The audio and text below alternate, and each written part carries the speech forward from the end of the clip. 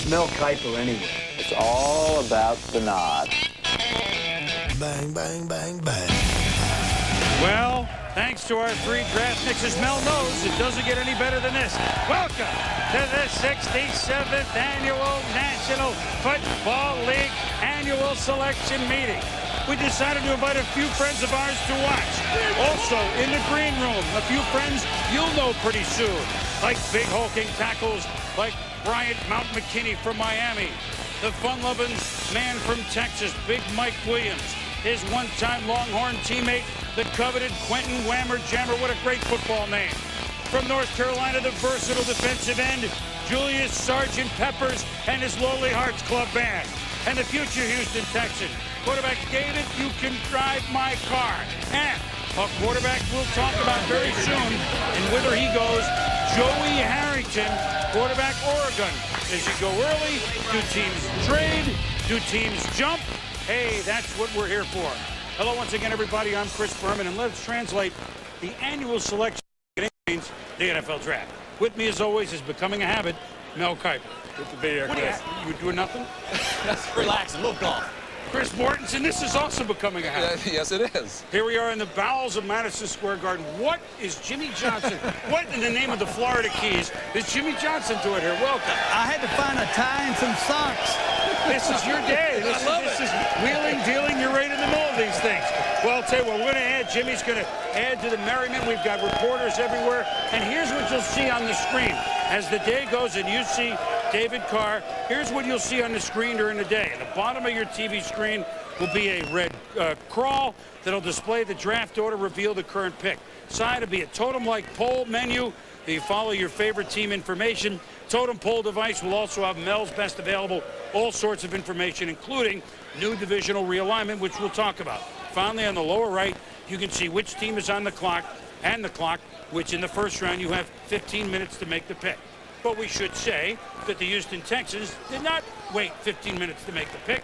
They couldn't wait to go this quickly, and why not? They have signed, or they've come to agreement and drafted, for all intents and purposes, David Carr, quarterback, Fresno State. Now, Carr comes with an $11 million signing bonus, 7-year contract worth at least $45 million, could be up to $60 million. What's a few million when you're among friends? But the Houston Texans have hitched their wagon, no pun intended, to David Carr, your franchise quarterback, first pick in the history of the team. It's the 4th time that's ever happened. Do they have their right man in all way, shape, and form, Mel, in your opinion? Chris, I think they do. He has, and I think you look at that number 8, you look at Troy Aikman, what he meant to Jimmy Johnson and the Dallas Cowboys, that foundation, that building block that you go and you build around and you get the supporting cast, and all of a sudden, the rest is history. You're moving into a position to get to a Super Bowl. You see the size. He's been up around 230 pounds, runs under 4'7", bench presses over 400 pounds. So you know about the physical ability. And keep in mind, here he is with the Bulldogs. He was brought along slowly. 2 years as a backup, then redshirted, gave him a time to grasp that sophisticated offense of Pat Hill. Then he became the starter, threw 4 interceptions his first start at Columbus against Ohio State, rebounded to have a great year, and then this past season, early in the year, 3 top-level opponents, Colorado, Oregon State, and Wisconsin. David Carr put on a show. Then at the Senior Bowl practice in Mobile, he lit it up. Accuracy, velocity was Troy Aikman-like. Now, I think that week in Mobile, Joey Harrington was not there, nursing that knee injury, allowed David Carr to seize control at that position. Houston Texans had no choice from that point on to make Carr the #1 pick, feeling that he can be a potential franchise signal caller. You look at the strengths of David Carr. I alluded to some of these while the highlights were rolling. You look at arm strength. He can whip the ball to any point on the field. The maturity level and the leadership is critical. We talk about Ryan Leaf. We go back to the enthusiasm that I thought Rick Meyer lacked. He has it. Consistency throughout the year. I thought he was the best at the college level of anybody. The sidearm delivery is the concern. Unlike Troy Aikman, who snapped it off from the ear, he comes off that right shoulder sidearm.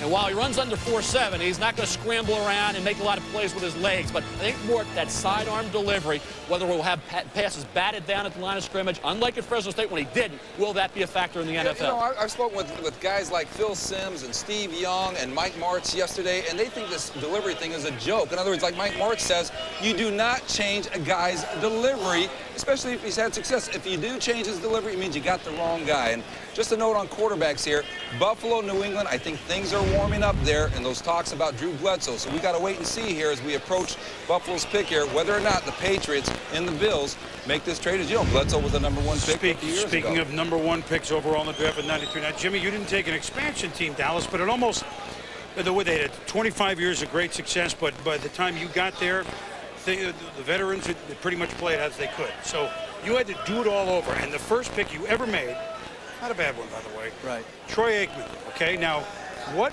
let you know right away over our first year? Boomer, the starting point for to avoid the turnovers and a quarterback that's going to manage the game. So a winning quarterback. Now, you notice I didn't say great quarterback, because you can win Super Bowls. It's been proven you can win Super Bowls without a great quarterback.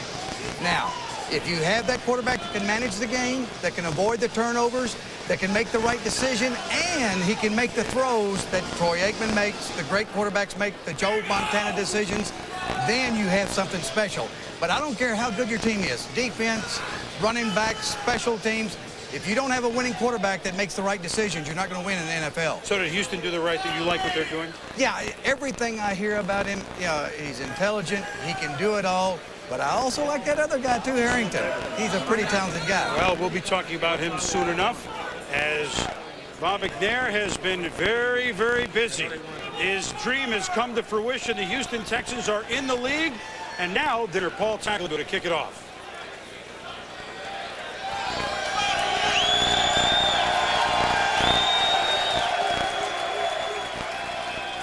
Good afternoon. Good afternoon to football fans here and around the nation. Welcome to the 2002 National Football League College Player Draft. The first choice in this draft belongs to the NFL's newest addition, the Houston Texans. Hey, look, and you've waited a couple of years since even being awarded the expansion franchise. You might as well wait 7 or 8 minutes and be on the clock. I mean, milk it 8 more minutes. Right. What's the rush after you've gotten in the league? Now, #1 quarterbacks in the common draft since the common draft, the AFL merged or agreed to merge with the NFL in '67. There have been 11. Michael Vick, of course, last year with Atlanta. This is the year we'll really see what he can do. Tim Couch on his way with Cleveland. Certainly Peyton Manning more than on his way with the Colts. Drew Bledsoe we talked about with New England, at least for this minute. Jeff George is one that all the talent didn't really pan out. Picked by Indy, much traveled. I mean, he was a Pro Bowl quarterback, but as far as winning, on the downside, no. Troy Aikman, yes, he was a winner. He also happened to be a Hall of Fame quarterback. You got everything, Jimmy. You know, Troy Aikman, Steve Walsh. We'll get into that later. Vinny Testaverde with the Buccaneers, still in the league. Re-signed with the Jets. He's their starter. The John Elway never played with the Colts, of course. Not a bad career with Denver. Steve Bartkowski was a good-armed quarterback. Got the Falcons in the playoffs a couple times. That was it. Jim Plunkett won Super Bowls, not with New England, but with Oakland. And Terry Bradshaw, of course, 4-0 with the Steelers. So as you can see, as it turns out, when you go #1 overall, your success ratio is pretty good. #2, #3 overall, that's where it begins to differ a little bit. But when the guy is #1 overall, it seems to work. But it could have been Joey Harrington #1. Why not? And what do you guys think of the two of them compared? Chris, I think it was a couple things that I think allowed David Carr to be the Houston Texans pick and Joey Harrington maybe the Detroit Lions at 3. I think you go back to the common opponent of Carr and Harrington. It was Wisconsin. Harrington in that game against the Badgers completed less than 50% of his passes, struggled some. He still wants the ball in the fourth quarter in his hands, but against Wisconsin at Madison, David Carr put on a show and did a great job, led them to a come-from-behind victory on the road. And I think you go to the Senior Bowl practices, David Carr was there, Joey Harrington was not. And I think when you look at Joey Harrington, you see the key is he doesn't have the 98-mile-an-hour fastball like Brett Favre, but like Brett Favre, in the fourth quarter, he wants the ball in his hands, he exudes confidence, he's a winner, and when the chips are on the line and when the game's on the line, he wants to take that team down the field and set up the winning score, and I think that's the key. Look, that clutch performances, the system of Mike Bellotti between the hashes, getting the job done. talk about a quarterback. Joey Harrington's been thinking about that position and honing those skills since the day he was born. I think you look at the questionable arm strength. While he doesn't have that ability that Favre does, and certainly Troy Aikman did, and certainly David Carr does, he can finesse the ball, he has touch, and his precision is outstanding. I think in Mike Pilotti's offense, he was ideal, and I think he'll be an excellent quarterback for anybody. Whether it's Detroit, Kansas City, forget about it. Joey Harrington is a winner, and I think he'll continue on in the NFL and have such a success rate. He wins games, and he wins games late. But that doesn't mean they both couldn't be Super Bowl championship caliber quarterbacks. We have one, a Super Bowl championship caliber quarterback, Ron Jaworski. How about our edge matchup set with Merrill Hodge and Susie Colbert? Good early afternoon, gang. Hi, Chris. All you have to do is put these two guys in a room together, and there's an immediate debate. But you know what? No matter how much you talk about skills of quarterbacks, sometimes you just have to go with feel, because it's not an exact science. And the guys in Houston fell in love with David Carr, the person. But you've been quite clear saying that you think Joey Harrington is a fantastic quarterback. So compare the two. Yeah, and I love David Carr, and I love Joey Harrington. And Mort got me fired up already talking about the three coaches he talked to, said that you don't change a quarterback's throwing rhythm. Well, he's wrong. You know, you've got to tweak things when they get to the NFL. But in a comparison to David Carr and Joey Harrington, arm strength, clearly David Carr. He's got a gun on his shoulder. He can throw the football. Accuracy, no question. Joey Harrington can make all the difficult throws, a more accurate passer. Mechanics, Joey Harrington, flawless. The guy sets up in the pocket, great pocket awareness. Both these guys will look down the gun barrel. They're tough. They will take the hit and deliver the football, and that's that pocket presence. They both have great awareness in the pocket. And although David Carr may deliver the ball a little bit low in his delivery, what he can do is move around a little bit to find that lane. That will make up for that low delivery. I got to get back to Mort again. See, he gets me all fired up early in the show, you know? We'll get to Mort a little later. But Harrington, one of the big question marks has been his arm strength. And we have to dispel something right now. Arm strength is not the ability to throw the ball down the field. That is about anticipation. Harrington has that. He has great anticipation. In fact, in the National Football League, if the ball is in the air for over 45 yards, safeties in this league are going to pick you off. Arm strength is that 18-yard comeback on the wide side of the field, and you've got to stick that throw. He can make that throw. Arm strength is not a question for Harrington. He has the whole package. I love the kid. Yeah, and remember this, in the National We'll Football get into League, that those hash marks move in a little bit, so you do have to make that throw to the outside. Absolutely. Dom Capers and offensive coordinator Chris Palmer haven't been shy about giving young QBs the start who have a chance to show he can deliver early on. Chris? All right, gang, thank you very much. And so now the debate will rage. But you know what? It could be like the commercial, great taste, less filling. I mean, they could both be correct answers. Now let's ask, what's heating up? Look, Carolina is picking two, and we know they're going to go Peppers. And you know, there's nothing wrong with that pick, obviously. But look, Carolina's not drafting there. Detroit's not drafting 3. And Buffalo, barring trade, not drafting 4 by accident. They need quarterbacks. So what's going to happen with Joey Harrington? Will he go with one of these guys who currently start? Chris Winkie, Mike McMahon entering both their second seasons in the NFL, and Alex Van Pelt, a guy who we like a lot, but maybe isn't a Super Bowl guy, a guy who's maybe certainly a couple steps above those two. Will we see Harrington go to one of these 3 more? Well, I think you look at Detroit. I'll be surprised if Harrington doesn't go in that 3rd spot. And I'm talking about with the Lions taking him, or, yeah, Washington could trade up there, or somebody else who has a desire for Harrington. I think Harrington goes number 3, even though I know there are some teams that worry about a guy who is called a system quarterback. Great intangibles, good size. Mike Pillotti runs a great system. That's wonderful, but the skills also have to be there in case, hey, a coach does get fired in this league once in a while, and now you got a different system. Is that true, Jimmy? Coaches get fired? Not me. Hey, you know, the consensus around the league, and I've talked to everybody around the league, it is split between the two, but the consensus is these guys, they're slam dunks. It's not a Ryan Leaf. It's not a Rick Meyer. You know, these guys can play. Now, the only thing is there's a difference of opinion of which one's the best. But I did talk to a team yesterday, a team that I think knows quarterbacks, who said they had a 4th-round grade on Harrington, and that shocked me. We have time to debate this about 10 years, but meanwhile, there's no debate about the first pick of the draft, the 67th one. To the podium. With the first choice in the 2002 NFL Draft, the Houston Texans select David Carr, quarterback from Fresno State. Now, how can you boo that here? It's not like this is a surprise. Hey, look, 6'3", as Mel talked about, 46 touchdowns, 9 interceptions last year. I don't care what level you're playing at. I mean, that's 70 TD passes, 23 picks for your career. So with the winning, I'm not even talking about yards, what kind of offense, over 300, what, 10 of the last 11 games. That's a pretty good ratio no matter what league you play in. And about the human being, David Carr, there can be no debate.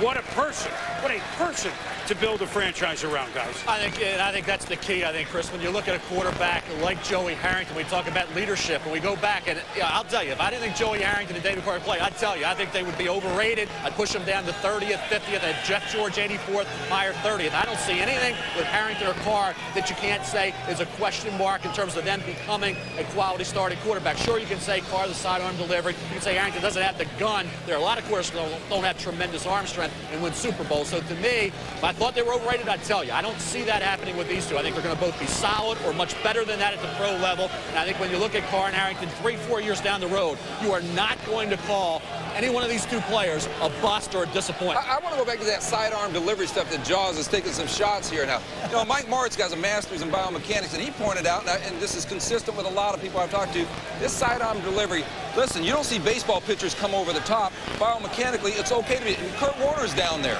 Steve Young was down there. You can change footwork, you can change the leverage, your knee flexion. You don't mess with that delivery if he's had success. Sonny Jurgensen was below there, right? I don't know how he got that out, and he was pretty good the last. Bernie Kosar. Well, there have been many.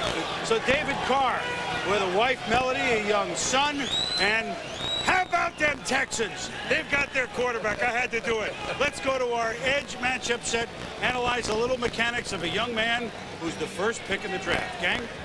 And Chris, since he came into the spotlight, that's been the big debate about David Carr. Should you change a quarterback's mechanics? Go for it. Well, first of all, biomechanics, Mort's throwing all these big words at me. Hey, I studied kinesiology at Youngstown State. I can handle those big words. But clearly, when you look at David Carr, there is a flaw in that motion. Now, the comparison a lot of people are making, David Carr, Troy Aikman. And yes, they are like in stature, velocity. They can make all the throws. But there certainly are some differences in the way they deliver the football.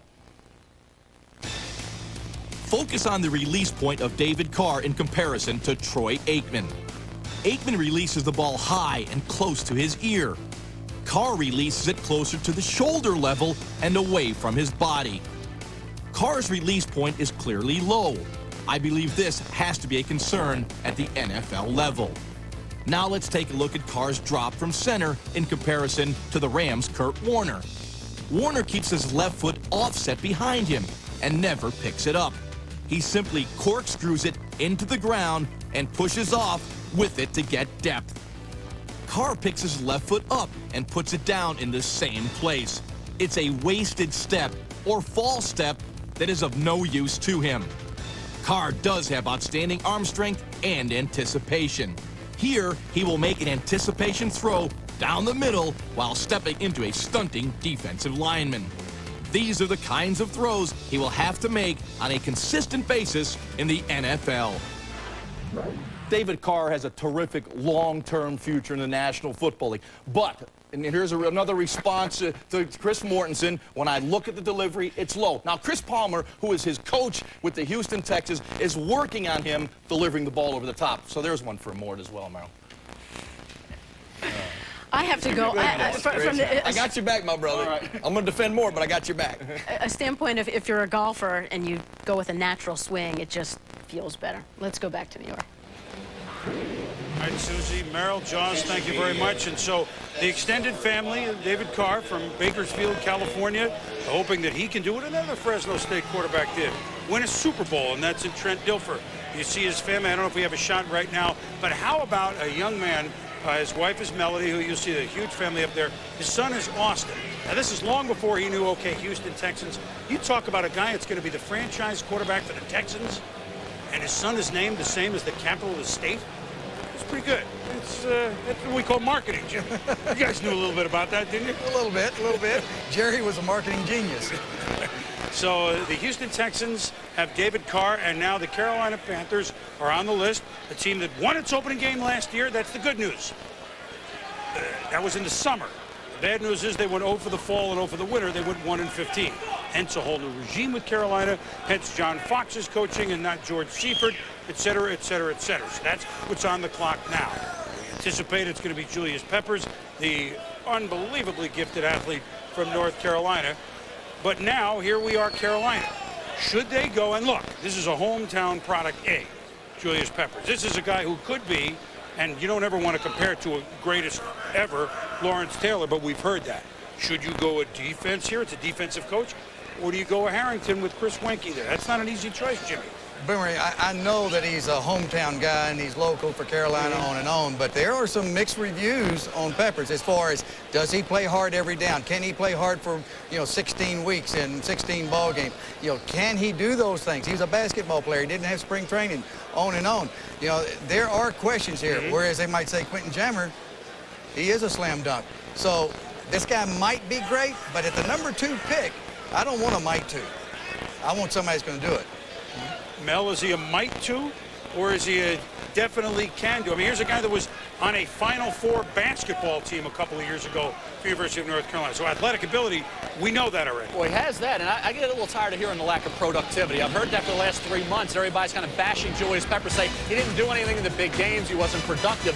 Dwight Freeney had 17 sacks this past year. He broke the single-season sack record of Julius Peppers when he was a third-year sophomore, and he had 15. You watch him, 6'6" and a quarter, 285 pounds, and moves like an outside linebacker. Tremendous agility, unbelievable quickness. So the productivity was there in the ACC. This kid rose to the level, played some strong games against quality opposition. Later in the year, he did tail off, and that was a concern. You would have liked to see him pick up the pace and dominate down the stretch. He didn't. That was the only thing you could say about Peppers. But the prior productivity, the prior dominance was already there. That's why I kept Julius Peppers at number 1 on my board all year, never pushed him back, knowing that he has done it. Maybe he was looking a little bit ahead to the pro level, knowing he was coming out as a junior. Maybe concerned a little bit about injury. Bottom line is, John Fox had Michael Strahan as a left defensive end. This kid could be outstanding as a pass rusher, and as a guy can be a complete performer at defensive end. I think you look at Julius Peppers and you say, yeah, you'd like to have Bruce Smith, the guy can come in right away and dominate. It may take him a year, Boomer, but I'd say 2 years from now, Julius Peppers will be getting after quarterbacks on a regular basis. Well, if that's the case, Carolina will not be 1-15. The pick is in. Let's go up to the podium and rejoin Commissioner Paul Tagliabue.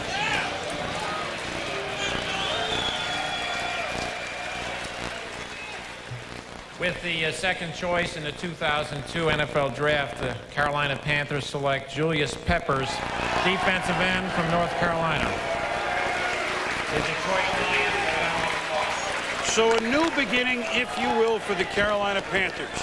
They select a hometown product, if you will, Julius Peppers. They select a guy who, well, the head basketball coach at North Carolina when he was a senior in high school being recruited was Dean Smith, who knows a bit about winning. I'm not saying he's a great football scout, but Dean Smith said this is a kid who wants to be great. And that comes as a pretty good accolade from a pretty good coach and a pretty good judge in town. Well, and Panthers coach John Fox told me, he said, you don't play basketball, Division I basketball, Division I football with a relatively high-level success, and you're not a competitor? Come on. I mean, John, this guy is young. Yes, he will struggle some, but boy, you talk about upside in a player. This guy's got tremendous upside. Yeah. I think the biggest thing here is the individual coaching. If he gets the individual coaching to get him going game in and game out, because he hasn't gone through a full year of football. Right. He gets the individual coaching. Now, all the potential's there, and he can be a great player. Well, plus, for me personally, I mean, you have your choice of Sergeant Peppers, Dr. Peppers, Red Hot Chili Peppers. I mean, we could go on and on and on and on. And a guy who likes some Red Hot Chili Peppers on his marinara sauce every now and then is our Sal Palantonio. Sal is in Washington with a little news on Julius Peppers, although here he is. Sal, what do you got? Well, I like a little pepper sauce on my marinara, don't forget. But I'll go with Sergeant Peppers, Boomer.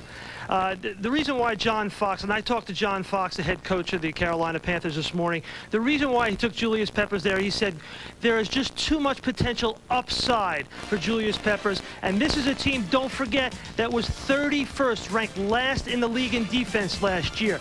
And in their short history, they've never had a defensive lineman in double digits in sacks. So Peppers was a no-lose situation for them, and they're taking him with that second pick, as you saw. Don't forget also, at 1-15, they needed to re-energize their fan base, and a local hometown guy can do that, Boomer. Another thing, thank you, Sal. And I'm glad that we agree on marinara sauce. Very important as we look now at Chris Fowler with David Carr.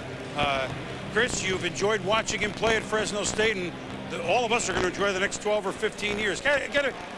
What's going through his head? He knew this was coming, but yet he still had to have butterflies, huh, Chris? Exactly. We're going to talk biomechanics in just a second there. That's been a hot topic. But, David, this has been a formality, as Chris mentioned, for a couple of weeks. You got the contract, you got the house, you got some furniture already down there in Houston. But you told me a few minutes ago, still, when it hit you, it was big.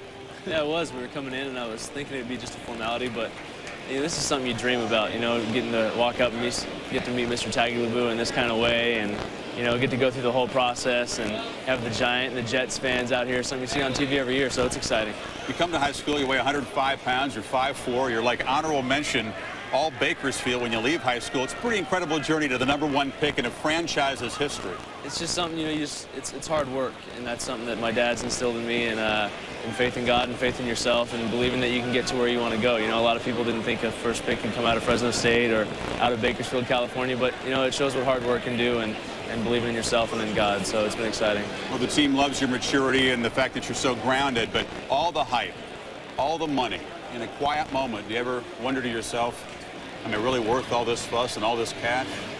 I haven't had a quiet moment. That's the only thing. If I'd had one, then, there's a lot of things I get to think about. I haven't had a time to even, watch any of my film from the season. It's just been a whole onslaught of things that's happened, and, it's been great. The whole ride's been fun. I'm glad my family's here to enjoy it with me. I'm actually more excited for them than I am anything else. It's appropriate in Houston to talk launch point, where you throw inside them over the top. Have you worked with Chris Palmer? Do you see that as an issue at all when the naysayers look at your delivery and see flaws? We're going to work on everything we can in practice, and, footwork also. There's a lot of things that I want to do as a player to get better that way, and like you said, mechanically, we're going to work on a lot of things in practice, but when it comes down to it in the games, I want to go off my instinct and make everything, second nature. I don't want to have to think when I get on the field. I just want to play like I've been playing since I was little. All right, well, watch closely to see if you play right away. You showed a lot of patience at Fresno State, but I don't think the Texans fans are going to be that patient. They're going to want to see you on the field, and wish you the best of luck to you and your family. Thanks a lot. David Carr, #1 pick of the Houston Texans. All right, Chris, Mike Tirico here at the draft as well. Speaking of impatient fans, there are plenty in Detroit, where the Lions were 2-14 last year in the first year with Marty Morningwig as the head coach and Matt Millen running the football operation. They're at the pivot point of this 2002 draft. It's right here and now with the Lions on the clock. Do they take Joey Harrington, the Oregon quarterback, knowing their quarterback is Mike McMahon, 5th-round pick last year, ran around a lot, won one of his starts, got the team a couple of wins, which he didn't have before that, but most importantly, has never, at college or the pro level his 1 year, completed over 50% of his passes. Lions are going to a new stadium. There's no new stadium honeymoon. The attitude is bad.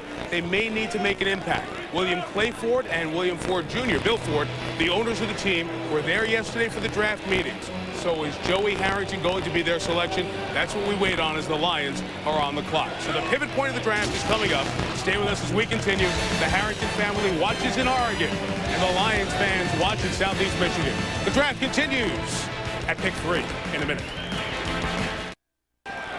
Detroit Lions on the clock with the 3rd overall pick of the first round, but the Carolina Panthers have just stayed in state and selected Bailey, North Carolina product, and of course former Tar Heel Julius Peppers with the 2nd pick overall. Julius, excited to be about 3 hours from your hometown with the Panthers, and a team that definitely needs a pass rush, my friend. Yeah, that's right. I think I can help out. I think I can come in and help right out. It's good to stay at home around my family and friends so they can come see me play. You've heard the naysayers, the obvious physical skills, but people say, does Julius play with enough passion, enough tenacity every down? Can you learn that? Is that something that you see as something you have to work on? That's not really one of my concerns. That's something that's been feeding itself. One person says it, then everybody gets along and says the same thing. I'm not worried about that at all. I know I can play on this level, so that's not a concern for me. Well, you got 32 members of your family and various friends here, most of them up from Bailey. You're going to sell a lot of tickets down in Charlotte, and wish you the best of luck. Julius Peppers. Thanks. Boomer? Special guy, Chris, obviously, and thank you, Julius. Thank you, Chris. Just a couple of notes. 3 straight years now we've had a defensive lineman go in the top 3. You don't have it all the time. Peppers here, and Gerard Warren last year to Cleveland, and Courtney Brown the year before to Cleveland. That's why Cleveland has a good line. Of course, North Carolina could have used them on the floor. Doherty's team went, about 8-20 this year, but he'll be in the National Football League. And one note on Carr, as we move to Joey Harrington's debate now. In 1968, for your trivia buffs, there was another Carr in the first round, Fred Carr, linebacker who went to Green Bay. See, we want to get you that stuff as well. So now the plot really begins for this 2002 draft. Detroit is on the clock, a little over 6 minutes to go. Joey Harrington is available. They have Mike McMahon as quarterback. Dallas would like to make a trade. Here are the quarterbacks, Charlie Batch and Detmer, and Batch and McMahon and Detmer, and, well, they lost their first 12 games. If you're Detroit, Jimmy, Mort, do you have to look at Harrington? Yeah, you got to look at Harrington. McMahon showed some speed last year. He scrambled around, ran around, won a game or so. But you've got to have a quarterback in there that's going to make the fewest poor decisions, not the most great plays. And Harrington is smart. He makes great plays at the end of the game to win them. They've got to go after the quarterback, because if you don't have a winning quarterback, as I've said before, you're not going to win in the NFL. What could be going on right now? Well, right now, you know, we've already had a debate here between Marty Mornhinweg, the head coach, and the general manager, Matt Millen, with the owners weighing in here, William Clayford Jr. in particular, siding with Mornhinweg, take Harrington. But obviously, they're on the clock. Matt Millen wants to listen to all offers. So now you start talking about the Daniel Snyder with the Redskins trying to get up there.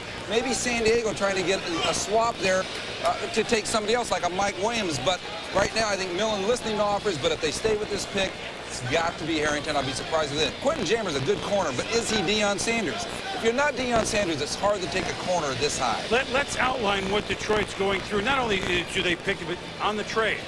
See, if they go, let's say, down to Dallas at 6. Let's say you're the guy making the trade. You hope Buffalo won't pick a quarterback at 4. I mean, you hope. You know San Diego's not. So do you sweat that half hour profusely? What happens if you actually make that move and you're Detroit and hoping to get Harrington? Remember, I talked to Al Davis last night, and he was trying to move up and get other players. He's got those 2 number 1s, et cetera, et cetera. And he said, everybody is so afraid to make a trade because of you guys. He said, the media is going to, really come down on the individual if they trade out of a spot because they've traded away from a good player. Well, they might be able to pick up a couple of good players, but, they're afraid to trade right now. Yeah, but now, with Detroit could get cute on this. They get too cute and move down and lose the quarterback. They might pick up another player, but they might lose the guy that's going to win them a bunch of ball games. I don't think Al's worried about what the media says about him, however, okay? That's not one guy that we're going to influence My man Al. one bit. Mel, well, we want to look at what? At Harrington? We want to...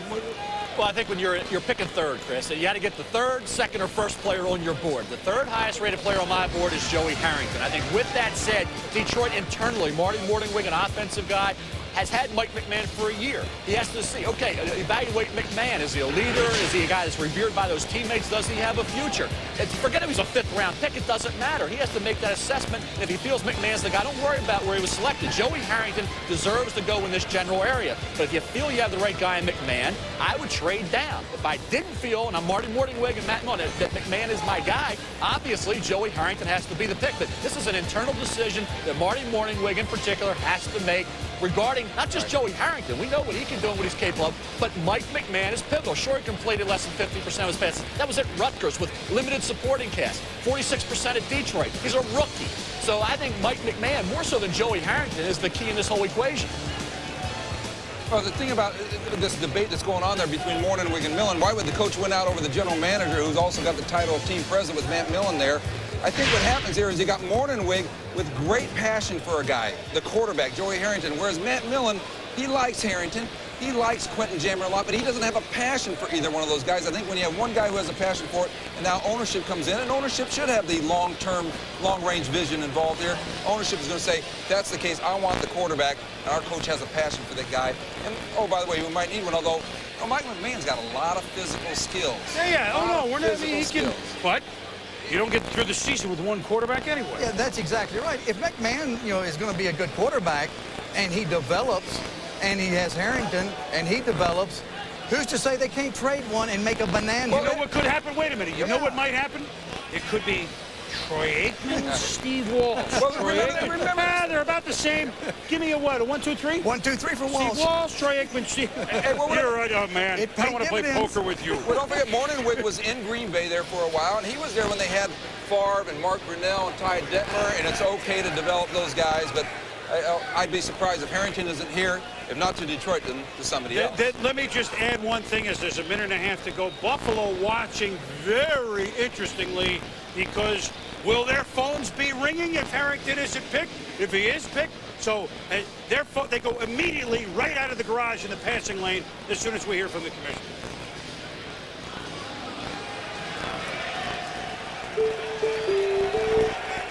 With the third choice in the 2002 draft, the Detroit Lions select Joey Harrington, quarterback from Oregon. Hey! Good pick. Hey, look. Detroit needs to win.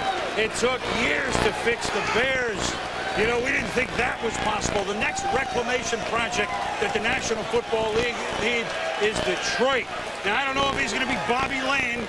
I don't know if you want him to be Bobby Lane in some regards, but I mean, let's go here.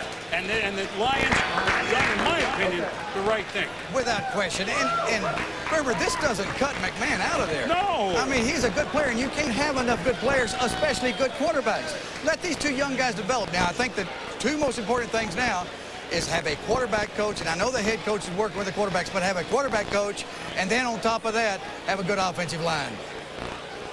Well, the Detroit Lions kept everybody waiting, and they're going to go with Harrington. And let's go up to the edge. Set Jaws, what are your thoughts? Hey. Well, Boomer, absolutely, this is the correct pick for the Detroit Lions. You know, when you look at a team, and we heard Coach Johnson say it a few moments ago, you don't need a great quarterback to win a championship, but you need a quarterback that can manage a football game. Joey Harrington knows how to manage a football game. He can make all the throws, and mechanically, he's very sound. First, focus on Harrington's feet. He has quick, lively feet and gets set up in a hurry. It is critical in the NFL to get a deep drop as quickly as possible, keeping distance between himself and the big bodies up front. He has great balance, and his feet are always moving, allowing him to quickly get his body in a throwing position. Now look at the ball position. He holds it just under his chin and never drops it below his waist. He has no wasted motion in his delivery. Finally, look at the power in his release. He drives through the throw on this seam route. This is a firm stick throw, 30 yards on a rope, right in stride for the touchdown.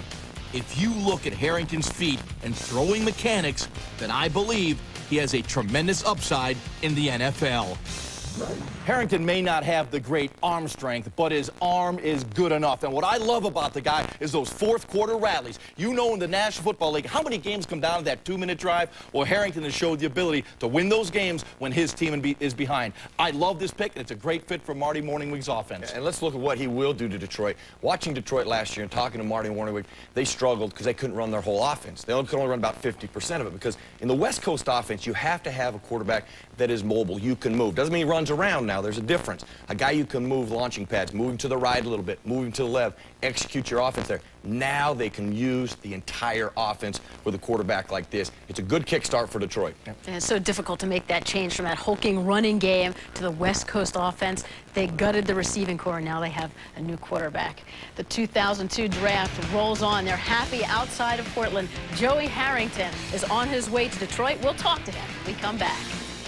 Gone. Now, the Bills have about 10 minutes to circle a wagon maybe with New England, circle a wagon with, well, we're going to talk about 2 or 3 players who are optimum for Buffalo, a team that won just 3 games last year. You know we'll have our views on that, but right now, Joey Harrington's been picked by Detroit. He's in Portland with our Bob Holtzman. Bob? Thank you, Chris. You know, Joey Harrington, you had told me yesterday you thought you'd go somewhere between 3 and 18. You went 3. How do you feel? I'm thrilled. It was honestly a huge shock to me. I was just about to sit down and wait for the Lions to pick somebody else, and I got a phone call, and that's where I ended up. So I'm thrilled to be there. You visited Detroit. That was one of the many cities you visited. What do you recollect from your stop there? Oh, incredible facilities, incredible facilities. They just built a new football department, and they're building a new stadium. The coaching staff was very friendly. It just seemed like a very well-run organization, an organization that is on the rise and is doing some good things for the future. Head coach Marty Morningwig, obviously a quarterback guru. How do you feel about playing for him? I'm absolutely thrilled. I'm honestly shaken right now. This is very unexpected to me, and you know, I'm just happy to be able to get out there and start playing again.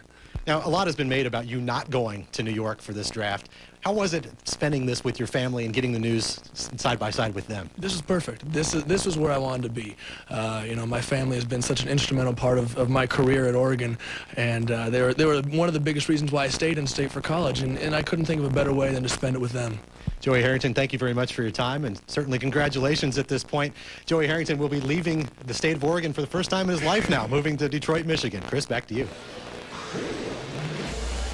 All right, Bob. All right, Joey, congratulations. So 2 quarterbacks in the top 3 picks here as Joey Harrington, 2017, he's 6 INTs last season. We just know what he did. And actually, the best Harrington little note before we move on to the Buffalo Bills, a team with which we follow a little bit.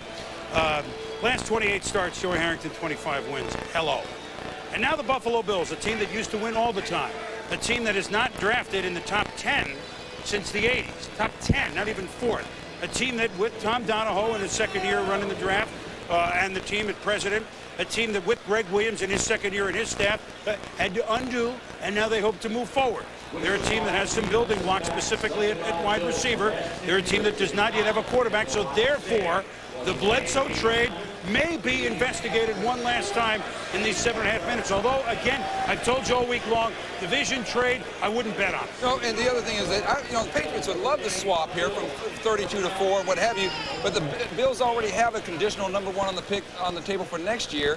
I think a second-round pick maybe the Bills would be willing to give up, and that conditional number 1, hoping that might get it done. But certainly they are entertaining. I know this much. The Bills feel they got to come out today with a quarterback, a veteran one or a drafted one. Here's something to keep an eye on as the next 4 or 5 hours go. Ramsey now becomes the 3rd quarterback. We're not going to get into this now, but these teams like Carolina, like Buffalo, that didn't get their quarterback and are picking early in the 2nd, might wait, a la San Diego with Drew Brees last year, or might move up in the bottom of the 1st. That's a later intrigue. But if you're going to ask me, that cab driver, wait a minute, the meter running, they got to replace their offensive line. Yes. Don't they? Yes, they do. It's got to be Mike Williams, don't they? Yes. Let's find out. 4th choice in the 2002 draft, the Buffalo Bills select Mike Williams, tackle from the University of Texas. How did you know? That cab was late arriving. I got to tell you, there must be a lot of traffic here in New York and Buffalo. That cab driver left Buffalo at 6 a.m. He's just getting here now. I heard he got a flat tire. He did. I heard it was a flat tire. But, you know, they don't say this about cabbies. They know how to get to their destination. So Mike Williams, big offensive tackle. And Jimmy, you can't run in this league without a big left tackle. You got to have the big boys up front, and without question, in Buffalo, in that weather up there, yes, as you would know, you got to have the big boys up front. You got to run the ball, and obviously, yeah, he had the edge on McKinney. That's what most of the coaches and scouts said. He had the edge on McKinney as far as the run blocking and the toughness. McKinney's a great player, and some of the teams had him above. But Williams, the only knock that we heard on him all through the league was the ACL ligament. They may have to have an operation, but that's not going to hurt his career. May put him out for a short time. I mean, they had interesting picks. Say Mike Williams at tackle, Haynesworth, which we'll get into. Great upside on the defensive line, but. And then there's Roy Williams, who's a safety, but do you pick a safety with the 4th overall pick in the draft? I mean, some yes, and I know Tom Donahoe probably said, yeah, he's a great football player, but so is this Mike Williams. Williams or McKinney at tackle on your board, Mel? I had Williams ahead of McKinney, moved McKinney ahead of Williams when the knee injury question surfaced, and then went back to Williams when all those questions by the medical people in the NFL were answered, most of which positively, but some maybe were still a little bit concerned. I think you look at the restructuring of the Buffalo Bills offensive line. They bring in Trey Teague, Marcus Price. They drafted Jonas Jennings last year. He's got a good job at right tackle. Mike Williams, people say, well, right tackle. He protected the blind side of Chris Sims, a southpaw quarterback. He also had prior experience at left tackle early on with the Longhorns. And Mort, the knee. Late September against Texas Tech, hyperextended, the knee injury surfaced as a concern. How much of a concern was it? And were some teams taking him off the board, moving him down the board? What was the reaction of the majority of teams in the NFL, Mort? Well, I heard there were 4 or 5 teams that took him off the board, but you said late September. He got hurt in late September, played the whole year without any problems, and if something happens down the line, then some people say we told you so, but he'll rebound today. The one thing about it is, and Mike Williams, I talked to a lot of offensive line coaches that made the evaluation. I think 90% of them like Williams over McKinney. They like that tenacity, physical. And I think if you're in Buffalo, listen, you got to smash mouth some people, and I think Mike Williams is perfect for that. Yeah, he's got the toughness that you want in an offensive lineman. You like to have an offensive lineman with a defensive lineman's mentality, and that's exactly what he's more got. complete. That's the thing, Joe. He's a little more complete than Brian McKinney. McKinney's a great pass protector. He needs to sustain and be more aggressive as a run blocker, maximize that physical ability. Mike Williams is 6'5.5", 375 pounds, and he does just that, as you saw from the highlight film of Mike Williams. So the polish, ready to come in immediately and be a starter, that's certainly Mike Williams, if the knee holds up. Hey, look, 10 years ago, picking much lower because they were the AFC champs 4 straight years, the Bills picked John Fina, who started, as a contributor on the line at the tackle and a Pro Bowler for 10 years. If they can get anything near that, and they think they will out of Williams, well, that's a pretty good way to go. When we return, we'll visit live with Matt Millen on teleconferencing. He pulled the trigger for the duck. We'll be back. Dallas awaits after the Chargers pick. Welcome back to the NFL Draft in New York. Quick video teleconference from Detroit. Matt Millen, President, General Manager of the Detroit Lions. Matt, were the phones ringing for a trade possibility when you got to the 3rd pick? Not as much as you would think. As a matter of fact, there were a few calls, but kind of a quiet draft room, to be honest with you. Joey Harrington said that he was surprised. That means you guys put up a good smokescreen. What was the internal debate? Was there a strong camp for Harrington and a strong camp for another player, or was it unified? Well, it was unified, to be honest with you. I mean, our scouts who have been working on this thing all season long, the Bill Tobin and his staff, it was unanimous in terms of where Joey Harrington would be. We have some needs, obviously, but I know this. I know in Detroit, I like what I have in Mike McMahon. I like now what I have in a young rookie. We are going to have a quarterback. That is not going to be an issue in Detroit. Ford Motor Company has a lot of good cars. We'll take good quarterbacks. And try to build around that as you play in new Ford Field. Matt, we'll talk to you as the weekend goes on. Thank you. All right, Mike, thank you. Chris Berman, back to you.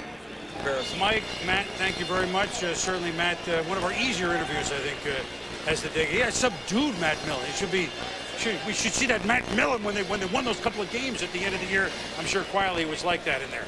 So now, with Mike Williams gone, San Diego had their dilemma that they took deep into the week, decided for them. And actually, I think that they were a dead heat between, look, Marty Schottenheimer, the new coach, John Butler, year 2 as general manager.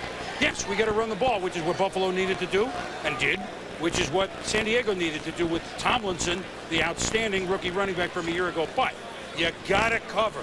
And they didn't win a game from about Halloween on because they just couldn't stop anybody, especially through the air. So it's got to be Quentin Jammer. Yeah, talking to Dean Spanos throughout the year and North Turner on and on, they struggled at cornerback. And a lot of the people around the league, they compare Jammer to Charles Woodson playing right there with the Raiders. And so he's a quality defensive back. He can jam, yes, and he can run, and he makes big plays. It was really a quality pick. So we've had the Houston Texans, and now this is the Texas portion of our show because we think Jammer next. His Texas Longhorn teammate Mike Williams just went to Buffalo. He's with Chris Fowler. Chris, hook 'em horns. All right, Boomer, as your boy Quentin waits back there, we'll talk to the newest member of the Buffalo Bills. Chris, as you know, for the draft, fashion is very key, and you might have the suit of the 1st round and the shoes of the 1st round. Ostrich and gator there, too, Mike? Yeah, I like them. Offensive lineman with a mean streak. As the story goes, you picked up your older brother when you were a 9-year-old, didn't know your own strength, and dropped him on the TV, knocked him cold. Do you have that mean streak that scouts always look for in an offensive lineman? I have that mean streak. I turn on the field, and I just want to dominate, every defensive player that I go up against. So I got to have it. This is your first trip to the big city, but this guy was born for the bright lights. Big smile, big personality. I mean, you seem to be, a TV show in the making. Are you looking forward to all this, all the trappings of a 1st-round pick? Yeah, I'm looking forward to it. So it's still going to be new to me. I'm still kind of a little jittery, nervous a little bit, but I'm going to adjust very well. Small-town guy who has taken New York City by storm here, headed off to upstate New York and the Buffalo Bills. I know you're anxious about your guy, Quentin. Is he going next, you think? My prediction that I think Quentin, San Diego, I think, may take Quentin Jammer. Right. Well, Boom, everybody's making predictions on the Chargers time here. I like it. Maybe he has a San Diego cab driver that he knows, Mike Williams. Speaking of the Buffalo Bills, let's go now to the president/GM, one-time standout ESPN.com contributor, white shirt Tommy Donahoe, who joins us now via teleconferencing from Buffalo.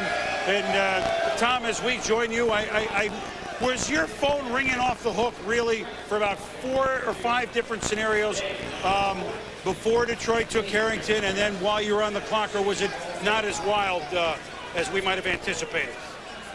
It really wasn't wild at all. We didn't receive a phone call this morning while we were on the clock, and it probably wouldn't have mattered anyway, Boomer, because we were unanimous in the choice of this young man. We think he's an outstanding prospect, and one of our main off-season priorities has been to try to address and improve the toughness of our offensive line, and we think Mike Williams will definitely help us do that.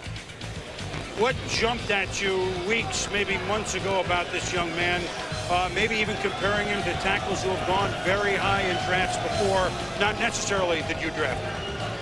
Probably his athletic ability for a big man. He's very light on his feet, and he plays on the offensive line like a defensive lineman, which he was originally at the University of Texas. So we liked his attitude, we liked his toughness, and we liked his disposition. Knee injury not a factor, obviously, for you all along, correct? No, it really wasn't. I think that got overblown. Our doctors checked him out thoroughly. We talked to the orthopedic doctor at the University of Texas. There really was nothing to it. And anybody who had seen Mike work out at the Combine, there's no way he has a knee injury.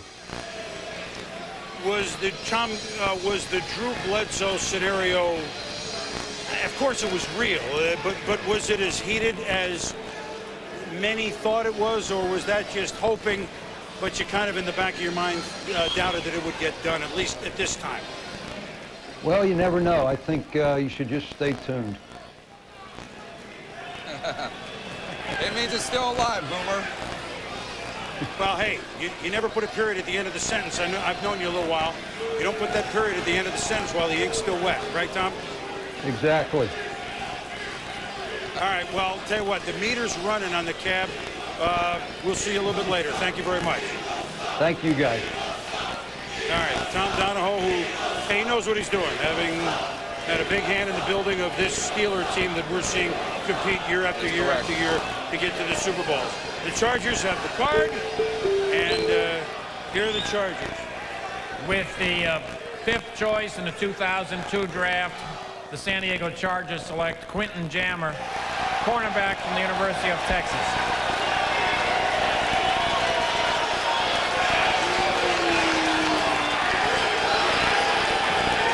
Quentin Jammer, a Charger.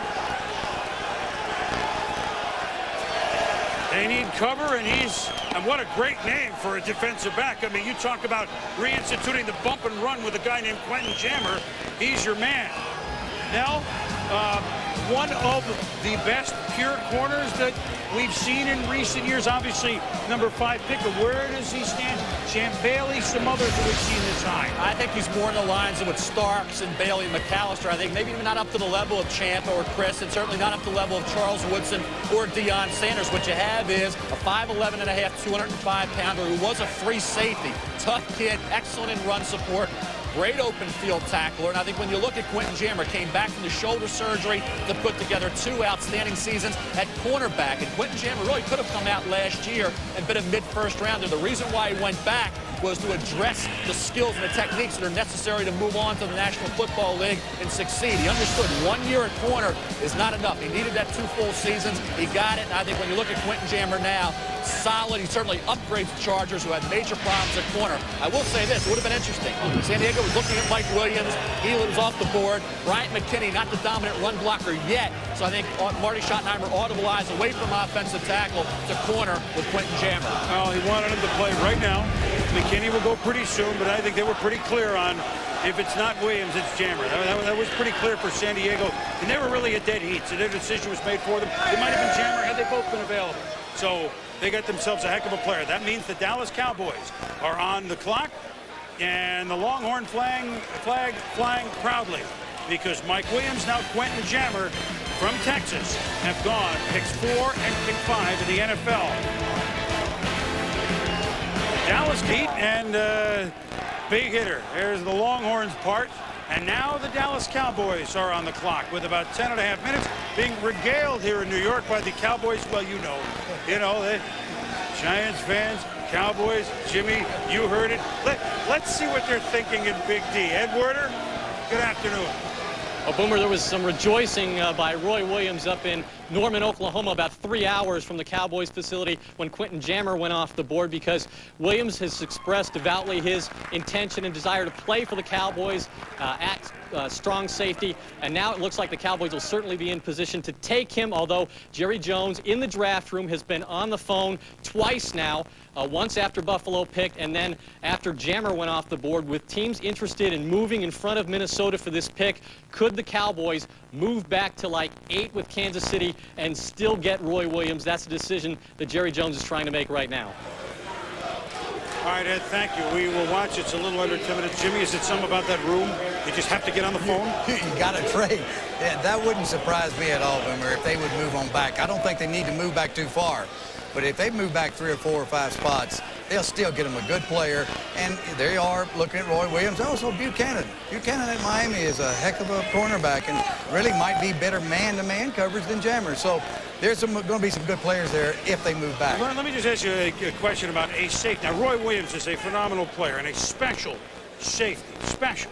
But yet, isn't this, some people would say, he's 6th pick in the draft for a safety, no matter who he is. That's not a position that you normally spend that high on. Do you agree with that or do you disagree with that? Well, he's a special safety. I think if you're looking for a safety to put on your team, you can find safeties late in the draft. Half the safeties, pick late in the draft. Half the ones starting, and a bunch of them are free agents. So you can get you a safety, but he is special. He makes a lot of big plays. He's a close to the line of scrimmage type of guy. And if you did that, if Dallas took him, they would have to put Woodson back deep. Now, Woodson can play deep coverage. Right. He just signed a new contract. He's going to be there a while. Still a great player. Had one of his best years last year. So they're stacking a little bit if they take Roy Williams, but you can't ever have too many good players. And if he's the best on your board, you just do it, right? Yeah, you just do it if he's the best player. And he is a playmaker. And speaking of playmakers, San Diego got one with Quentin Jammer. You talk about a name for a position, Chris Fowler. I don't know if it gets any better than that. Boomer Jammer is a great name for a corner who loves to stand up at the line and use his strength on receivers. You're known, Quentin, as a guy who'd rather break some receivers' ribs than break up passes. Is that kind of an accurate description of your style as a corner? Very accurate. It's very accurate. I like to come up and hit people, so we get back in some cover too, and I like to watch the tight ends creep out in the flat, and unexpectedly I just run up and pop them. As a corner, you're tossed out there on an island against the best receivers in the world. Now you know it's a big jump from college to the NFL. Any doubts about your ability to blanket those guys? No doubts in my abilities. I'm always confident in my abilities as a player and as a corner. So it's going to be a tough step up, but like I said, I'm confident in my ability, and I'm ready to take the next step. Now, a lot of guys say this after the fact. That's where I wanted to play. That was my first choice. I happen to know for a fact that San Diego, for various reasons, which you can explain, was your #1 pick. Where to go? It was my #1 pick to where to go. I mean, it's great weather. You have great coaches out there, and, Dallas is my home state, and I would love to go there, but, sometimes you got to get out and experience new things, and that's why San Diego is my first choice. Real Texas flavor to the first hour of this draft. The Texans take Carr, Cowboys on the clock, and 2 UT players, Mike Williams and Quentin Jammer, taken among the first 5 and 6. Boomer? All right, Chris, Quentin, thank you very much. I mean, Whammer, Jammer, for you Jay Giles fans, we can move right on down the list. See, this is great. Early nicknames before they've even played. So now the Dallas Cowboys have, 6.5 minutes to go on the clock. And we talked about this last night, Jimmy, in a couple of our Sports Center segments. There is a way to trade. How do you know, okay, I'm going to move down 3 spots from 6 to 9, let's say, and what do I want in return? How did you know that? You made, 55 trades? What, are you out of your mind? In 5-year period of time. 55 in the first year, like I said last time, we were shooting from the hip, but we investigated all the trades that had been made over a 10-year period in the league, pick for pick, and charted them out to get a numerical value on each pick. And then we were working off the chart. Oh, the chart. So let's say, for instance, Dallas trades with Kansas City and moves, a couple of spots. Well, that's a couple of 100 points. Well, it's worth about a 3rd-round pick. Let's see. Here it is. Let's see. From 6 So what, Kansas City is 8, so that would be 200 points. So now you add up something to be better than maybe 200. So if you can get more than 200 points, if you can get that third-round pick from Kansas City, then you did a good deal. If you get the fourth-round pick, you're giving up a little bit. So you work it, and as long as you get the player that you want, plus an extra pick, it makes sense. The only thing is, you do risk losing your player. Somebody can move right up there in front of you. But it just makes sense that if you're sitting there and the player that you want is not there, you know, and you can get another pick, you move on down. And that's not to mean there's not a good player, but it may not be one you need. How many times did you get more than the chart was worth, and how many times less? I think I know the answer. We got it more than I think I know the answer. Well, before we go back to what Dallas is going to do, they got 5 minutes. Let's talk about what San Diego just did. The general manager starting his second-year GM with the San Diego Chargers, John Butler, of course, with a new head coach in Marty Schottenheimer. And now, big man with a new cornerback in Quentin Jammer. And I know you love to run the football. You're a Big Ten guy. You know, Marty Schottenheimer football. But Jammer is, well, he kind of opened up your eyes, didn't he, John? He sure did, Boom. I'd say he's the type of football player we really like. Tough, physical, hard-nosed kid. At a position we really needed some help at, too.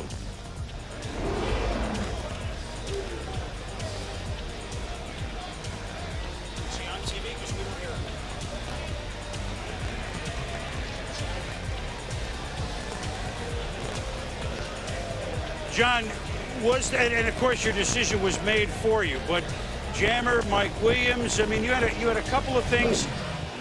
I mean, it was back and forth all week long, wasn't it? Plus, I mean, and that's almost like, did you learn a little bit about your head coach and philosophy by doing that, corner or tackle, or I'm reading too much into it? No, I tell you, you know, and they were both outstanding players, Mike Williams, Quentin Jammer. We liked both of them very, very much, and Marty was just excellent in all of our draft previews and work here. Whichever way it could have been, he would have liked it very much too. And the good part about it, we stayed right with our board, and it worked out perfectly for us. A different question, and we'll talk to you about it later. And quarterback, Doug Flutie, Drew Brees. How do you go into mini camp and training camp? What will be that scenario as we look at the Chargers this coming year, at least before you play the game?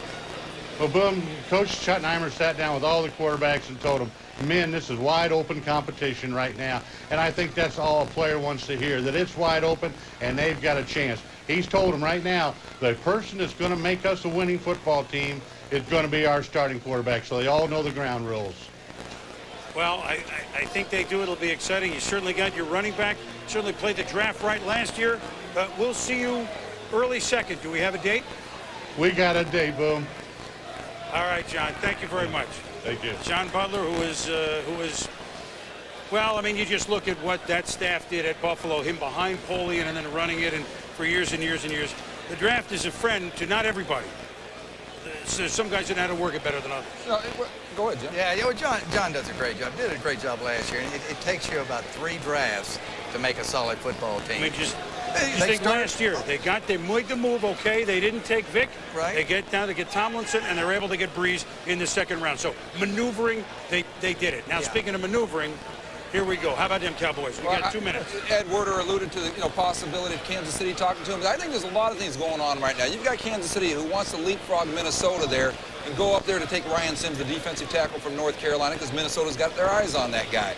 But you also have guys like Al Davis, who I think wants to get up there. Daniel Snyder, I don't think Cowboys and Redskins make a trade on that one. What about Butch Davis, who sees Bryant McKinney, that great left tackle, his former guy in Miami? He slid a little bit, so why not take all those phone calls and see what you can get for him? But if he goes just back to 8, he's still going to get Roy Williams or Philip Buchanan, the cornerback from Miami, too. Don't forget one other player here, Shockey. Now, this might be a little bit high for Shockey, but there's not many tight ends in this draft, and there are 3 or 4 teams that really need a tight end. If you move on down a ways and you can still pick up Shockey, there's 3 or 4 teams that might want to move to get him right now. I think, Jimmy, you're right, and I think you look at Ryan Sims. If Kansas City, and everybody has said, oh, Kansas City was looking at Harrington and Ryan Sims, and the other defensive tackles, okay, but not to the level of Ryan Sims. Mort, you've alluded to it. If I'm Dallas, you need Shockey. You certainly could use a corner, but it's not desperate because Hawthorne and Edwards held up okay. You added Westbrook. You could use a defensive tackle, but you had a Glover, you have Noble. You could use a big wide receiver to move down. They drafted Tony Dixon. They reach for him. They bring in another safety like Roy Williams. You don't have to do it here, Jimmy. You can do it 2 picks down the road or 5 picks down the road. You're going to be in good shape. You're going to pick up some extra choices. And Mel, there's value at every single pick. A lot of teams and a lot of people say, well, why trade out of that pick? Because you're going to trade away from a good player. There's value, but it may not be a player that fits into your football team. I mean, if you pick the best player available, you don't ever have to make a trade. But if you want to pick a player that can fit right into your team and still get a good one and maybe pick up an extra pick, you might move a couple of picks down. Jimmy, there is risk. Why were you the trader and the rest of the league stands pat? I mean, did you have a vision of 3rd, 4th, 5th round picks and value those or prioritize those more than somebody else? Well, just like Al Davis said last night, the media and the fans really get on their case when you trade away from a good player. Jimmy, the clock just, the pick has obviously come in, but in the last minute of the clock, how many phones are you holding? Oh, it's going crazy. The Cowboys are passed. That means that Minnesota can run their pickup right now there and take their guy. Oh, my God. We haven't seen this. Is that what happened? Dallas missed the Vikings can run up there. Can do it. Or if there has been a trade, Dallas has got to get this pick in. We did it one time with Al Davis. He said, just go ahead and pick our guy, and then we'll make the trade. But Minnesota can jump in front of them right now. And now, who is the fastest guy they have? Bennett, the running back. Get him on the phone and get a pick up there, right, for Minnesota. When we were second on the clock, we always had our tags ready in case the other team ran out of time. And so we ran our guy up there to make sure we got the pick in front of them. Really? We always had him ready on the second pick. So it's kind of like the supermarket line with the old lady that you get too polite and she gets right in front of you. Yeah, this is a dangerous move, but they may have the deal done. But the card's got to be up to the table if it's going to be done. Or maybe the Vikings are talking to the Cowboys about simply swapping spots. Possible. You're bidding here. Possible. Exactly right. But and who are the Vikings, Mort? You look at the Vikings. Ryan Sims, Bryant McKinney. Well, why wouldn't the Vikings run up there right now if they were absolutely sure about who they're going to take? They should be up there at the podium, taking advantage of Dallas passing on his pick, so something is up here. Yeah, they're either talking Minnesota or Minnesota wasn't ready, one of the two. Otherwise, the Vikings have to reevaluate their team speed if the guy's sitting at the phone. There's no excuse for not being ready. There's no excuse for not being ready. They are probably talking to each other on making a switch there. That way, it makes it a safe trade for Dallas. They're not afraid of losing their guy by doing that. If they only make one trade down, Minnesota says, we're going to take this. There it is. Here it is. Made a trade with that selection. They have selected Ryan Sims. Well, they may have actually... Kansas City. See, I'm telling you, if that... Dallas may have actually... Here's the pick, but I'm making a deal with the other team. Well, we'll see if that's the case because you have a story to tell about it. See, Minnesota could have jumped in there and took the guy that Kansas City wanted, if it's a Kansas City trade. They weren't ready, maybe. Well, we'll see. We don't know that. You know what's great? This is like being at a ball game. It was like a key third down play, and the fans got into it. I like it. Here's the commissioner. Let's find out what happened. Clean up the mess. Kansas City involved, as we suspected. Yes, Ryan Sims. It's got to be him. I understand. Probably Sims. With the 6th choice in the 2002 draft, the Dallas Cowboys elected to trade with the Kansas City Chiefs. And Kansas City has selected Ryan Sims, defensive tackle from North Carolina. Minnesota is now on the clock.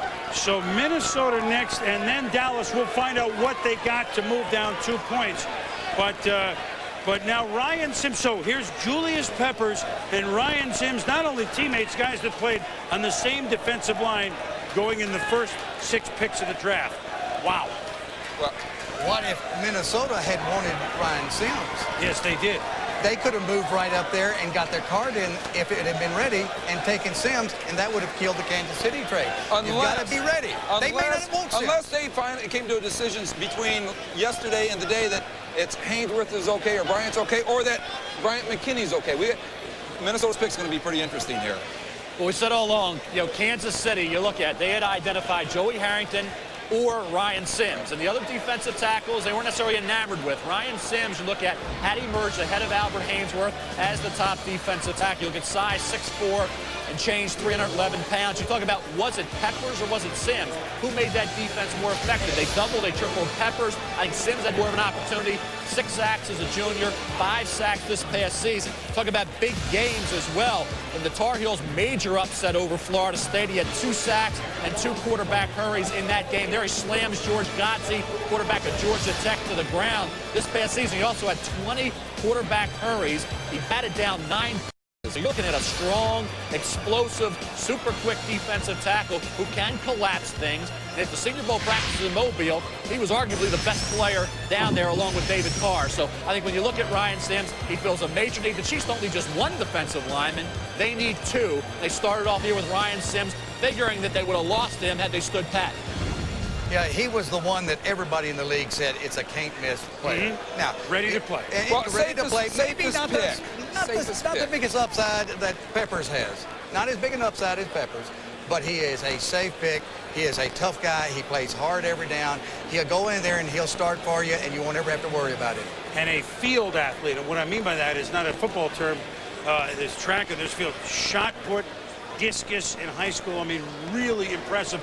Not every big guy can put the shot to throw the discus. And I always come to a field athlete in the interior line as Michael Carter for San Francisco, a guy that was an outstanding track and field athlete that excelled in the middle there. Jim Stieg, one of the honchos with the league, has the details on the trade. Jim? With the trade recently completed between Dallas and Kansas City, Dallas traded their #1 choice, the 6th overall, to Kansas City for their first-round choice, the 8th overall, Kansas City's 3rd, the 75th overall, and a 6th-round selection from Kansas City in the 2003 draft. 76. So Dallas traded their 1 for Kansas City's 1 and 3 and a 6th next year. What's the 3? All right, so we're going to look at Jimmy's chart, but first let's go to Mike Tirico. Michael, on the Chiefs move. Well, Chris, I'm down here on the floor. This is like a political convention, but here's the Chiefs are here. The Vikings are right over here. After Dallas didn't make the pick, Minnesota had Sims written down on a card. The Chiefs ended up getting the deal done and getting the card up there. So when they weren't ready, Minnesota jumped on it. They were trying to get Sims ready and the card up. Sims' name was on the card. It didn't go down. The Chiefs got in there first. So Minnesota was ready to pounce, but there was some confusion as to what was going on. So exactly what you guys talked about was the scenario that almost played out, and they almost blew the trade and the opportunity to take Sims. As bizarre as I've seen down here on the floor, Chris, since we've been covering the draft. That is, Mike, and you could have gotten bowled over. You know, hop up with the card first, details later, right? Just like the lady in the supermarket, you got to get them. You got to get the sale. She always beats us to the darn express line. It's like those casinos when they open up the door to go get the best slot machine. You got to be ready. If you want to get the one on the end, which pays off a little more, you got to beat the old lady. Exactly right. Jimmy, did you get value? So what we'll see is Bryant McKinney, Mount McKinney. That could be Minnesota's pick. Obviously, their offensive line needs some major changes. We'll come back and find out. Thank you. Here again is the trade. So if you're scoring at home, and I know actually many of you are, so they get the 3rd this year, 75th overall, and a 6th pick next year to go down 2 slots for the Chiefs to come and get their players. Off your chart, Jimmy. Good trade, bad trade, right on the line?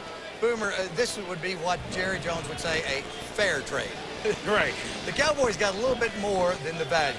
They ended up getting a couple hundred points off the 3rd round. Right. They ended up getting a 2003 pick. Which how do you evaluate that? Well, we always, other than a #1 pick, we always evaluate that one round down to this year. So it'd be like a 7th round pick so in 2002. 6 on your chart is right. Right. And so it's about 220 points instead of a 200 value there. So really, Kansas City, they get their guy, so it was good for them. Dallas gets value and gets more than a point value. They get hopefully their guy here in a couple of minutes. They probably will. Well, we're going to find out right now because the Vikings now on the clock with Dallas next as a result of the trade. Minnesota's picks in. Dallas is in. With the 7th choice in the 2002 draft, the Minnesota Vikings select Bryant McKinney, tackle from the University of Miami. Well, Dallas won, if you will, and certainly, and I don't mean to, it will be a sad story forever But Corey Stringer, all-pro tackle a year ago this summer, passing away tragically. Minnesota, only one of the reasons they need to revamp the line, but clearly, and remember, new head coach Mike Tice certainly knows about offensive line play. He's a very good blocking tight end when he played Miami Tice, and he now, as he takes over in Minnesota, knows that, well, if we're going to give our friend Mr. Culpepper any time at all, we have to rebuild the line. What would be the question, Mel, on McKinney, if there is any, on a guy this good, this large? Well, the big question is, Chris, run blocking. That's a surprise considering the fact that he's 6'8", 345 pounds, but he tends to fall off blocks. He doesn't always sustain. He needs to step up the intensity. But, hey, said the same thing about Jonathan Ogden when he came out, and I think the pass protection skills here against Dwight Freeney in that game did not allow Freeney, who set the all-time single-season record with 17 sacks. None came in that game, and I think you look over the last 2 seasons, Bryant McKinnie did not allow any sacks. And remember, Miami's a team that throws the football with a lot of balance as well. But I think if he can become more destructive as a run blocker and do what he does there, sustain that block better, I think as a left tackle, he's exactly what you're looking for. Now, we'll say this. When you have Dante Culpepper, you have Randy Moss, that's your franchise. And Bryant McKinnie is a tremendous pass-blocking left tackle. Well, 2 of my former assistants, Larry Coker, the head coach, and Art Kehoe, the offensive line coach, they look at McKinney and they say he's a lot like Richard Webb that was all pro for the Miami Dolphins for a long time. This guy is a solid pick. He's going to be an outstanding left tackle. They're very hard to find. No sacks in 2 years, and just so you know, Miami, not that this was any question this year, 8 straight years they've had at least 1 go in the first round. They could, not sure if they will, they could have as many as 6 go in the first round, which of course is the biggest first round we've ever had with 32 picks. That could happen. So they had 4 go in the first last year. Here's McKinney, the tip of the mountain, if you will, and we could go Buchanan, Shockey, and Reed, and Portis, and who are we forgetting? Rump could be on there too, okay? So that could be 6 guys in the first round. Last first rounder by offensive line Miami picked was Leon Searcy in '92. He had a pretty good career till injured. Mike Golick, Mike Tirico. Mike, you're off the floor. Glad you didn't get bowled over. I was worried. Yes, Chris, back with Mike Golick. I still want to hear from the Vikings on this, guys, because they wrote down Ryan Sims. When we talk to Minnesota, I want to know if they are upset about this whole situation. Let's get to the differences here between Mike Williams, who went to Buffalo, and Bryant McKinnie, who's now a Viking. You looked at their film, did some of their games in college. Show me the differences. There are a couple of differences. Both huge guys at obviously 380 pounds and 345 pounds, so big differences, but they play the game a little different, so I kind of broke it down to what their specialty is, both in the running game, passing game, and recognition. McKinney and Williams, let's look at the run blocking technique of McKinney. Good extension on the arms. He does a nice job of getting him away from his big body and driving the legs. That's what he needs to keep doing, finishing those blocks. Leg drive by the 380-pounder Williams. Staying on his feet, driving, staying on his block, pushing with the arms. Pass block intent. Look at the drop step. Good drop step. Good technique by McKinney. Get hands-on. Good wheeling. For Mike Williams, moving. He's not really pulling here. He's setting up the draw. He's getting rid of the end. Watch the big man stay on his feet. A lot of big guys will throw their body going downfield. He stays on his feet and runs through his man. Recognition here, tough for McKinney. The blitzer over the guard. There's guys coming inside. He's got to pick up inside blitzes here. A little bit of a problem there.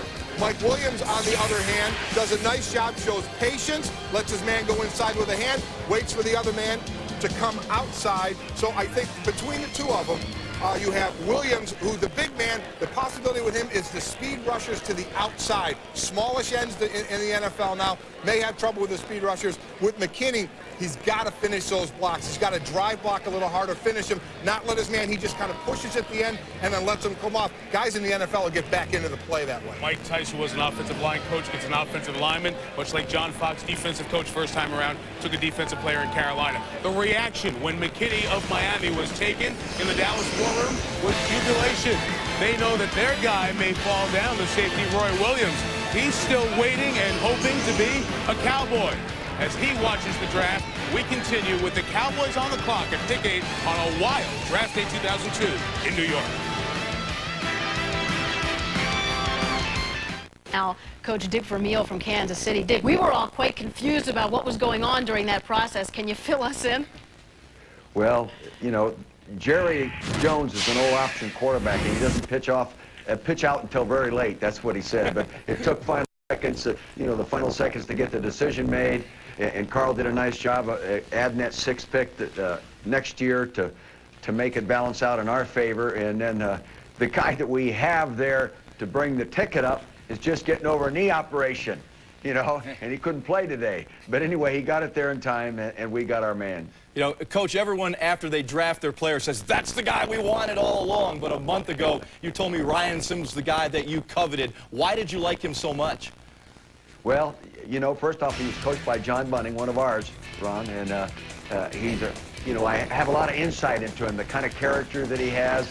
Well, obviously, he's the big, strong, physical guy. He's no flaws. He's very smart, wonderful test scores. So I think he'll represent Lamar Hunt and the family and the Kansas City Chief organization with the class and style and the performance on the field that we demand here in Kansas City.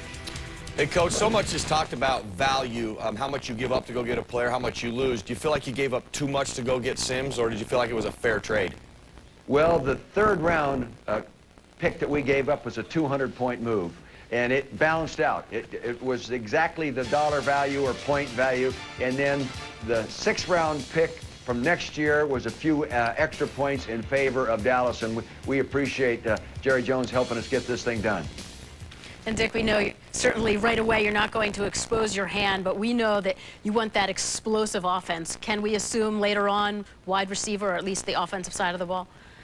Well, I'm more pleased with the wide receivers right now than I was last year at this time, and the addition of Johnny Johnson has really helped. Eddie Kennison came in at the end of the year and started, doing a good job, and Snoop Minnis has matured, and I think is going to be better. And, Sylvester Morris was a first-round pick a year ago, and he's back and almost healthy. So I feel better about that, but if the right guy's sitting there, we probably would not pass him up. Dick, thanks for taking the time. We'll see you a bit later in the draft. Congratulations. All right. Thank you. The Dallas Cowboys are on the clock. They're looking at Roy Williams. He's made it clear he wants Dallas. Do they want him? We'll be back. Folks, Bryant McKinney-Woodham did not expect the Vikings to take him. Bryant never allowed a sack in your career, games, practices, or scrimmages, but you've heard the knocks. As a run blocker, you're not nasty enough, you don't finish your blocks, you don't sustain. They get you angry? Does it motivate you? Oh, definitely, because for one, how do you go without giving up a sack if you're lazy or whatever, you know what I mean, like that. Basically, how you practice, it carries over to the game. So I must be doing something right. And on the run blockers, all right, I pancake a guy. Now I'm looking upfield to block somebody else. I'm not going to sit and keep dwelling on this guy because the running back's already passed me by then. So we'll see when we get to Minnesota. And I got a lot of people, a lot of teams I want to face anyway now. Mount McKinley is very motivated. We'll see how many Canes go in the first round. He's predicting 5, fellas. Oh, well, yeah, I think he's right, Chris. Could be 6. I mean, 5, though, would be a record, right? Or ties a record. I believe that ties a record. At any rate, Dallas is no confusion here. Here's the pick. With the 8th choice in the 2002 draft, the Dallas Cowboys select Roy Williams, safety from the University of Oklahoma. The Jacksonville Jaguars are now on the clock. Well, so they get 2 extra picks and they still get their guy.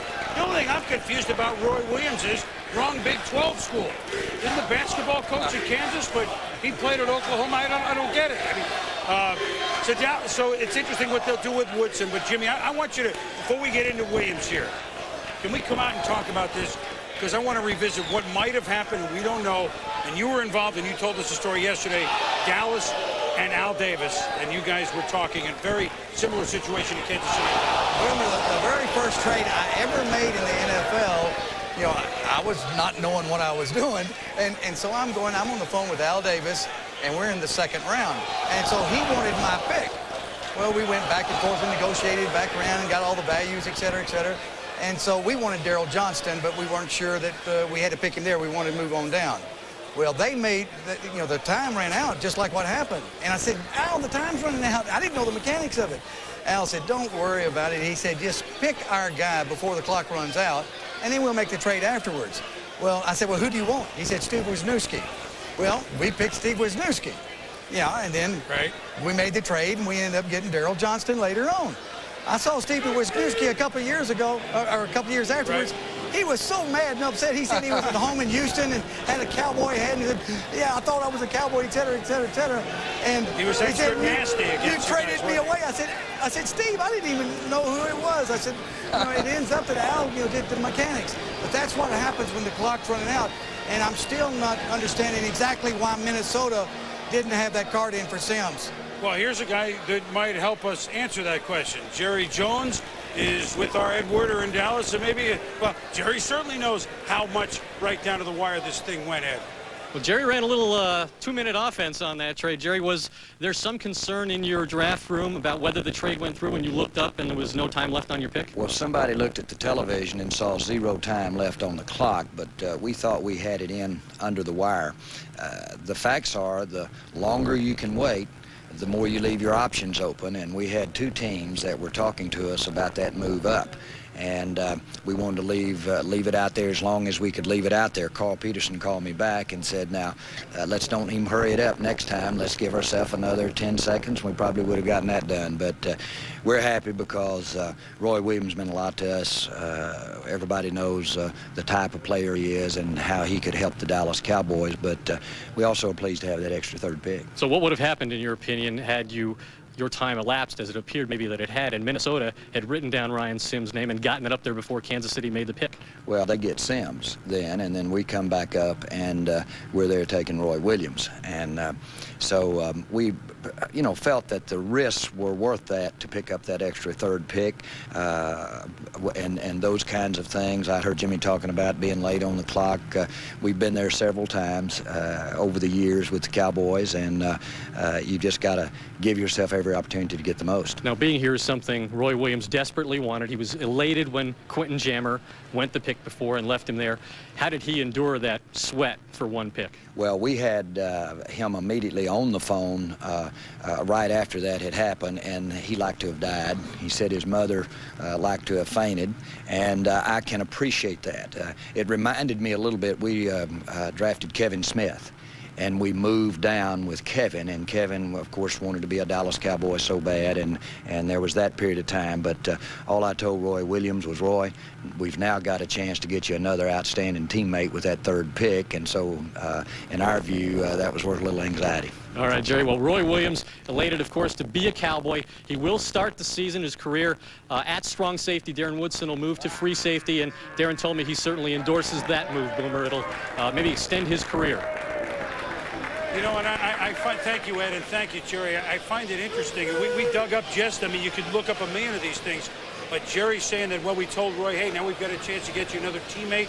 The 75th pick overall. There have been many 75th picks throughout the draft, but 2 years ago, Chris Redmond was a 75th pick overall. He's going to be the starting quarterback for Baltimore this year. So, Jerry told him isn't really bunk. But that clock management by Dallas and Kansas City, we're going to have to look at that extra 10 seconds. Meanwhile, let's talk about Roy Williams, who, as a pure safety, pure safety coming out of school like this, we don't see many like this. Chris, I think Jimmy's chart, that trade chart, you get some bonus points if you move down, yet you still get the player you coveted all along. That's a pick in the 3rd round. They now have 72 and 75 plus the 6 next year. It's a great trade for the Dallas Cowboys. Look at Roy Williams, an extra linebacker in the box. He had the back injury early on at Oklahoma. The rest of his career was spectacular. He had 269 total tackles during that career at Oklahoma. An intimidator. He definitely affects the concentration level. You see him here. This is against Chris Sims, a key play that led to the Sooners' victory over the Longhorns. Knocked the Longhorns out of any hope for a national championship. And you see the intimidating style now in Dallas with Darren Woodson. You have the young kid, Tony Dixon, who they reached for last year. Jimmy, you were there. You drafted Darren Woodson. Now you add Roy Williams. You have 2 in-the-box safeties. How do you work those 2 on the field at the same time? Yeah, Mel, you got Darren Woodson. He can have deep coverage. And so I think with Roy Williams, you move him to strong safety. I think it's a great pick. I think it's a great trade. Roy Williams is a special player. Darren Woodson's a special player.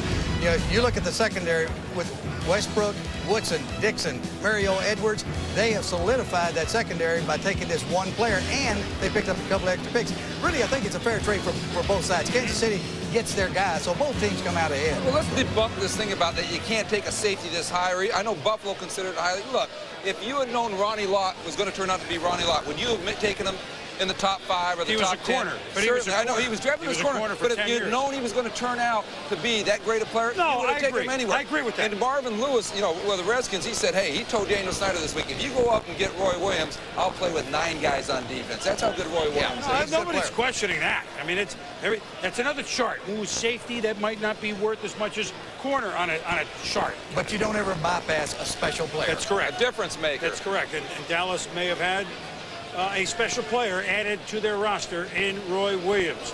When we return, Jacksonville, the Jaguars on the clock, followed by the Bengals. And here he is, the Boomer Sooner, Roy Williams, now Cowboy.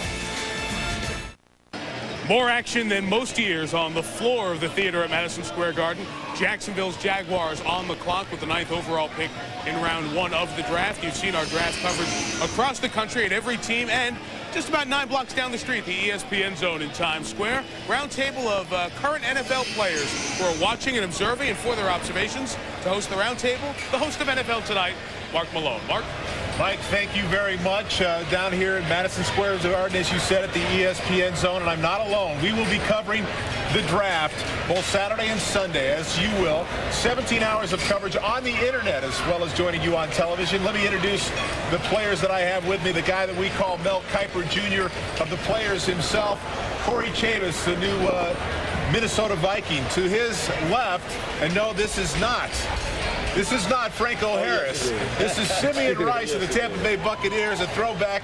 Showed up today with Franco's jersey on, and of course a guy who continues to delay his trip to the Hall of Fame, Tim Brown, getting ready for his 15th season with the Oakland Raiders. On my left, Deuce McAllister, the former first-round pick of the Saints last year, and Matt Light of the reigning Super Bowl champion New England Patriots, the left tackle. Guys, I have to ask you, what are these rookies that we're seeing drafted here today and tomorrow, what can they expect in their first year? They're in for a long haul. I mean, they've already been through a lot already. They've been through the combine. They've been through the personal workouts. They've met with a lot of these teams. Now they got to go in for probably a little rookie camp. Then they'll come in, the veterans are going to come in, they'll dog them, they'll give them a hard time. You know, they'll let them know how much money they're making, how they're not worth it. And then you got camp, but they'll have the summer workouts, kind of get to know everybody a little bit. Deuce, is it overwhelming? What are the expectations?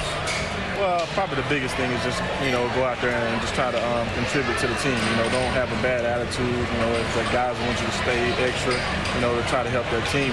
Obviously you want to get familiar with your teammates and, just anything that you can do to help that team get better. That's what you need to do as a player.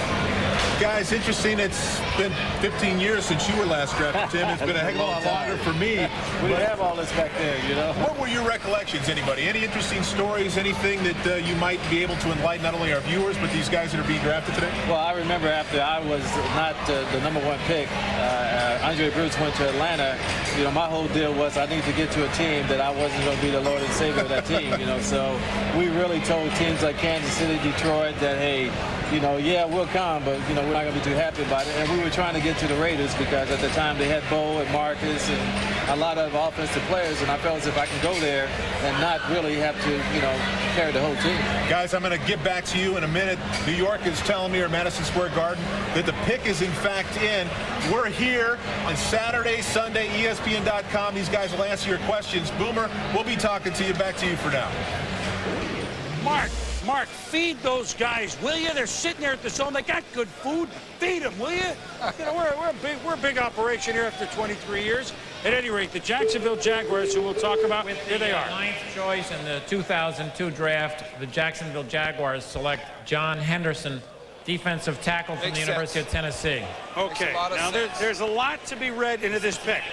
But first of all, he's very, very good player. However, there's another Tennessee guy who could have gone here. There's the Jacksonville Jaguars' big picture of rebuilding. Let's get this out first before we talk about the player. Some of what Jacksonville was doing was they have been on the phone with the Washington Redskins. Daniel Snyder trying to get up to that spot and possibly at the 11th spot with Indianapolis, trying to get Dante Stallworth, the Tennessee wide receiver. So Snyder trying to get up there to get this wide receiver Stallworth. Jacksonville decided to take their guy at Henderson at defensive line. Well, now that's one. Now we also have the Henderson Haynesworth question on the defensive line? Well, what they did, Chris, they went production over potential. And I think Albert Haynesworth has that upside. He's the gifted athlete, the most athletic defensive tackle in this draft. John Henderson, forget this year. The ankle injury hampered him. He was a clogger. He wasn't a penetrator. As a junior, though, this kid won the Outland Trophy, had a spectacular year with 12 sacks, 21 stops behind the line, forced 4 fumbles, had 3 fumble recoveries. He was dominant game in and game out. Then this year, he was bothered all season long by the ankle injury that was suffered in the season opener against Syracuse. So he didn't dominate like he did as a junior. He still had 48 tackles, only 4.5 sacks, though, but that was more than Haynesworth, who only had 1.5. So I think you look at a guy who has the size, the rugged approach to disrupt things. He'll be next to Marcus Stroud, their first-round pick last year. So here's a situation where you go back to a junior campaign when he was at full strength, and you don't concern yourself with the senior year when he had the ankle, but then the back problem, or that was a concern to some teams. Not the ankle from this year, but a back injury. Yeah, back injury. You know, I know there's some people out there, and even a guy like Bill Parcells, who looks at that Tennessee defensive line with Haynesworth and Henderson and Overstreet. He thinks they might have had the best defensive line in all of football, NFL included. So Henderson's a heck of a player, a little bit tall, but I think he's going to be a great pro. Jacksonville did defensive tackle 2 years in a row. Marcus Stroud in the first round. Did Jacksonville Jags? Let's go to our Mikes. Our Mike linebacker is Mike Tirico, but our Mike defensive tackle is Mike Goller. Well, we saw Ryan Sims, Chris, 1 defensive tackle go already. Let's talk about how you rank the defensive tackles. You saw the duo from Tennessee a couple of times in person. Defensive tackles in the NFL are one of 2 ways. You either can 1 gap, shoot the gaps, or 2 gap, play in front of your guy. You're looking for D tackles that can do both. And I think at the top of the list is Ryan Sims. I think he and Haynesworth are both guys that can 1 gap, that can hit the gap, make penetration, make plays behind the line, but can also stay in front of their man and 2 gap as well. Henderson, I have a little more as a 2 gapper. I know Mel wants to go back to the junior year a little bit, and he certainly was impressive his junior year, but I think Henderson's more of a between the tackles guy. If the play's in there, he can do some damage, push the pocket straight back. So I don't know. I have Henderson behind Haynesworth a little bit because I always project, Mike, how they would do in the NFL style. You have to be able to 1 gap, make penetration. I think Haynesworth does it better than Henderson. Haynesworth had the better year because Henderson was the focus of a lot of the defense. So, Chris, you add that to Stalin Colonnade from Minnesota, they add on the defensive end, and Brackens are trying to rebuild the defense in Jacksonville. Mike defensive line, Mike linebacker. I think that's going to fit. I really think I do. So Jacksonville, a team more than anyone, well, not more than, but one of the teams as time goes on during the day that they had that little window, and boy, they had to really subtract lots with the expansion draft, i.e. Baselli, et cetera, and kind of rebuild a team that had the best record in football just, 3 years ago. So they try to do that with John Henderson, and now when we return in about 15 minutes of every draft, the Bengals.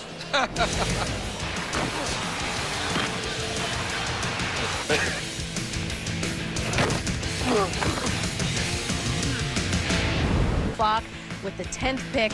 The Bengals 6-10 season, but there have been some bright spots as this team has picked up Dick LeBeau's personality, that attacking physical style. One thing that their passing game could really use, not to mention some experience, which obviously they're not going to get here, but a tight end. Absolutely. But you look at Cincinnati, first they had 2 things last year. They were new and young, or right across the board. And that's not very good when you're talking about passing game. When you look at the turnovers, though, that's the area that I really believe Cincinnati has the ability to improve, because I think a majority of the interceptions were self-inflicted. The Bengals' 2-back, 2 tight end formation dictates an 8-man front. They get exactly what they wanted off the run action. Receiver Chad Johnson running a post route matched up man-to-man on the outside. But Johnson shows no patience. He doesn't climb Chad Scott's frame deep enough, never threatening him to the outside back of the end zone. So Scott is never forced to turn and run. Not getting the reaction he anticipated, Johnson breaks off his route, hanging John Kitna out to dry. This was the right play call against the right defense. Executed properly, it would have been a touchdown, but you had a rookie receiver preventing you from capitalizing on a big play opportunity. And we mentioned the tight end. There's really been a toss-up between Daniel Graham, Jeremy Shockey in terms of who is truly the more talented. Shockey out of Miami, Daniel Graham out of Colorado. So it'll be interesting to see which way the Bengals decide to go. Reference? I love Graham. I think he's the complete tight end. Shockey is an outstanding receiver. I think one of the slam dunks in this draft is Graham, the tight end. Jeremy Shockey is also a complete tight end. He would be well served to go to Cincinnati. Let's send it back to Mike Tirico. Okay, Suze, video conference time. Let's go to Minnesota and the Vikings' new head coach, Mike Tice.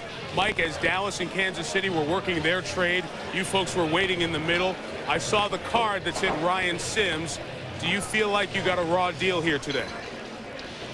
Well, Mike, we'll let the league figure that out. I'm not sure if we got the pick in before they executed the trade or not. They told us that was the case, so we'll just stand pat and let the league handle it. As the clock was running down, I'm sure you were watching our draft coverage.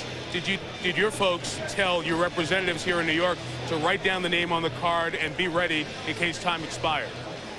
Well, we had that as soon as we knew time was getting close to expiry. We called in to our people, asked them to write down Ryan Sims, North Carolina, turn it in.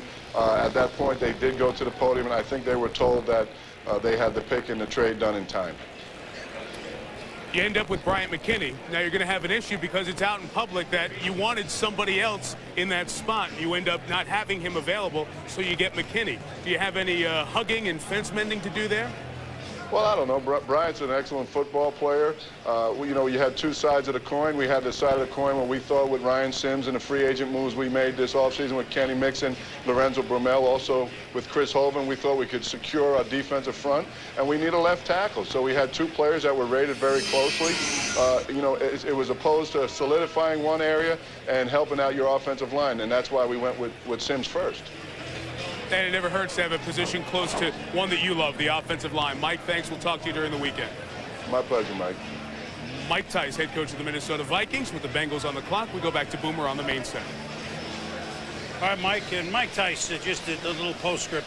I look forward to him. I mean, we love Denny Green and what he did in Minnesota. We had playoffs every year, et cetera. But Mike Tice, with an opportunity, he's a guy that gets it. I think there'll be a good thing happening there, specifically between wide receiver and head coach, and I think the communication on the team will be very good this year. No comment, no editorial comment there. I like some honesty no editorial there. comment on where it was. It's just going to be a good year, I think, in locker room, head coach, players, etc. We like the Mike Tice here beginning, Miami Tice, although he's Minnesota, as opposed to his brother John Tumbling Tice, who used to also play tight end in the NFL. That's an aside. Cincinnati Bengals are now on the clock. The Bengals have about 4 minutes to go. Now we have fun with the Bengals. Yes. Because this is the first time in 4 years they've not been in the first hour. This is only the fourth time in 11 years they've not been in the first hour and a half. The Bengals making strides under Dick LeBeau. A good coach. I mean, but they began the year, what, by beating New England? And they finished the year with, they beat Pittsburgh, right? So they beat the two teams in the AFC Championship game. So they're coming. Now, on the clock, this is a tight end slot. You heard Merrill and Jaws and Susie talk. All the tight end candidate teams, maybe Giants, maybe Seattle, maybe others, calling the Bengals now. That we expect to happen for shock. But here's the thing. Here's the thing, Boomer. Cincinnati is what I think is a big-time quarterback and a cornerback away from being a playoff team. You got the Bledsoe thing hanging out there, but you got Buchanan sitting there on the board. So they might trade, but they got to be careful. Let me just say this. If you're going to take Jeremy Shockey here, I would trade down because you have Graham and Shockey pretty much equal. I'm critical of Jacksonville for not trading down with 3 defensive tackles still on the board. So I think if you're Cincinnati, unless you take Phillip Buchanan, you trade down. To me, it's Buchanan or down, unless it's a Wendell Bryant. But I think trade down to the corner with a defensive tackle remote possibility. You know what's good about this show? We get to end the suspense real quickly. The card is in, and we know the card is in on time. Let's go to the podium.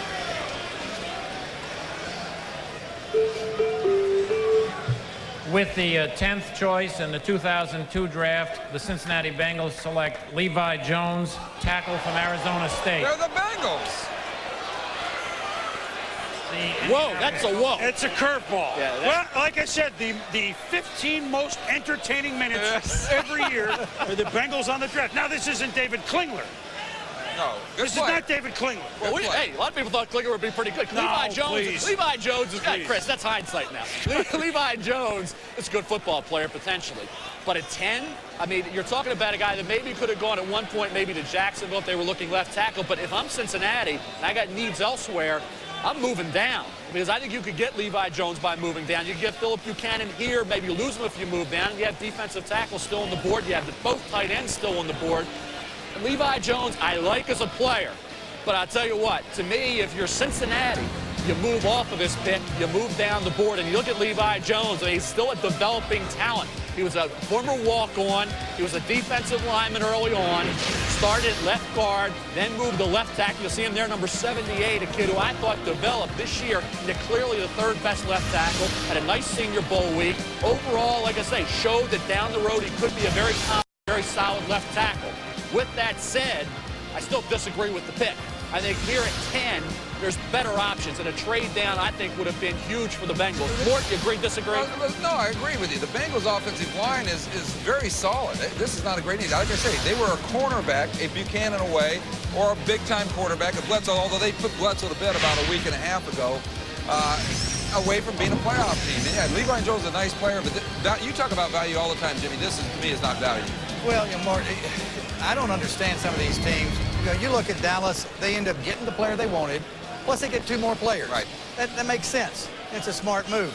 Cincinnati can still get this player if they'll wait a while. Just get them a couple more picks. I'm sure they had calls and people wanted to trade with them. Well, that's the point. I think I look at the board, and I can only go by my board. I mean, I know they have their board. They had to have Levi Jones inside their top 6, 7, 8. You have to. If you're 10, you got to get somebody higher than that.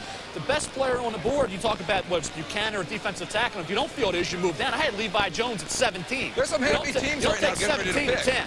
I guarantee you people call them wanting Shockey or wanting one of those defensive linemen. Yes. They could have moved down, got them a couple more picks, and then still got their guy. In specific, the Indianapolis Colts are next, and not to shift it immediately to them, but they might be looking for a player that they think that they can get a little bit farther down, and they will probably take most of this time to see if they can go a little bit, still like a la with Dallas and get the guy that they covered, like as you suggest Levi Jones could have been done with Cincinnati. So this might take a while. So we've had 10. Now we begin in the middle 10 when we come back to New York, the 67th draft in a moment. I'm The Rock, starring in the movie The Scorpion King. I'm here in Egypt, working for the History Channel on a new discovery. Watch where you're going, man. Okay. So I'm really not here in Egypt. But the legend of the Scorpion King is real. And the History Channel wanted you to see what he was really like. You know, cool like me. So don't miss my debut on the History Channel. The Real Scorpion King, Tuesday night at 9 on the History Channel. Hey, man, you better watch where you're going. Shut up. Watch the storyline unfold from Melbourne, Australia with the company motto, expect the unexpected. You can be sure that superstars like Big Papa Pump, Scott Steiner, Sid Vicious, Jeff Jarrett, Grandmaster, Eddie Guerrero, Jerry Lynn, Devin Storm, Sabu, and the hardcore midgets Puppet and Tio will uphold the company motto to the extreme. World Wrestling All-Stars, The Eruption. Watch the storyline unfold from Melbourne, Australia with the company motto, expect the unexpected. On direct ticket pay-per-view on DirecTV. Looking for this week's top choices in premium movies and sports? Take a shortcut. Turn to DirecTV Movies this week and DirecTV Sports this week for the week's hottest premium movies. It's flawless. And the inside scoop on your favorite sports action. Watch DirecTV Movies this week and DirecTV Sports this week on channels 212 and 500. Cool. Don't miss the best in movies and sports from DirecTV. Hi, everybody. I'm Mike Greenberg in the Sports Center studios. The Indianapolis Colts right now on the clock at number 11 in the NFL draft. We'll get you back to Madison Square Garden in a minute. But other sports news around the world today, including the start of the NBA playoffs and the number 1 seed in the Eastern Conference in action this afternoon. The Nets at home taking on the Pacers. And as you see, it's Indianapolis out in front by a 2-point score, 2 minutes and change to play. Jermaine O'Neal with 26 and 6. Jason Kidd playing well for the Nets, but they trail. Remember, New Jersey has not won a playoff series since back in the 1984 season. We'll keep you updated on this one throughout the afternoon here on ESPN. Hockey, meanwhile, we look backward before we look forward. The other night, the Kings and the Avs on Thursday tied at 3 in the third. Peter Forsberg falling down, manages to get the puck to Joe Sakic, who scores, and the Avs won it by a score of 4-3 in what was a fabulous game. 3 games in the Western Conference on the schedule this afternoon, including the Avs and the Kings going at it again. That's a 3 o'clock Eastern time drop of the puck. The Blackhawks and Blues also 3 o'clock this afternoon, and the Coyotes and Sharks same time. Chicago the only road team to have won in game 1 of those. The Islanders and Maple Leafs will also drop them at 3 o'clock Eastern time. The Maple Leafs came back from a 1-0 deficit to win that one 3-1 in game 1. And the Sens and Flyers tonight 7 o'clock Eastern time right here on ESPN. Baseball this afternoon, the Expos have taken a 1-0 lead on the Mets. Mordecai and RBI single there, while the Phils and Pirates are scoreless in the bottom of the second. The Yankees and Blue Jays, the lone afternoon game in the American League, and they being delayed by rain. Halladay and Lilly will do the pitching if indeed they're able to get that one started. And this, Jack Roush, the NASCAR owner who fields 4 Winston Cup cars, remains hospitalized in critical but stable condition after the small plane he was piloting crashed in South Alabama. He's being treated for a closed head injury and fractures to both legs. Obviously a great deal of concern today for the condition of a NASCAR legend. He has suffered a closed head injury, which is the most serious of the injuries that he has, we're told. However, we are very encouraged by the fact that he is able to follow commands and respond to the commands that he has given. And we will be here every hour, if not sooner, in case there's news that breaks out there in the world of sports, keeping you up to date on everything, including the first round of the NBA playoffs. But now back to our continuing coverage of the draft and Chris Berman at Madison Square Garden. All right, Greeny, thank you very much. Our prayers certainly go out there.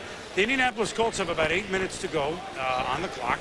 And they are one of the teams that might do what Cincinnati could have but didn't, and what Dallas did. It might move down a couple slots, figuring that they'll have a choice of a few players, all of whom they like. So, Mel, now let's go to value here in the middle 10. Well, you see the defensive tackles, Chris. Hainsworth and Bryant. I think you'll get the Colt defensive front. They have problems at defensive end and defensive tackle. Bryant gives you versatility. They need a corner.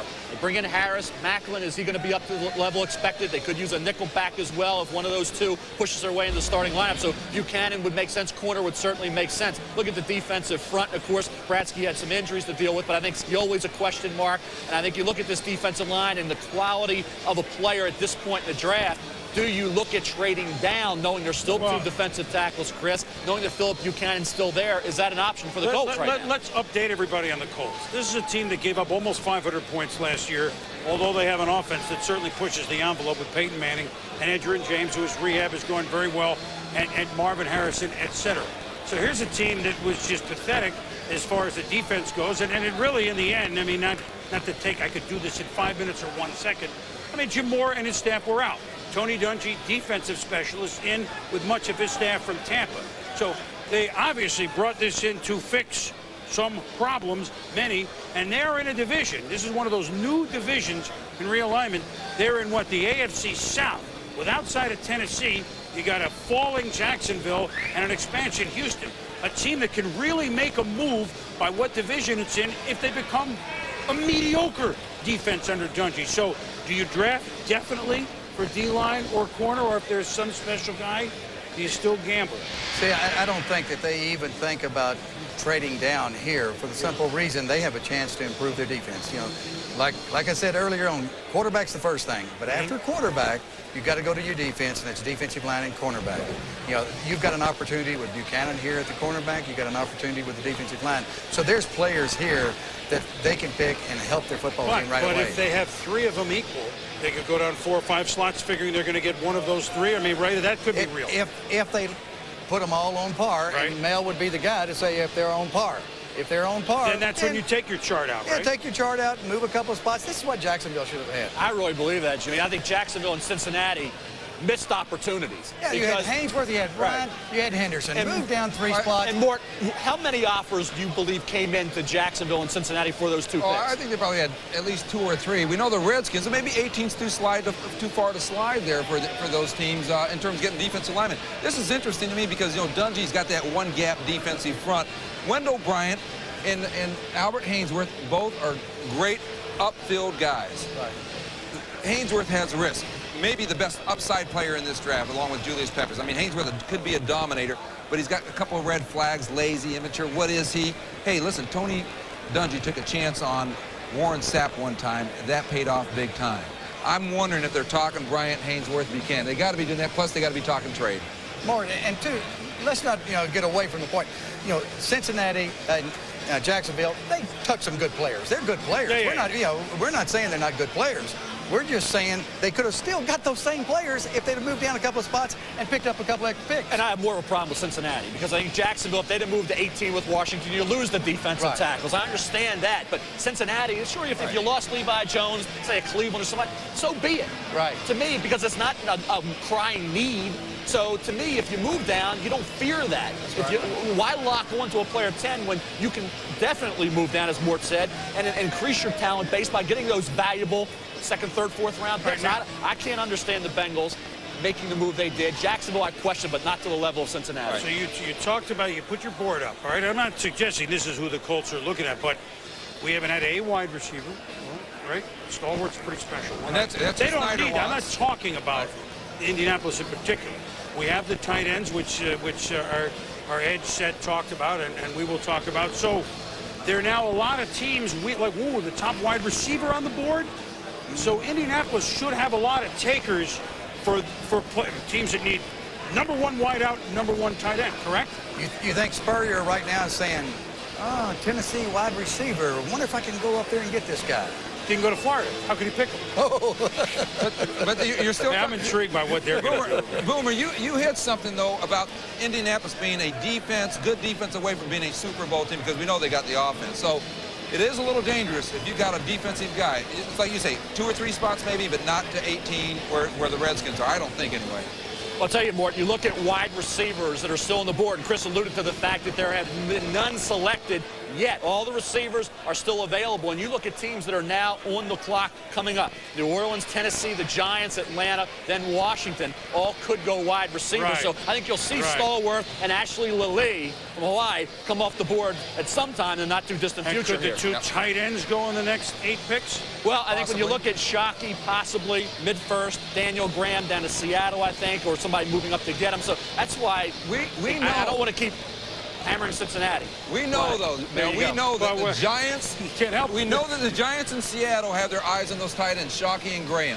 We know Seattle may try to jump up in front of the Giants to get their personal choice, but I think those tight ends are definitely in sight for some of those teams. Well, what's in sight is the end of this, and as we predicted, the Indianapolis Colts are going to take all 15 minutes. It's about 2 minutes to go. Again, we have some time to say it. Again, remember, realignment next year, and I know football fans know this, but, it's April and you forget about a lot of things. A lot of the divisions kind of stay the same except for one team, but a whole different feel. You play each team in your division twice, so that AFC South, which means Indianapolis, by the way, here's the South, and it creates 2 annual games which are going to be tremendous. And I'll explain why in a moment, because the expansion Texans and the old team in Houston, Tennessee. So that's a good little niche coming up. You have the Colts moving out of the AFC East, and you have Jacksonville moving out of the Central along with Tennessee. What this gives you every year, by the way, every year, and it will happen week 14 this year, is Peyton Manning at Tennessee. And that's a big deal down there. That's a big annual game coming up, that the new divisions, some will take a while to make new rivalries. There's one ready to go. You don't think Peyton Manning's excited? He was in the AFC East, where you had all those teams that had great corners. Miami had Madison and Surtain, and the Jets had those guys. Glenn, they're gone right now. And New England at the safeties. New England's got their guys plus Belichick and all those guys defensive coaches. Buffalo and now they go to this division where, in this division, Jacksonville, Tennessee were all in the bottom third of pass defense. Of course, Houston wasn't in the league. Peyton Manning, I think, a very happy fellow going in this division compared to what he was in terms of the defensive coaches and the cornerbacks, the quality of cornerbacks that were in the AFC East. And remember, another thing, while we have the time, and if we're doing this, there will remain 6 playoff teams per conference. But now there's 4 divisions, not 3. Just 2 wild cards. The premium on winning your division, even that much more. Without question. You look at Tampa in the new division they're in. They win a couple times, they can get theirs. Here comes the pick. Now, are they picking here? Because I think that this is going to be a little bit off the charts, but once you add it up, maybe they need someone to push the envelope as a pass rusher a little bit. Is it a pick or a trade? Please let me know, because if it's a trade, I say nothing. It's no trade. It's a pick. What do you think? What's your guess? My gut tells me production in the sack department. How about reaching a little for Dwight Freeney? That'd be a reach. How about it? It'd be a reach. With the 11th choice in the 2002 draft, the Indianapolis Colts select Dwight Freeney, defensive end, Syracuse University. Boomer, how did you know? You know, these cab drivers in Buffalo have, you know, they ended up in have Indianapolis. friends. They have friends. But this now, I want to hear what Mel. I want to hear what Mel says, because if you rate players, this is a definite little bit of a curveball. A guy that was going to go about 10 slots behind. But what is he at, 20 sacks in the last 2 years? Little different player. Well, he is, but he's a pass rusher, and he was productive. And I think when you look at Dwight Freeney with the Colts, they need a defensive end who can get after the quarterback. We talked about Dwight Freeney all week, about his stock rising into the middle of the first round, possibly. You talk about Julius Peppers. He broke that sack record this past season with 17 on the heels of a junior year where he sacked Michael Vick 4.5 times in one game. And Michael Vick is the fastest, most athletic quarterback ever to play the game. And I think Dwight Freeney's productivity speaks for itself. Then the 4.38 40. I'm saying 4.38, not 4.58 or 4.68. 4.38. That's quarterback type speed. Dundee likes speed. Remember, I mean, that's Tony's amazing. defense. Not that you win like a huge, big champ, but speed is a little more premium in Tony's defense. And when you have production as a pass rusher, you might get a big wide body next, right? Right. You might get him next. Might. Just a thought. You might. Mike Tirico, what do you have? No cab drivers, just a head coach. Dick LeBeau, the Cincinnati head coach, now joins us on our video teleconference. Coach, you have some good offensive tackles in Richmond Webb and Willie Anderson. Some were surprised on Levi Jones. Explain why you take him. Well, we had those 3 tackles rated pretty evenly, and I think this solidifies our offensive line and makes us as strong as anybody in the league, and that's a position that I think it's very desirable to be very strong at up the middle. We think that Corey Dillon is one of our very, very best players, if not the best. We think that Levi Jones is an excellent, aggressive, tough run block and tackle. And we think this will help Corey as well as give us depth at the tackle to help our quarterback protecting on the backside. And we just were very excited to have a player who was as smart with his size and athleticism there for us to draft. Dick, was he top 10 on your board as you said it this morning? Yeah, we had him slided in there. There was a lot of talk about the defensive players who all were very quality players and would have been very good picks. We think right now that the defense is just a little bit ahead of the offense with our team. We want to get that productivity up offensively, and that's the reason we went on that side of the ball. Mike Golick's up here with me, and he likes Levi Jones' run-blocking ability. Is this a message that we're going to maximize what we have in our best facet on the offense, Corey Dillon, by getting someone who's such a good run blocker? Well, it's a combination of that. We think this player will help Corey a lot. We think that Corey is, as I said, probably our best player. But it's also a message of the type of football team that we want to be. We're going to be a straightforward, tough, aggressive football team, and I think this player is a straightforward, tough, aggressive player. Dick, did anybody call you for a trade at this pick? We had a couple conversations. We didn't think that it was equal merit for the player that we were going to get at that level. Well, you certainly sound happy with Levi Jones. Dick LeBeau, Cincinnati, thank you. Thank you, Mike. Okay, talk to Dick during the week. Here's Chris with another guest. All right, Mike, thank you. Dick LeBeau was a hard-nosed defensive back in the NFL for a long time, so he knows of which he speaks. Here's a hard-nosed president, general manager of the Indianapolis Colts, Bill Polian. Very quickly, very good speed coming out of that room, taking off 15 minutes with Freeney. Bill, with some, they might say, wow, is that a little high? But all those sacks had to open up your eyes here late this week. Well, that's absolutely right, Boomer. We felt that with the sack ability that Dwight had, the speed that he had, when Tony and I first got together in January, we said, what's our number one desire for this football team? Increase team speed and get the defense better. And we've done that, we think, with Dwight in both areas.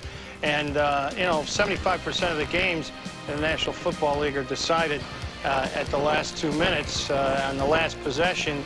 And you need to be able to sack the quarterback. That's the number one thing. And a guy with 30 sacks in 2 years at the collegiate level has to be doing something right. Yeah, he certainly is. Do we suspect, Bill, that it's defense? I mean, not without no offensive picks, but we got to lay pretty heavily to make your coach happy here in the early going in the draft? Well, defensive team gave up almost 500 points. Yeah, I mean, if the right defensive player is there, Chris, there's no question that we're going to take that player. Now, that doesn't mean that we're going to pass a good offensive player to take a much lesser defensive player. But if it's close, we're going to go defense. Real quickly, do you sum up the new division you're in? And well, of course, you had to change on defense anyway. Does anything play into the new teams that you're in with this year? I mean, it's a whole new division for the Colts. Well, it's a whole new division, but we're very familiar with the teams. And in the case of Dom Capers in Houston, we're very familiar with the system. So, you know, it's going to be a bruising defensive division. I don't think there's any question about that. I think it's going to be a division that wants to run the ball. There's no question about that. And it's a division with Tennessee and Jacksonville, two teams that can rise very quickly because of the quality, the talent level that they have at quarterback. Well, it should be an intriguing division, and we'll visit with you a little bit later. You got the sack man for you for Mr. Dungy. Thanks, Bill. Thank you. All right, Bill Polian. Some might have. There's a little interesting spot for Freeney, but there's 30 sacks in 2 years. Meanwhile, Arizona on the clock. The Arizona Cardinals, another team we usually heard from early in the drafts. We'll be back.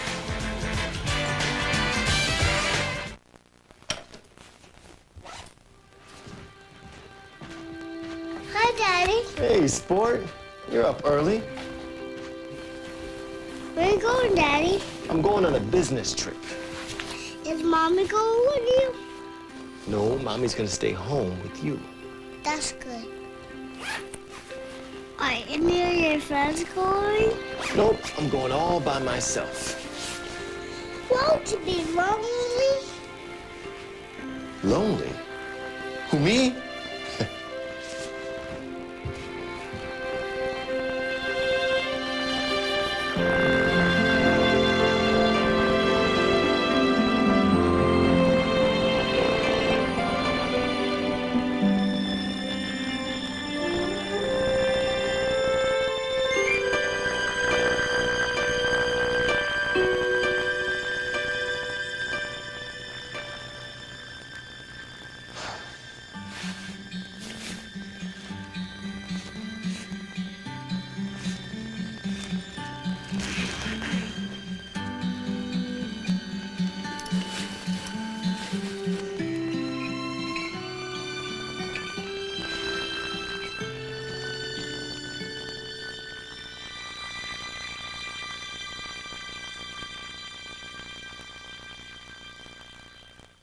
Introducing the Isuzu Axiom. It says sexy city styling. It has a V6 with 230 horses. Giddy up. Leather trim seats, smooth and supple. Plenty of cargo space, too. And America's longest and sexiest warranty. The Isuzu Axiom. You want one, don't you? Now get 0% financing for up to 5 years or $2,000 cash back.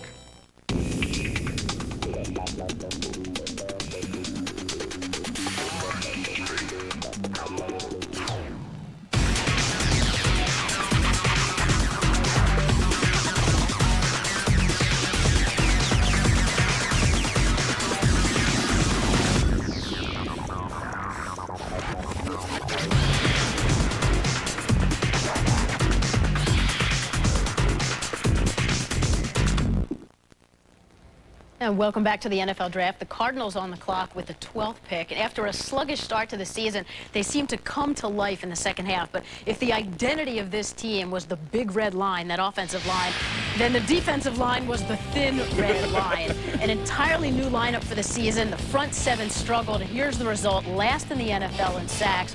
28th in total yards. No continuity on defense at all with 21 different starters. And Merrill, this team really struggled at its most basic when it's most important. Exactly. You know, when you are going to be a good defense, you've got to manage first down. That means you've got to stop the opponent on first down, not just running the football, but also throwing the football. And that's what the Cardinals did not do. In fact, during the course of the year, all year, they tried everything under the sun to manage first down for their defense. This is the first play of the game. You see the Cardinals with their base 4-3 personnel on the field, 4 down linemen and 3 linebackers. This will be a weak side power run with the fullback isolating on linebacker Ray Thompson. With the defensive line slanting to the right, middle linebacker Ron McKinnon must step up and fill his gap inside of Thompson. But McKinnon, with his eyes in the backfield, hesitates, failing to play his responsibility. The Cardinals tried to mask their personnel weaknesses by scheming, slanting, stunning, blitzing, and with the use of different personnel packages. Another first down. The Cardinals go with 3 down linemen and 3 linebackers. This is what is called a bare front, with the down lineman covering both guards and the center. Outside linebackers Thompson and Rob Fredrickson are on the line of scrimmage, and they will blitz, making it a 5-man rush. Once again, the Cardinals failed to manage first down.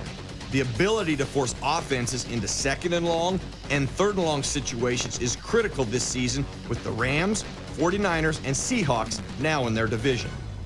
Right, so there's the bad news. Now they're in the NFC West, teams that can really pass the ball. Well, now they have Dwayne Stark, so that gives them some flexibility with the secondary. I would look for defensive line because you got to start close to the football and get pressure at that quarterback. Let's go back to Chris. All right, gang, thank you. The Arizona Cardinals have just a little under 4 minutes to make the pick. The pick is in, so here we go. Cardinals, another team in a new division. With the 12th choice in the 2002 draft, the Arizona Cardinals select Wendell Bryant, defensive tackle from the University of Wisconsin. Well, look, this adds up because this is a team that, and you just, I mean, remember all those years with Wadsworth and Swan, and I mean, it seems they're drafting defensive linemen forever, and that Smith got hurt and everything. They had no sacks, and they did not want to make the move on Hainsworth, so here's Bryant. Really, outside of Kyle Vanden Bosch, a young kid who showed some flashes, they have nothing up front, and what Bryant gives the Cardinals is some versatility. He's a 6'4", 305-pounder, around a 4'7", can play end or tackle, and certainly with the Cardinals, he will be at defensive tackle. He gives you some natural pass rush ability. What you like about Bryant is some help. He increased that sack total every year. This past season, he had no help. They had some injuries. The Badgers did up front. He was the guy that was double, tripled, and I think his totals dropped just a bit. But I think when you look at Wendell Bryant, you're looking at a guy that had sacked and got after Antoine Randall, who's going to be an excellent wide receiver, punt returner in this league. He got after Joey Harrington. He got after Drew Brees. Whenever there was a top echelon quarterback, Wisconsin was destructive up front with Wendell Bryant being the key entity. Well, let's go back to what Bill Polian said about the game being decided in the last 2 minutes. You got to get the quarterback down on the ground. I talked with Dave McGinnis, the Cardinals coach, about this a month ago. And look, they have moved into a new division. They have moved into a division where you got the Rams, the 49ers, and the Seahawks. All those teams are going to throw the football. You better get somebody to cover, like a Buchanan, who obviously is still available, or you better get a guy who can put a quarterback on his back, and I think that made a lot of sense. Yeah, the Arizona Cardinals go out of they're the team that's lost from the NFC East. They go to the NFC West, right, with San Francisco and the Rams, and the Seattle Seahawks, an NFC West team. NFC West team this year. So different field for Arizona, who made the playoffs a few years ago with Plummer, and then they remembered they were the Cardinals, and then that was it. Let's go to Mark Malone at the Zone. I hope he's feeding a couple of X cards in there.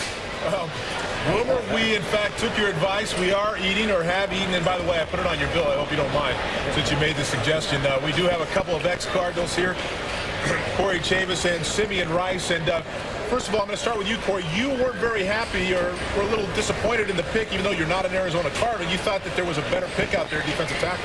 Oh, yeah, I did think that Alvin Hainsworth is a little bit better pick in terms of Wendell Bryant. I think the productivity of Bryant, he's made a lot more plays than Alvin Hainsworth in terms of his sacks, being able to get to the quarterback. And I think being able to do some things inside of a pass rush presence, I think helps him in his cause as a Cardinal. Simeon, I couldn't tell if you were shaking your head at Merrill Hodges' outfit or looking at the old Arizona Cardinal defense and the way that the Raiders ran through it. It was Boomer's bridge until, then they remembered they were the Cardinals, that whole deal. And then you say the ex-Cardinals. It was the whole Cardinals field. But, beyond all that, I think that was a good pick for them because this guy obviously has a motor. He probably didn't have the most productive year that he probably would have liked. But, being things that it may, he's coming back in senior year and he's getting double team and triple team. And those things take it off. So he's coming into the NFL, he's coming to a situation where he's going to provide help. I think that's going to help at the defensive tackle spot. Again, when you pick that high, obviously you have an opportunity to make a good selection, and they got a good football player, maybe a guy that's been a little up and down in college, but certainly got great speed. The New Orleans Saints now on the clock. Deuce McAllister, their first-round draft pick from a year ago, is now the man in New Orleans because Ricky Williams is in Miami because of a trade. Give me a sense of how you look forward to this season and what you expect the Saints may do with this pick, Deuce. Well, I mean, just looking how the draft is went, it'll be interesting. We'll listen to offers, obviously, I believe. Maybe try to move down and pick up an extra draft pick in the later rounds. I think there are one or two players out there that we're, really interested in, and, they're still on the board. So it'll just be interesting to see, what type of offers we get and, and what direction we go in. Again, the Saints with multiple picks and a team that was rumored to perhaps be moving up or down, depending on who might be available. Do you have a sense of which side of the ball your football team might go? I think, if we're going to go on the offensive side, I think it may be receiver, and if it's a defensive side, I think we're looking at probably a defensive end or, maybe a cornerback. Those are probably the three main areas that we're going to try to get some help at with this offseason and in the draft. What a shock. Jim Haslett, Boomer, a former defensive player, picking a defensive player as the New Orleans Saints are on the clock. Next time you come back to us, we should have dessert. Back to you. Well, geez, you're eating too fast, guys. You're just eating too fast. Deuce is the man to roll the dice now for the New Orleans Saints in the backfield. So we'll talk Saints in a moment. But on Arizona, look, last year they won 7 games with McGinnis, improving. But they had that team a few years ago. They beat Dallas in the opening round. Then they went up to Minnesota with Plummer. It was a nice young team. And then they did a decent, pretty good draft the next year. Bob Ferguson and company. Then they didn't sign anyone. They all sat out in the summer, and it was the end. They let the people draft and sign who can do it. Maybe we can have something with Arizona going in a new division. It's frustrating a team that never makes a move, Jimmy. Boomer, there's no question they've had some slip-ups over the years, and they had a chance to really make a strong move 3 years ago. But I think they're making strides now. I think Rich Olson, the quarterback coach, has come in, working with Dave McGinnis, and working with Jake Plummer to cut down on his mistakes. That improved the team last year. I think they got a chance to get better. Now, like you say, they got to sign their picks and do everything the right way, but they're on the verge. And, Jimmy, you're in good shape when you have the right man for the job as your head coach. And Dave McGinnis is, without question, the right man for the job. Good football coach, got a good staff. Plummer goes in a division with Garcia for San Francisco. Oh, by the way, Warner for the Rams. And I think a Seattle offense, which is that's going to be maybe a fun division. Well, Ricky Williams toted the ball, was certainly the draft story a couple of years ago. Here when Mike did get traded his entire trade. One of my favorite moments. When Mike traded his entire draft and his hairdo for Ricky Williams. Oh, my God. Ricky, with helmet on for good reason, now is on to Miami. And Deuce McAllister is the man in New Orleans to tote the football. We'll talk Ricky, Miami, and the Saints. Hit it right down the... Not bad. What was that? Yo, I guess it's for the best that I ain't come back. Today my checks are small, I don't pay much tax. They say these young guys is athletically better. I'd play today and wouldn't sweat with a sweater.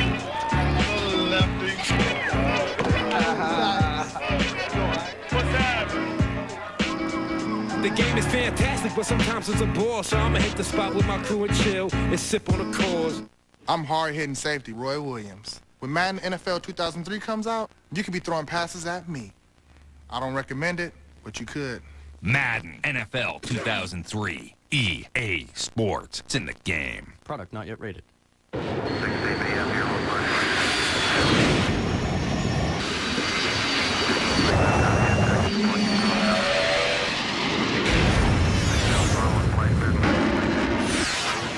The Toyota 4Runner can take you places other vehicles can't,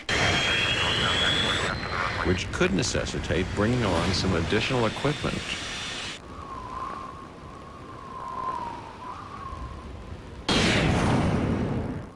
I'm Bryant McKinney, offensive lineman. Hi. I've never allowed a sack. Really? None. None? Zero. Zero? Zilch. Never ever? Try to beat me in Madden NFL 2003. Madden NFL 2003. EA Sports. It's in the game. Product not yet rated.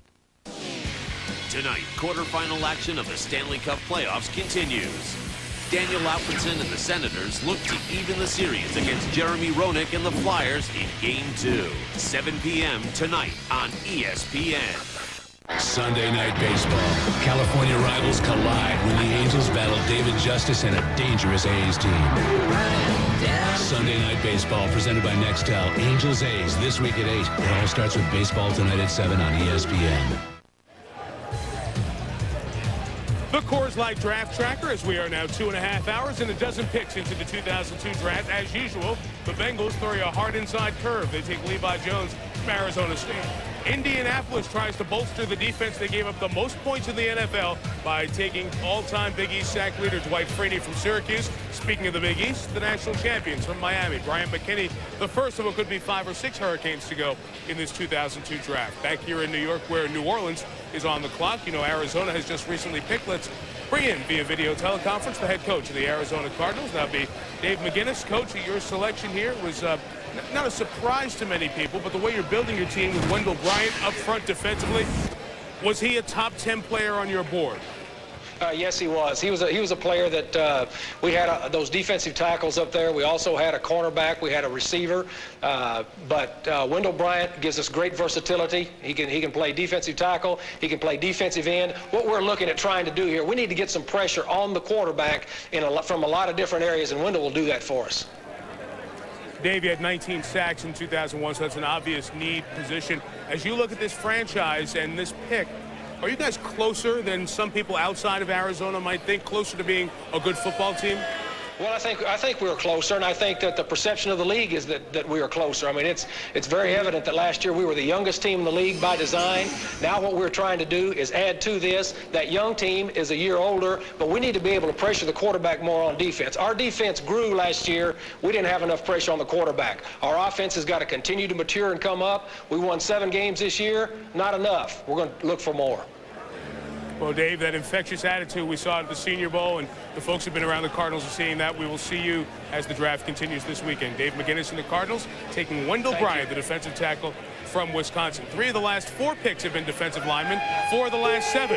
Let's see what the Saints do. Here's the commissioner. With the 13th choice in the 2002 draft, the New Orleans Saints select Dante Stallworth, wide receiver from the University of Tennessee. That's a guy that Randy Mueller, the general manager, wanted. I think Hazlitt would have preferred Albert Hainsworth, the defensive tackle from Tennessee. We have 2 players sliding, by the way, and Buchanan and Hainsworth that are very interesting. But let's say this, and they're both from Tennessee. Let's get this interesting. Let's get this very quick, though. Dante Stallworth is the first receiver, and outside of Joe Horn, I mean, that's another area that the Saints, like a Jacksonville, has been a team decimated with cap and other reasons, Mel. And he's your top receiver. So, I mean, they didn't expect him to be here, did they? No question, Chris. I think Dante Stallworth, Ashley Lilly were right there. Stallworth even wondered how to go back to Tennessee after he made that decision. Wise move to come out when you're a mid-first round draft choice, the first wide out off the board. You see the ability after the catch. He ran during his workout 4.26. And he's 6 feet even. He's 198 pounds. See the ability here to beat the corner on the goal route, so he can beat you deep. He can beat you in the open field after the catch, as you'll see right here. This is against Alabama. So that speed and that ability in the open field, and the kid who was productive against SEC competition dating back to his redshirt freshman season when he averaged 17.7 yards per catch. This past year, he was a little banged up. He had that wrist injury, so you really didn't see the best of Dante Stallworth. And you say, okay, come out after you didn't see the best of Dante. Well, he rolled the dice. He won after working out with that 4.26 at 198 pounds. That size-speed ratio catapulted Dante Stallworth to the top of the wide receiver board. Jimmy, it's a workout, but there was some production there against that big-time talent in the SEC. Well, without question, when you look at the 4.23 and you look at the 39-inch vertical jump, he's got the ability to be special. Now, sometimes you fall in love with a workout. You fall in love with the combine, you fall in love with the speed, you fall in love with the vertical jumping, et cetera, et cetera. When you fall in love with it, you need to pull back a little bit and say, hey, how good a player is he? Is there production there? Does he make plays? And he made plays. And they have Aaron Brooks. Look, and more, you know, they have a young quarterback here, Chris, and now you got Pathon coming in, and you add to the arsenal. Let me ask you this, all right? 4.26, is that what, 4.25? 4.26 at 198 pounds. Let me ask Jimmy this, and what's the fastest clocking off the top of your head? I mean, you might miss one, but that you can remember. 4.26 is pretty quick. For one thing, you don't time with your thumb Right, you're because right, you're right. it messes up the stopwatch. You're a good guy. I'm coachable. You do right. Okay. But I learned something today. Besides using your first finger as far as the stopwatch, yeah. Well, no, my guys are always slow. That's why. I do mine with a sundial. Okay. Michael Irvin ran 4.6. Yeah, and he might say he ran 4.55, but he ran 4.6 fastest. And so Alvin Harper was 4.55. Now you look at a guy that runs a. Let's just cut it a little bit. Let's just make it a 4.4. Well, this guy is fast. Well, and he can stay with those defensive backs and outrun most of them. I asked guys, and Mel, you've done it more. Bo Jackson supposedly was a 4.19. And I asked, okay, when you tell me that, is that about the fastest? And that was even faster than Dion or maybe Darrell Green or something. But 4.2, whatever, is fast. Those Tennessee guys, I mean, they're just fast wide receivers. Willie Gaul, I mean, you just keep going on and on and on. And speaking of Tennessee wide receivers, Tennessee, the Titans are on the clock as we head to pick 14. You lollygag the ball around the infield. You lollygag your way down to first. You lollygag in and out of the dugout. Do you know what that makes you? Larry? Lollygag. Lollygaggers. What's our record, Larry? 8-16? 8-16. How do we ever win 8? It's a miracle. It's a miracle. Baseball Tonight, every night at 10 and midnight on ESPN.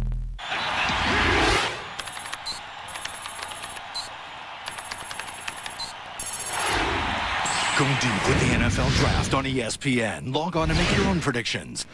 Coverage continues tonight, 7 p.m. Eastern. Michael Wilbon, Tony Kornheiser. You're getting old. You were so living in the 60s. Shut up and let him play.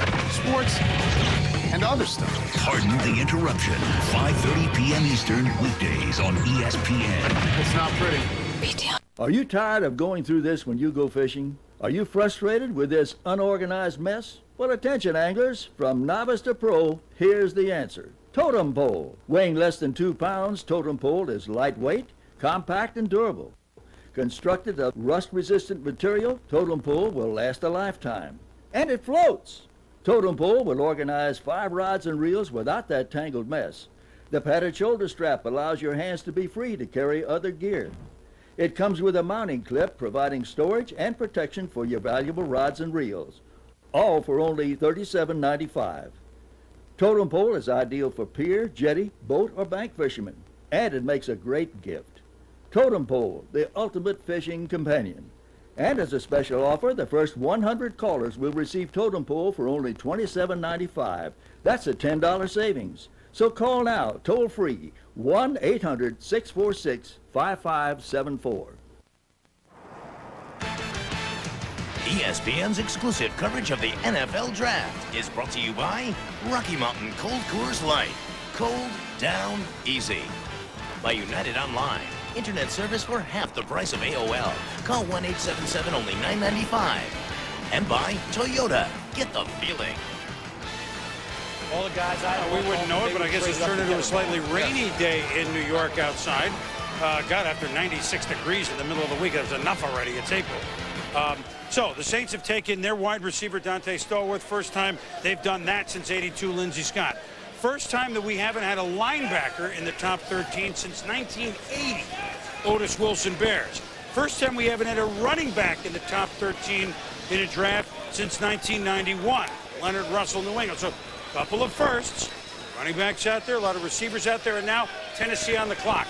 Ed Werder is in Dallas, but Ed's dialed in with Tennessee. What do you have, Ed? Well, what Tennessee's going to do here, there's 2 defensive players they really like. Albert Haynesworth, the defensive tackle, and Phillip Buchanan, the Miami cornerback. Both need positions, but they're going to move back 1 spot. There's going to be a lot of activity, a lot of trade interest in the number 14 pick for Jeremy Shockey and the Giants, trying to make sure nobody trades in front of them to get him. That's what they're doing. They're trading with Tennessee. They'll swap positions here. I'll have more details on what the Titans get out of it, but it looks like Jeremy Shockey to the Giants with the 14th pick, and then Tennessee will be back on the clock. For News on Washington, let's go to Sal Palantonio.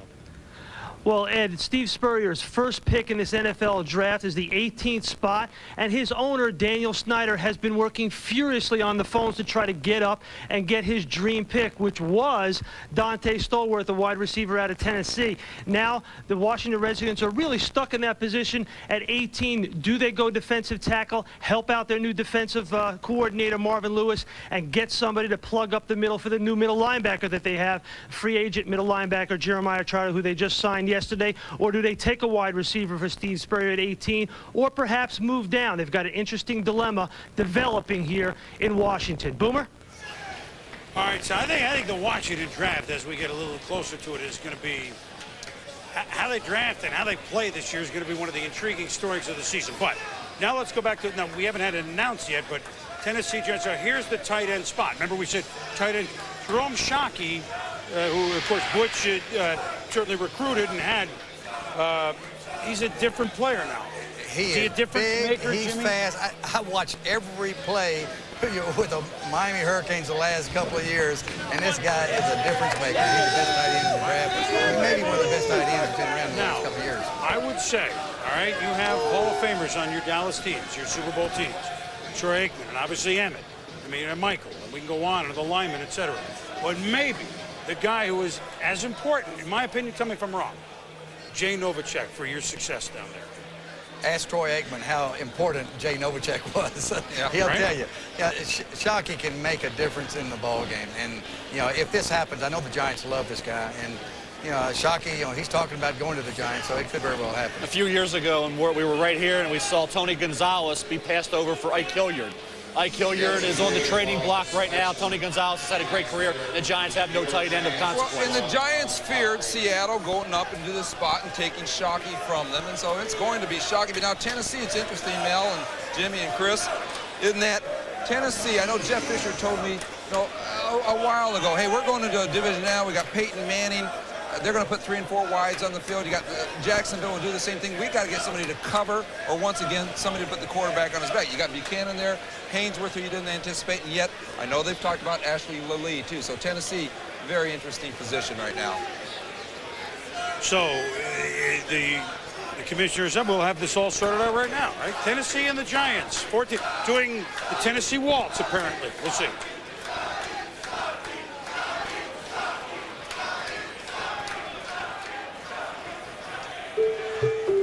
With the 14th choice in the 2002 draft, the New York Giants acquired Jeremy Shockey, tight end from the University of Miami.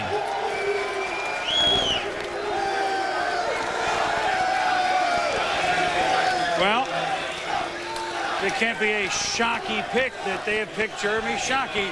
I mean, they've been looking for Mark Bavaro for 15 years, the Giants, and you want to get Kerry Collins back on target? How about a nice tight end, like Jimmy just said? How about a nice tight end to get your rhythmic passing game going? That could do wonder for Kerry Collins this year. I love the pick for the Giants in particular. Chris Fowler, good luck up there. Boomer, it feels like Upper Deck Giant Stadium October, except they're not selling beer, but that does not dampen the enthusiasm. Mike and Mark, G-Men season ticket holders for a quarter century. You applaud the pick of Shockey? I like it. I like it a lot. The #1 rated tight end, I think they did good. You guys were groaning, though, when Dante Stallworth was selected a couple picks ahead, because you know the Giants see receivers, too. I think the Giants would have been well done with Dante Stallworth on the other side from Amani Toomer and a little speed, something we really haven't traditionally had. Giants fans known for their loyalty, but 7-9, not a lot of money to spend. You're losing players. Are you concerned as a fan? Well, I'm concerned. Anytime you lose 7 players and don't sign anybody, you have to make good picks like you just saw to try to replenish your team. So, yeah, we are concerned. I think it's a big draft for Ernie Accorsi. I think he really needs to show Giant fans that he can get value in the later rounds. So there's bedlam here, but also some concern about the Giants, and Lady Liberty over here, who's been shocking people all her life. Very happy to have Jeremy Shockey with the Giants. I'm shocked. Well, every day's a good day for Liberty. Here's the details of the trade to move 1 spot. Let's check Jimmy's chart. Jim Steig. Got away, Jim. Ready? The trade that was just completed, the Tennessee Titans traded their first-round selection to the New York Giants for their first-round selection, the 15th overall. and the Giants' 4th round selection, number 110 overall. Tennessee traded their 1 to the Giants for their 1 and their 4. No wonder Tennessee did it. Well, let's talk Shockey first before we get into the details of the trade. Now, here's a guy that averaged 14 yards a catch in college, which for tight end is something. 40 catches last year for a tight end on a team that can move the ball about 8 million ways, Mel. I'll tell you talk about reps catching the football. Jeremy Shockey hauled in 50 receptions his senior year in high school for a little over 1,000 yards. Then he goes to Northeast Oklahoma A&M Junior College, puts up good numbers there, plays as a backup initially to Ivan Mercer at Miami. Then he becomes a heck of a weapon for Ken Dorsey the last 2 years. See the blocking there. That's something that is adequate, not great. He's not an extension of your offensive line, but he is adequate as an inline blocker. Tremendous red zone threat at 6'5", nearly 260 pounds. And keep in mind, he runs in the 4.55 range. Gives you a lot of speed in the tight end position down that seam. So here is the trade, and they get a 4th to go a spot. Well, but Tennessee. This is a little high. You know, it's a great trade for Tennessee because, you know, they can even talk and say, okay, who are you going to take? So it's a no-risk trade on that one spot. But I bet you there was another team involved. That's why they had to give a 4th. Yeah, that's why they had to give a 4th. At least one, and a guy who probably knows that better than we do is Ernie Accorsi, the president general manager of the New York Football Giants.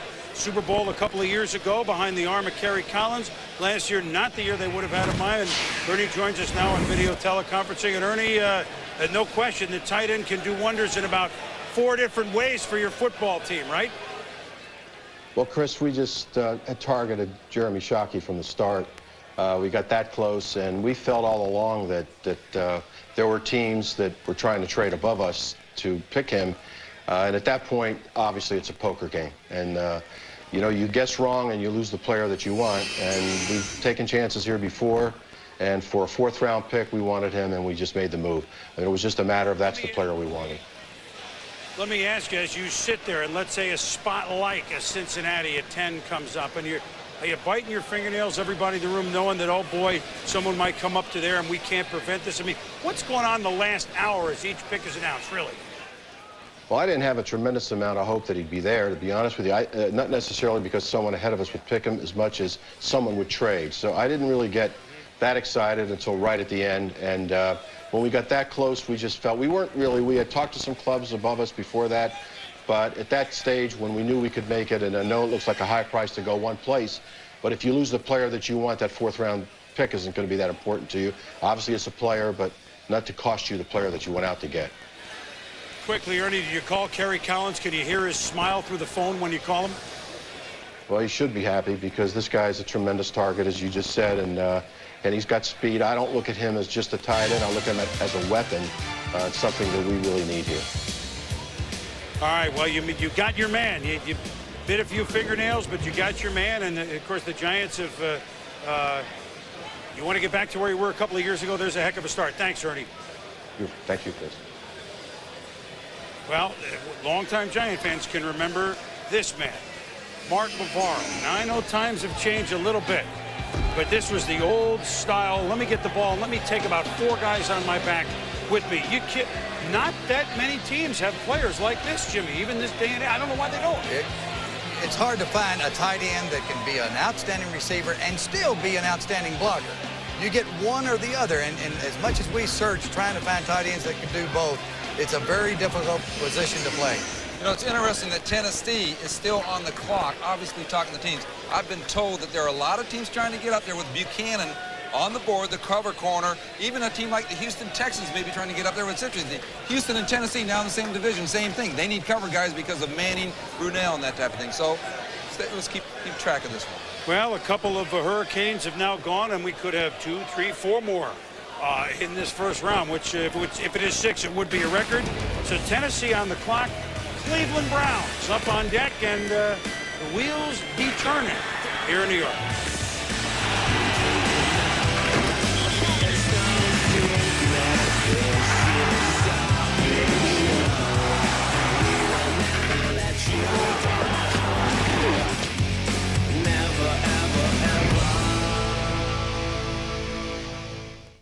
Unscripted, hosted by Chris Connolly, weekdays at 5 on ESPN. Hey, Mike Williams. What are you looking at? Wow, we're gonna need a wider lens for you, big guy. I'm about to knock you out. Oops. Madden NFL 2003. EA Sports. It's in the game. Product not yet rated. Many internet services use lots of words to sell you, but conveniently forget to tell you how much they cost. Just for the record, most cost over $20 a month. Meanwhile, NetZero and Juno are only $9.95, less than half the price. Maybe the others prefer words because the numbers speak for themselves. Join the millions who have united online. Call 877 only $9.95 or visit us at netzero.net or juno.com. Additional phone charges may apply. Oh, this is incredible. This is like that picture-perfect road you see in like Road and Track. Bring it on, road. Game on. Let's rip it up. Bring it. Bring it. Let's go. Oh, look at this. That's a 180 turn right there. Look how it handles. It's just like sticks to the road. A little Mario Andretti over here. Ooh. This thing's flying up the mountain. Meet the new Pontiac Vibe. Vibe 1, mountain nothing.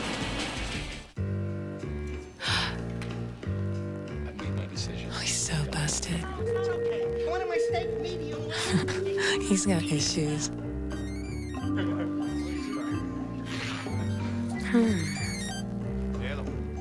me check. All right. 230, perfect. Nice pants. These things are amazing. Introducing Dockers Mobile Pen. Hit it right down the... Not bad. What was that? Yo, I guess it's for the best that I ain't come back. Today my checks are small, I don't pay much tax. They say these young guys is athletically better. I'd play today and wouldn't sweat with a sweater.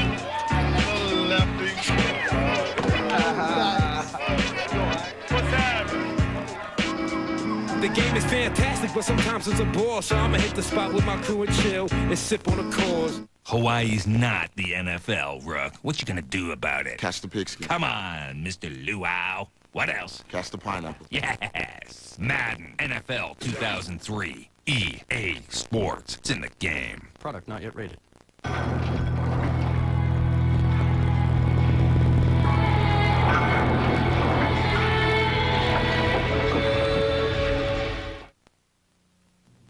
Hi, I'm Donald Trump, and you're watching ESPN's coverage of the NFL Draft.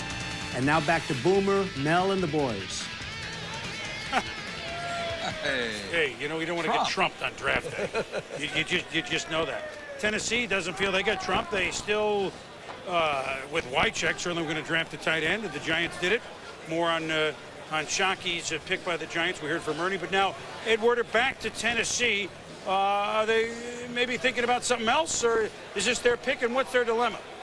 Yeah, they're going to stay. They're going to stay here with this pick, and they're going to take Albert Haynesworth. Pick. With the 15th choice in the 2002 draft, the Tennessee Titans select Albert Haynesworth, defensive tackle from the University of Tennessee. Too good to pass up. Well, here he goes then, huh? They don't have to pay moving expenses. I think it's very important. You draft a kid from Knoxville, you bring him to Nashville, no problem. That's exactly what they needed. They got their guy. And so I know that they were entertaining some offers about moving down, but, you know, if your guy is there, then don't play any games. And Ernie, of course, he made a nice move, too, because he gave up a fourth-round pick. That was a little bit high, but another team tried to get up there in front of him, so he made a smart move, taking his guy. That's what Tennessee did. They took their guy. Hey, let's talk about the two Tennessee guys, Stallworth and now Haynesworth, that slid a little bit. What do we think here, Morton? Well, Haynesworth is a guy that some people said has Reggie White ability, but he is a young man. He's 20 years old, and he took plays off. He still had 11-plus sacks this past year. Took some plays off, so teams are trying to figure out, hey, is he immature? Is he lazy? Or is he even something more? And some teams wanted to have the courage to take Haynesworth, even in the top 5, top 10. It didn't happen, Mel. Mort, you're right. I think the productivity just wasn't there in terms of dominance. I think the potential is because of the athleticism he shows for a kid who's 6'6", 320 pounds. He's coming out after his junior year. Remember, he was a backup his first 2 years, only total 3.5 sacks. So I think when you look at Albert Haynesworth, he needs to be coached up. find ways to maximize all that physical ability. And in reality, you talk about John Henderson was projected to the Titans, at least I thought he would be a possibility for the Titans at this point. I think you look at Haynesworth, had he gone in the top 8, nobody would have argued. So to get him at this point in the draft, you are getting value. You had him 9th on the board overall. You get him here at pick number 15. Plus, you get that extra choice from the Giants by moving down a 4th-round pick. So I think it's a value pick. Haynesworth is a roll of the dice. He's got a lot of upside, but he's not there yet. Well, if you're going to try to get an ex-Vol and tackle him, Peyton Manning, because Tennessee never will play the Colts twice a year, you might as well get a Vol. So they got Haynesworth to do that. All right, we have another trade. Here's the details from Jim Steeg. Mr. Trade. We have a trade involving the Oakland Raiders and the Washington Redskins. Yep. The Raiders have traded the 1st-round selection they obtained from Tampa Bay, number 21 overall, and their 3rd-round selection, number 89 overall, to the Redskins for the Redskins' 1st-round selection, which is number 18 overall. So the Raiders have traded the number 1 they obtained from Tampa Bay and their number 3 to the Redskins for the Redskins' number 1. Boomer, when Stallworth went off the board, that's what I was told, that if Snyder couldn't get up and get Harrington or Stallworth, he would go back probably with Oakland. So this one comes true here. We'll do this in a moment because that's going to come up. Oakland to 18 and Washington to 21 with a 3rd involved. So Haynesworth is now Tennessee. Before that, Shockey at 14. Now, the tight end is such an intriguing position. I just want to get this out there before we move on to Cleveland. And remember, no running back has been picked at this point. Whether they go with William Green or Duckett or what, they certainly have to consider it. The Cleveland Browns, who haven't had a 1,000-yard rusher in over 15 years. But that's coming, all right?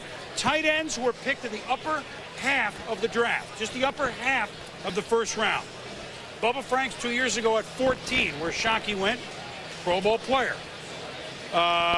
Tony Gonzalez, 13 with the Chiefs in 97, say no more. Oakland picked 9 in 96. Ricky Dudley, no, even though he's still in the league with Cleveland. I mean, no, like not good at all, but just not at that spot. Jets with Kyle Brady, 9 picked, all right, but certainly not to the level of Gonzalez. Giants picked Derek Brown 14th once, no. Keith Jackson was picked 13th by Philadelphia. Emphatic yes. So what we're finding as far as a Pro Bowl level player, about half and half with the Giants, at least on history. Just throwing it out there. Just we look at these things. We're a history major, you know. Ed Werder on Tennessee. What allowed them to roll this dice here, if there was any dice to roll? Well, it was really a risk-free trade for Tennessee, and the Giants probably did the right thing because they did have other offers for the Shockey pick, including, no doubt, Mike Holmgren trying to trade up from 20 with the Seahawks to get up there. But I talked to Jeff Fisher, and he said, hey, this was a relatively easy decision. We like the cornerback, Phillip Buchanan. We like the Hawaii wide receiver, Ashley Lilly, and they do want to upgrade their offense, but he just felt like this was too good a player that he would never be there at this pick. They had all 4 tackles off the board when they were doing their mock draft and planning for the 14th pick. And this is a defense that, despite the presence of Javon Kearse outside and Kevin Carter outside, still finished next to last in the AFC in sacks. And then it had a glaring hole in between those 2 players with the absence. Jason Fisk signing in free agency and Josh Evans about to be drug suspended. So you're looking at a considerable upgrade, and he really feels like Haynesworth comes in right away and meets a need for them. For more, let's go to Susie and the NFL Edge matchup gang in New York.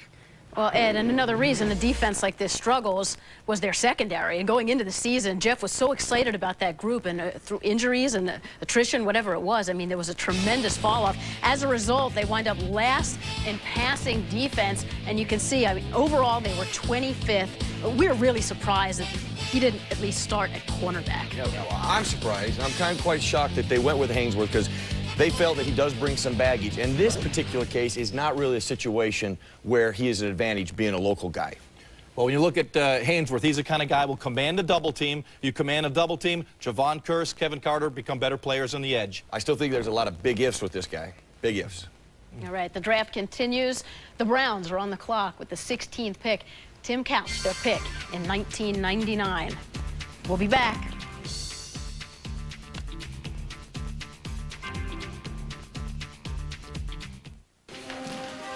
Divided by 1375.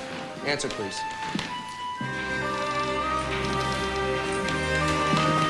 Does anyone write stories about people who play it safe? Who's got an answer for me? At AIG, we have more ways to manage risk and more financial solutions than anyone else.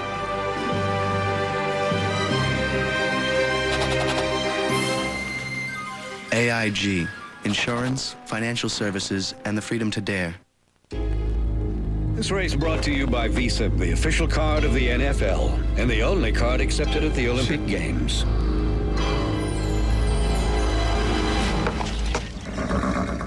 And the Visa Triple Crown.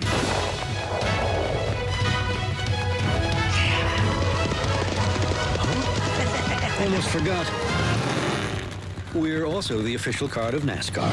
Visa, it's everywhere you want to be.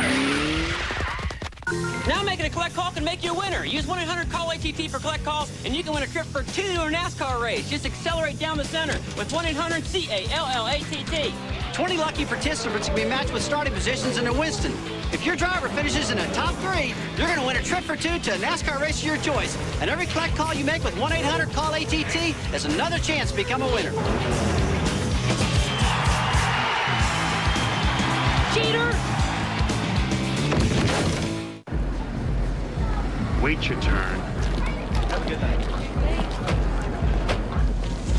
Take me with you. Excuse me? Take me with you.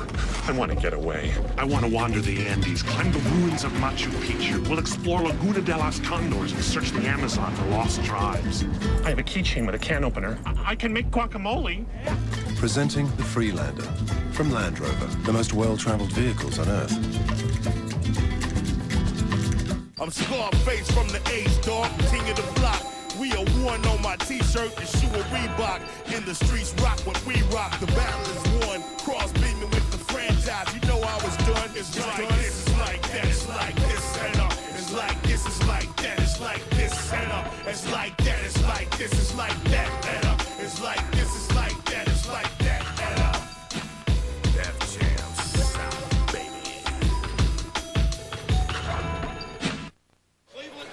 I can't. Cleveland Browns are now on the clock, and this, welcome back to the draft here in New York. We're about 3 or some hours in, and this is an intriguing spot because you don't go very often to the 16th spot in the draft without a running back pick. The Cleveland Browns have not had a 1,000-yard rusher since Mack and Biner in 1985. So obviously they need help there. Now they have a big question because they either pick the back, William Green, or maybe they trade out for someone who really wants a running back. There are not really many first-round, quote, quality guys in the first round.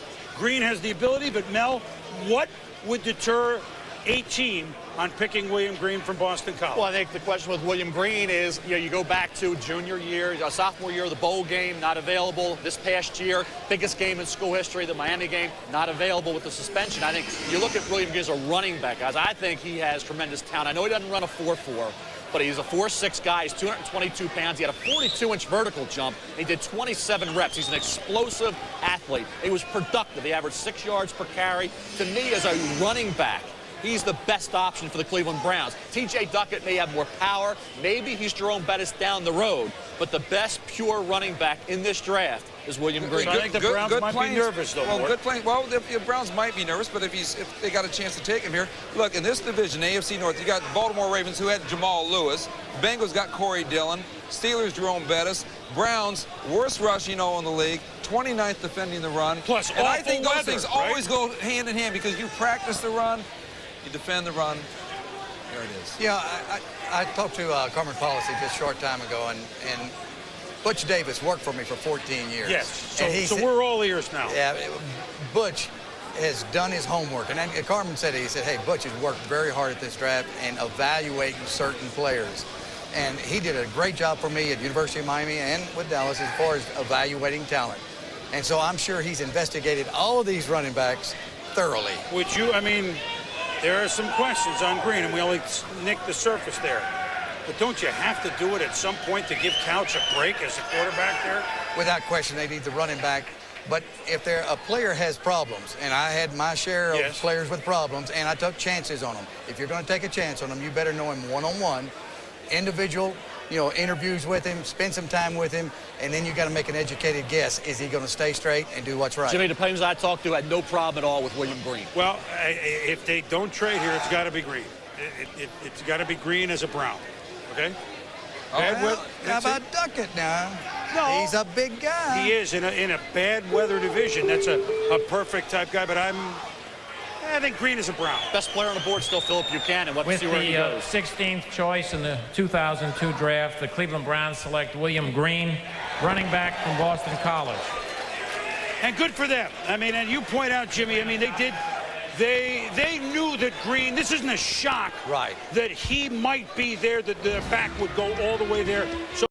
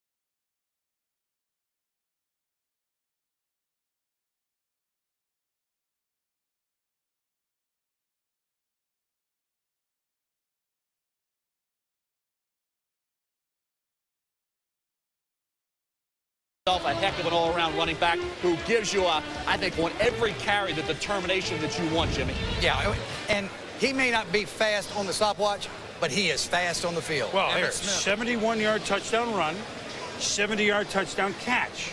I mean, 5.9 yards a carry. And BC's big-time football. So, I mean, a good pen, and maybe he'll be better than Ernie Green, a one-time Cleveland running back Chris, who followed Jimmy traded up, as more would say, for a 4'6" running back named Emmitt Smith. And he wasn't real fast, but he made long okay. runs. He was okay. We have our running back up at our edge set, and that's Merrill Hodge. And Merrill, I'm sure you took a close look at all these backs. You like what Cleveland did? My guess is yes.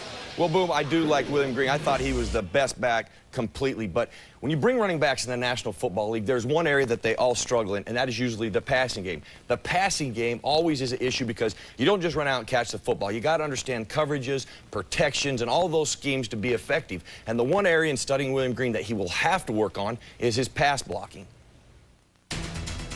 Let's start with Ahman Green on the right of your screen. He will step up away from Brett Favre. You have to give your quarterback room to set up and throw in the pocket. You can't be in his lap. By stepping up, you also cut down the cushion between yourself and the blitzing linebacker. You have to meet him near the line of scrimmage and get tight to your offensive line. Here, with Ahman away from Favre and tight to his guard, he limits the linebacker's options. He can only go outside. Great technique and execution. Now focus on Boston College running back William Green. He does not attack the line of scrimmage to meet the blitzer. He sets up in his quarterback's lap, and by not cutting down the cushion, you get no help from your offensive line. This gives the blitzer three options: inside, outside, or straight into you. You're right next to your quarterback. He has no room to step and throw.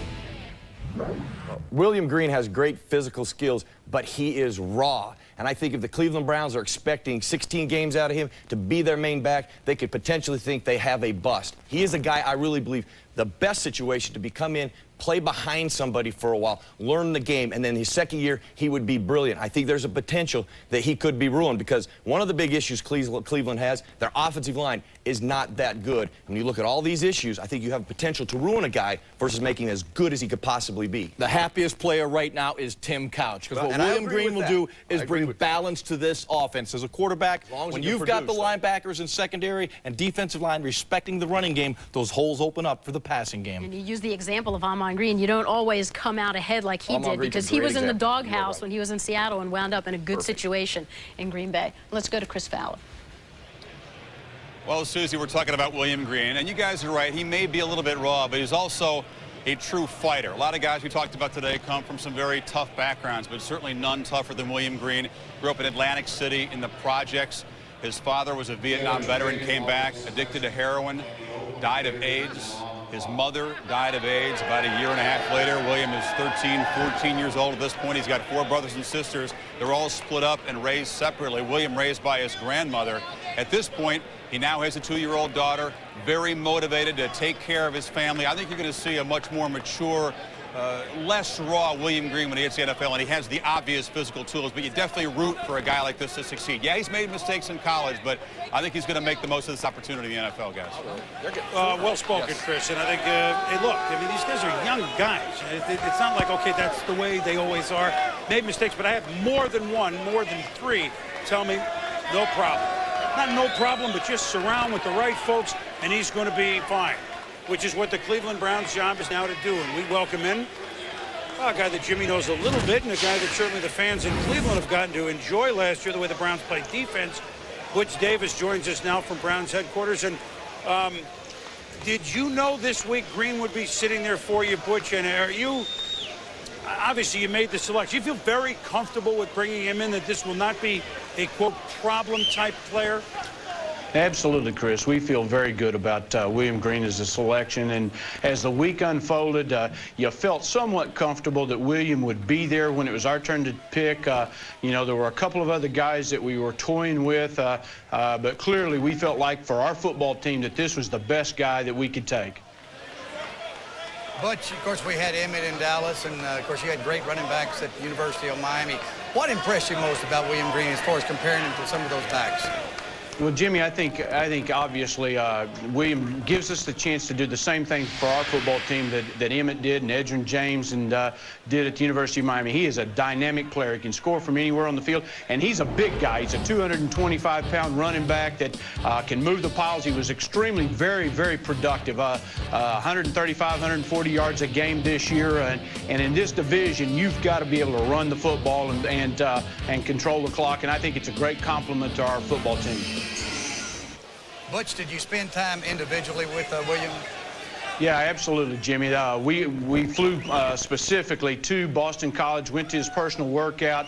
We spent the entire day, the day before the workout, with the head coach and the athletic director, his position coach, really did some background work, and we feel very comfortable about William Green.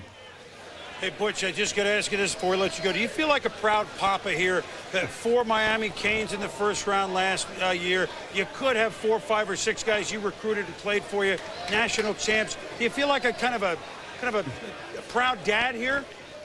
Well, Chris, obviously I'm very excited for those guys, and it looks like it's turning out terrific for them today, and they've earned everything. They did exactly what they were supposed to do, won the national championship, and I'm very happy for all those guys. I'm sure they're rooting for you, although now they'll be your opponents. Thanks very much, and you did the right thing there. Thank you. Thank you, Chris. William Green to the Browns. They needed a back. He's the best back. Why not take him? Pretty simple. Let's go to another trade with Jim Steig involving this pick right now. Jim. The trade involving this selection, the Falcons traded this choice to the Raiders for the 18th selection overall, which the Raiders have just obtained from the Redskins, and the Raiders' 5th round choice, number 158 overall. So the Falcons swapped this choice for the next one, number 18 overall, and the Raiders' 5th. Get their guy. So the value's gone down 1 pick, right? One round. Right? And you can talk defensive line with the Raiders, but here's Buchanan again. I don't know how far he's going to fall, but you got Charles Woodson and an aging Eric Allen. You got a bookend guy in Buchanan for Woodson, or do you go defensive line? And it'll be interesting to see which way they go. Well, you've given up a 3rd and a 5th already, Mark, to get to this point. Given up a 3 and a 5. Right. So you're talking about, to me, the best player on the board is Philip Buchanan. Here's the trade. Yes, he's given up a 3rd and 5, but actually, I mean, this is a team that actually probably doesn't want to draft all the picks. They got cap problems, and this is a way to get around some of it by unload a couple of picks, frankly. And Al said last night, he said, I couldn't get anybody to trade.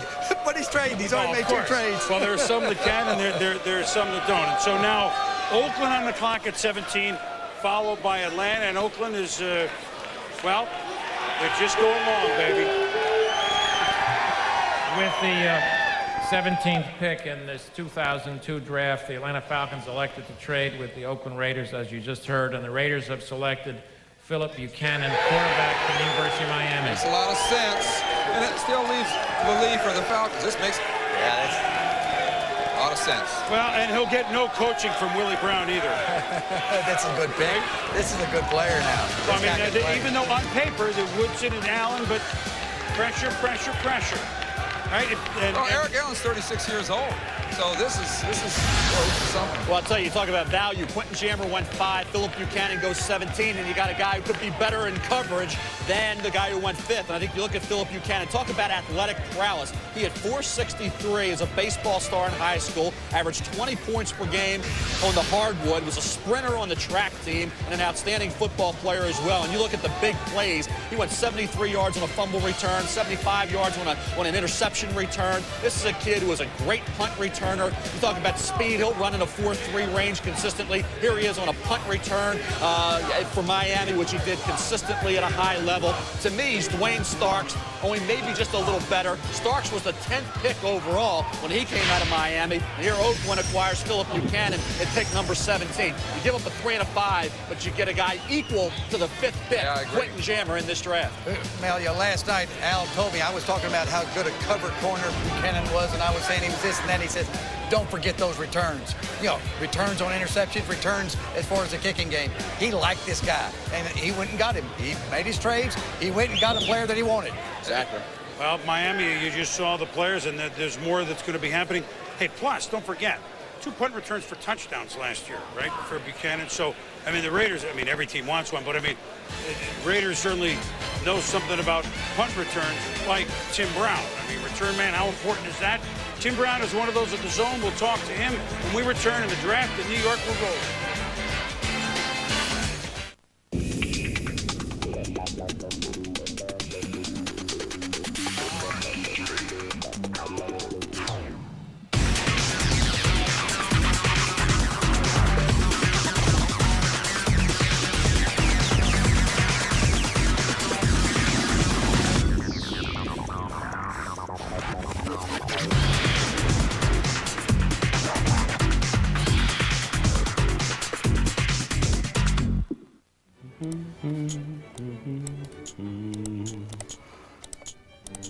Alert. You have reached the end of the internet. You have seen everything there is to see.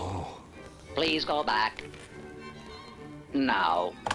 Experience the joy of DirecTV DSL. Call now and pay only $29.99 per month for your first 3 months. Call 1-877-4DSL-JOY now. I thought you were surfing the internet.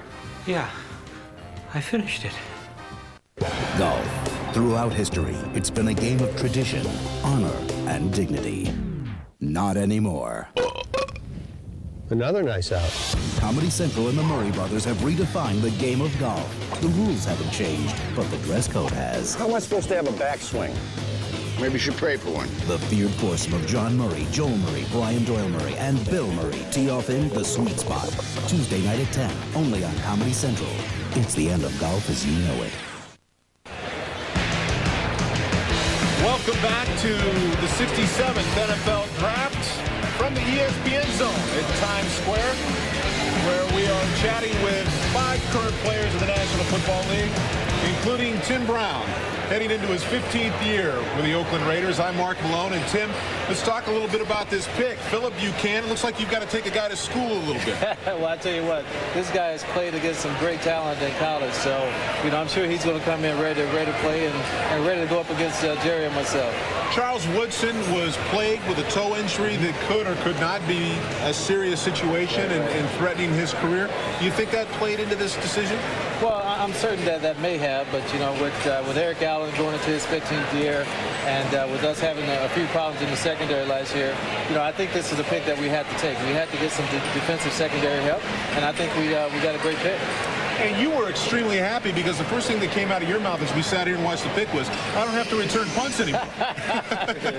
It's always some kind of motive, you know, some kind of personal motive. But no doubt, the guy's a great explosive player. He's a lot like Charles Woodson. He's a guy who plays defense like he's on offense. And he's a guy who's going to go after the ball. He's going to try and make plays and try and put points on the board for our defense. Now, Al Davis obviously had a lot of picks to work with here and did so, moved up to draft Philip Buchanan. One of the reasons he had that is because he got them in exchange for John Gruden, who is no longer with you. Bill Callahan, one of his proteges, your new head coach. Tell the people what we can expect. Will there be many changes in what you do with the Raiders or on offense? Offensively, no, there are not going to be many changes. There are not going to be many changes defensively either. I think the biggest change is going to be, you know, we're going to be able to go through and do what we need to do.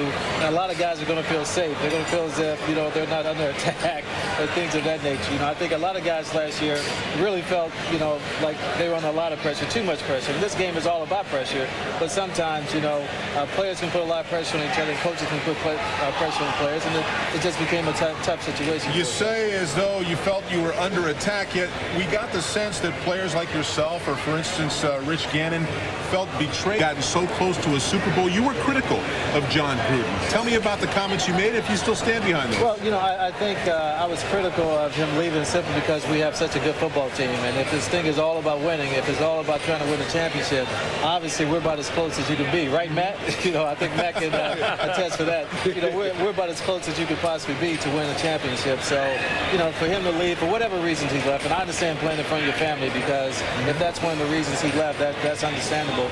But you know, as selfish football players as we are sometimes, you want to see guys, you know, you want to see the coach stick with you until you retire, but that just didn't happen. They still have another pick, I believe, in the first round, the 23rd. He's already given up a third and a fifth, so, but he's still got another pick. Tell me who you think you might, or at least the Raiders might target with that pick.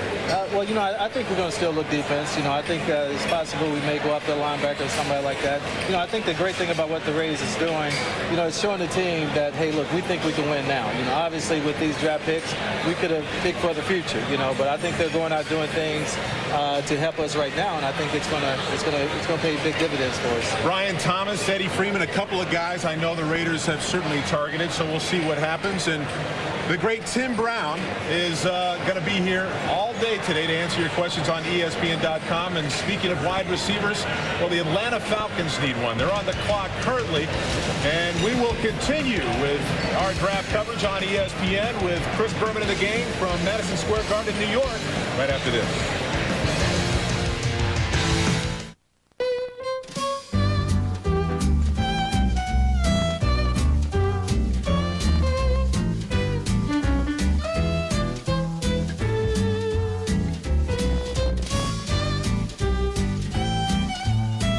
Announcing Friends Fly Free from Southwest Airlines. Simply purchase a special discounted fare starting at $59 and a friend comes along for free.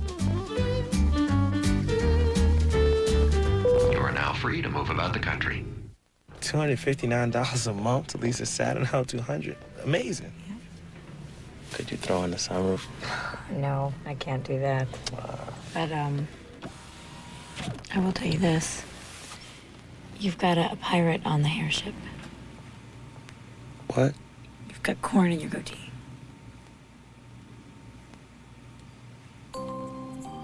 It's embarrassing. It's just corn. The Saturn Spring Sales Event ends June 30th.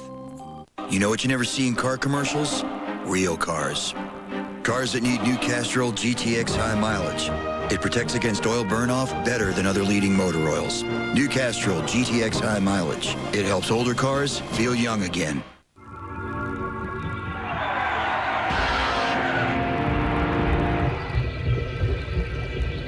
MGD Blind Date.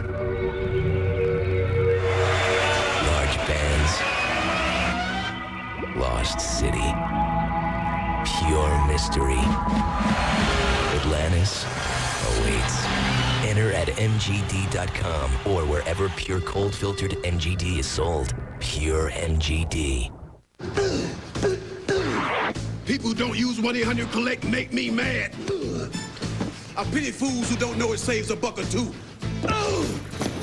1-800-COLLECT always leaves a good impression. Use 1-800-COLLECT. Save a buck or two. Thumb within your thumb, and that'll be your club. Yeah, that's what I was doing. That way you won't throw the club when your head's way up because you're looking where you're not supposed to. Am I not supposed to look? No. Head down. Take a swing now. Hey, Sean, who's that dancing with your wife? That's Henderson. Nice pants. Very nice pants. Finally, guys have an answer to the little black dress. Warning. This movie is so exhilarating, it can only be seen exclusively in IMAX theaters and other large format cinemas. Yeah, I like that. ESPN's Ultimate X, rated PG, only in theaters May 10th. Coors Light Draft Tracker time, 3.5 hours and 17 picks in. The first and third quarterbacks. David Carr to Houston, Joey Harrington to the Lions. On the Lions website, they're already selling Joey Harrington jerseys. 6 of the top 15 picks in this draft, defensive linemen. You want to know where the emphasis is? And 4 schools have had 2 or more players picked, with Tennessee having 3 and Miami as well. The story early on in the draft was the Dallas-Kansas City trade, with the clock running out on Dallas before the trade happened. The league has clarified what happened technically. When time ran out, once you pass a pick, which is exactly what Dallas did, you have the option at any time to hop back in and make your selection. The ruling was Kansas City, then on the clock, got their card in before Minnesota got its card in. Thus, Kansas City was allowed to pick. And from a neutral observation point, the right thing happened. Kansas City should not have been penalized because Jerry Jones was getting greedy and staying on the clock as long as possible. So at the end of the day, Kansas City made the trade and thus was honored. The cards were in virtually simultaneous. The Minnesota folks in Minneapolis are asking their representatives here, was the card in time? And they couldn't answer the question. They were too busy listening on the phone. There's the clarification of that bizarre situation earlier via the National Football League. To our Edge NFL matchup crew and Susie Colbert. Suze? Mike, I'm glad you had that clarification. The Falcons are on the clock now. Their starting quarterback from last season is now with the Bears, Chris Chandler. They've handed the reins to Michael Vick, and the questions are, can he handle it in just his second season? One of the most difficult offenses to handle in the NFL. And you can see some of his numbers here: passing yards, rush, touchdowns to interception ratio. Not particularly impressive, but Merrill, he did have some moments of brilliance. You're exactly right. Susie, he was not the most fundamentally sound quarterback to come out. But I will say this. That's not what Joe Theismann told us a year ago. He was wrong. Wait, let me call Joe. He was the most explosive quarterback I have ever seen come out. As I studied him throughout the season, you could see the explosiveness coming together and all the fundamentals coming together. Once he is consistent in both those areas, he'll be the greatest offensive weapon in football. The positioning of the safeties is a strong pre-snap indicator of double zone, with each safety responsible for his deep half of the field. And the look stays the same as Michael Vick begins his drop. Watch what happens on Vick's plant step. One of the safeties jumps down inside to attack the underneath crossing route. It's no longer double zone, and reading the defense after the snap is the toughest thing for a young quarterback to learn and understand. Vick is outstanding here. The matchup he wanted was his #1 receiver, Terrence Mathis, from the slot, running a seam route on the nickel corner. Post-snap, Vick read the change in coverage, and the throw was big time. From the end zone camera, you can really see how he dropped it over the man-to-man coverage with touch, putting enough velocity on it so the deep safety was not a factor. That's just great mental recognition and unbelievable physical execution. Especially impressive when you consider, as I said, one of the most difficult offenses in the NFL. But after 37 years, Dan Reeves is changing to accommodate Michael Vick. But what does that mean? Well, you're going to hear scaling back. And all that means is they're going to scale to Michael Vick's strength. They're going to still do motions and all those things, but they're going to do the plays Michael Vick likes. They're not going to lose a bunch of plays. They'll still do as many plays as anybody in football. And what has also changed is terminology. I spoke to Steve DeBerg, Chris Chandler, Danny Cannell, John Elway. They said the verbiage in Dan Reeves' system was the hardest that they've ever been in. Mike Johnson, the wide receiver coach, has now come in and scaled this down. To give you an example, an old play might be like ace right zin, 200, 53-97 on two-ship, ready break. By the time that comes down from the press box, the sideline to the quarterback, something could get lost. Now it could be real simple. It's a numeric system. Firm 343, backstop on 2, boom. That'll save time for everybody. It'll be good to see Michael Vick thrive. And the Atlanta Falcons are leaning toward wide receiver. It would be the first time in Dan Reeves' career, or just the second time in his career. Back to Boomer. I tell you what, Susie and gang, if they make the play hike, it might be pretty good for Michael Vick. And here we were last year. Michael Vick, first pick of the draft after the trade with San Diego. There was a classic. Both teams did well. And so Michael Vick now will be the starter in Atlanta with a new owner, a new defensive coordinator, Wade Phillips, a new running back, Warwick Dunn. We'll see how Jamal Anderson, we'll see who Atlanta picks. They've moved down. With the 18th choice in the 2002 draft, the Atlanta Falcons select T.J. Duckett, running back from Michigan State. Well, wait for a little surprise. There's a little curveball, Mort. Very much a curveball. I thought they'd go Ashley Lee here, but here's what they're telling us. Dan Reeves, you got Warwick Dunn on board. Dan Reeves is basically saying, Ron Hill's their personnel director, and Arthur Blank, new owner on board, that we don't trust that Jamal Anderson with that knee is going to be all the way back. You know, one of the ways they make Michael Vick a better quarterback is to ensure that you can run the ball, because no matter what, Dan Reeves is going to be big on play action. So this tells me Jamal Anderson is in trouble in terms of future there. They got a $2 million salary on Jamal. He doesn't get it unless he makes the team. So it'll be interesting to hear from the Falcons, Reeves or Ron Hill or even the owner, Arthur Blank, as to why this is their pick. So now, as you point out, they've got a little guy Dunn and a big guy Duckett. I mean, he's very Jerome Bettis-like, isn't he, Mel? Well, he can be, Chris. He's not there yet. You see T.J. Duckett in certain games flash Jerome Bettis-type skills, but he needs more sustained intensity every carry. I think that's what you want to see, that aggressiveness. Be a rampaging bull every time you carry the football. And on certain occasions, Wisconsin, 186 yards, pair of touchdowns, 126 yards on 22 carries against Penn State. Michigan game, 27 carries, 211 yards, caught the winning touchdown pass from Jeff Smoker with no time left on the clock. T.J. Duckett gained momentum leading up to the draft after running a 4.5 at 250 pounds, 6% body fat. He's not going to make people miss on a consistent basis, and he needs to run with that Jerome Bettis-type determination, carry in and carry out. And I think when you look at T.J. Duckett, he's a little upright, and he's going to take on people, and he's going to absorb a lot of hits to that frame. Fortunately, he's 250 pounds, but I look at Michael Vick. You need wide receivers. You get T.J. Duckett, but who is Michael Vick going to hit down the field more? Well, we're looking for a minute at Warwick Dunn. Here's what he did, at Tampa. He's a guy who can hit not down the field, but certainly will be Vick's friend. Well, no question. I think they better get a receiver in the third round there. They don't have a second-round pick because of that big trade last year. Dan Reeves is always going to run the football. Dan's never going to change that. But this just tells me the confidence in Jamal's ability to come back is not there. And then you get the fact that they play in a division where Tampa Bay has been softer against the run. Carolina, New Orleans, not as good against the run, so maybe he's looking at the division as well. Well, there's no question the running game will help Michael Vick. Right. That's the number one thing. The number two thing is the point you made. What about Anderson? Where does he fit in the puzzle? Well, Jamal's been saying, Warwick Dunn, he's FedEx, I'm the mailman, I carry the mail. Well, it tells me now Jamal Anderson may not carry the mail. This is going to be a big deal in Atlanta without question. Well, so Arthur Blank, the new owner at Home Depot, they're rebuilding, if you will, doing it themselves, the Atlanta Falcons. Merrill, your thoughts here on this pick by Duckett?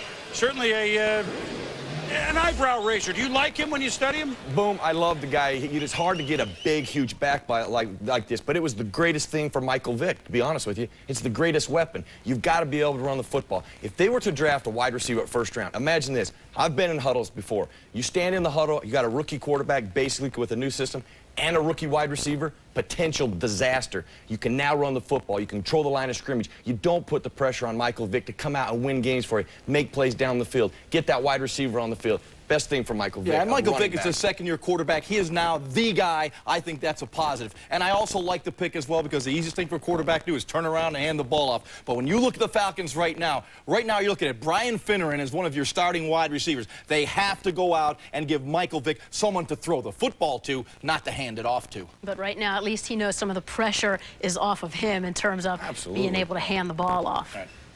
The Denver Broncos are on the clock. A bubble year for Brian Griese. Big decision for him. He also could use some help in terms of being able to hand the ball off. We'll see if Terrell Davis is healthy this season. Sarah bought a new Kia Sportage. It came with 3 airbags and 24-hour roadside assistance. Trish bought a Honda CR-V. 2 airbags, no roadside assistance. Sarah's Sportage came with a 10-year warranty. Trish's Honda, just 3. And yet Sarah paid thousands less than poor Trish. Jill, will you shut it? Oh, Trish is upset. Is it because Sarah's been dating her ex-boyfriend? for the 2002 Kia Sportage. Right now, get $2,000 cash back. Hit it right down the... Not bad. What was that? Yo, I guess it's for the best that I ain't come back. Today my checks are small, I don't pay much tax.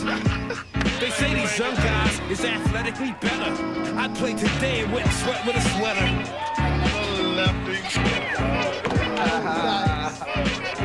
What's that? The game is fantastic, but sometimes it's a bore. So I'ma hit the spot with my crew and chill and sip on the cause. Coach, you were 5-79 last year. Why the playoff talk? Well, we made a couple of key trades,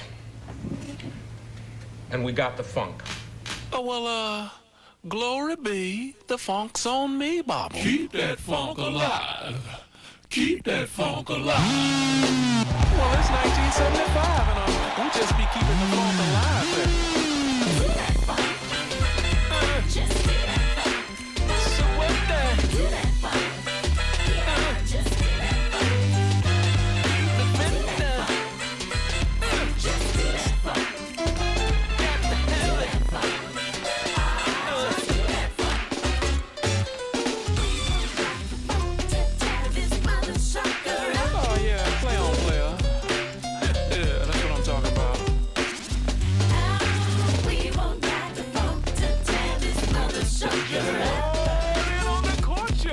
This is what we call a legacy piece because this is sure to stay in your family for many, many generations. It's goldique with 1.85 carats of cristal.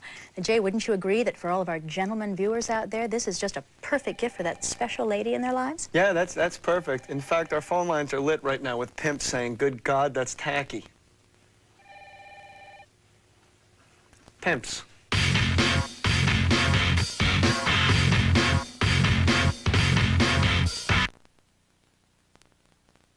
Hi, I'm David Carr. Julius Peppers. Quentin Jammer. I'm Roy Williams. You're with me. Watching the draft. The NFL Draft. On ESPN. Are we ready? Yeah.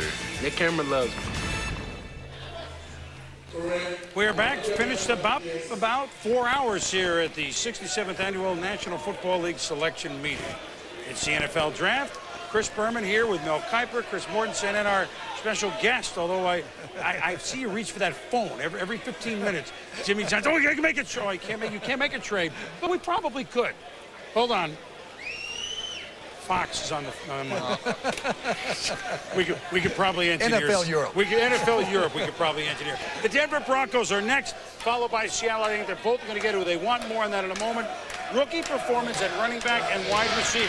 Interesting discussion. To me, the running backs, you find out almost right away about a running back in this league. If they've got it right away. Receivers, I think receivers is one of the toughest transitions from college to the pro game, and I think the facts prove that outright. Especially the underclassmen, Mort. For every Randy Moss, you have players that struggle, and I think the underclassmen transition in a little slower, and the 6 top receivers are underclassmen. Javon Walker, a senior, has moved up, but he's a former junior college transfer, so I think that may be a factor now, but I think you still look at the value right now is Ashley Lilly, Daniel Graham, tight end Colorado, and Napoleon Harris, outside linebacker Northwestern, in my opinion, are the best players on the board. Well, 2 of those 3 were the next 2 picks. I would agree. Certainly Daniel Graham, Seattle, I would think. I think Merrill Hodge had a good point, too. With Vic being basically a rookie with a new offense, bringing in a rookie wide receiver is going to be very difficult. But is it a lateral move, Mort? That's the thing. Is it a lateral move with Jamal Anderson and work done? Now I'm saying, this tells me Jamal's out of the loop on this one. But, if Ashley Lilly, Mike Martz thinks Ashley Lilly might be a Randy Moss type.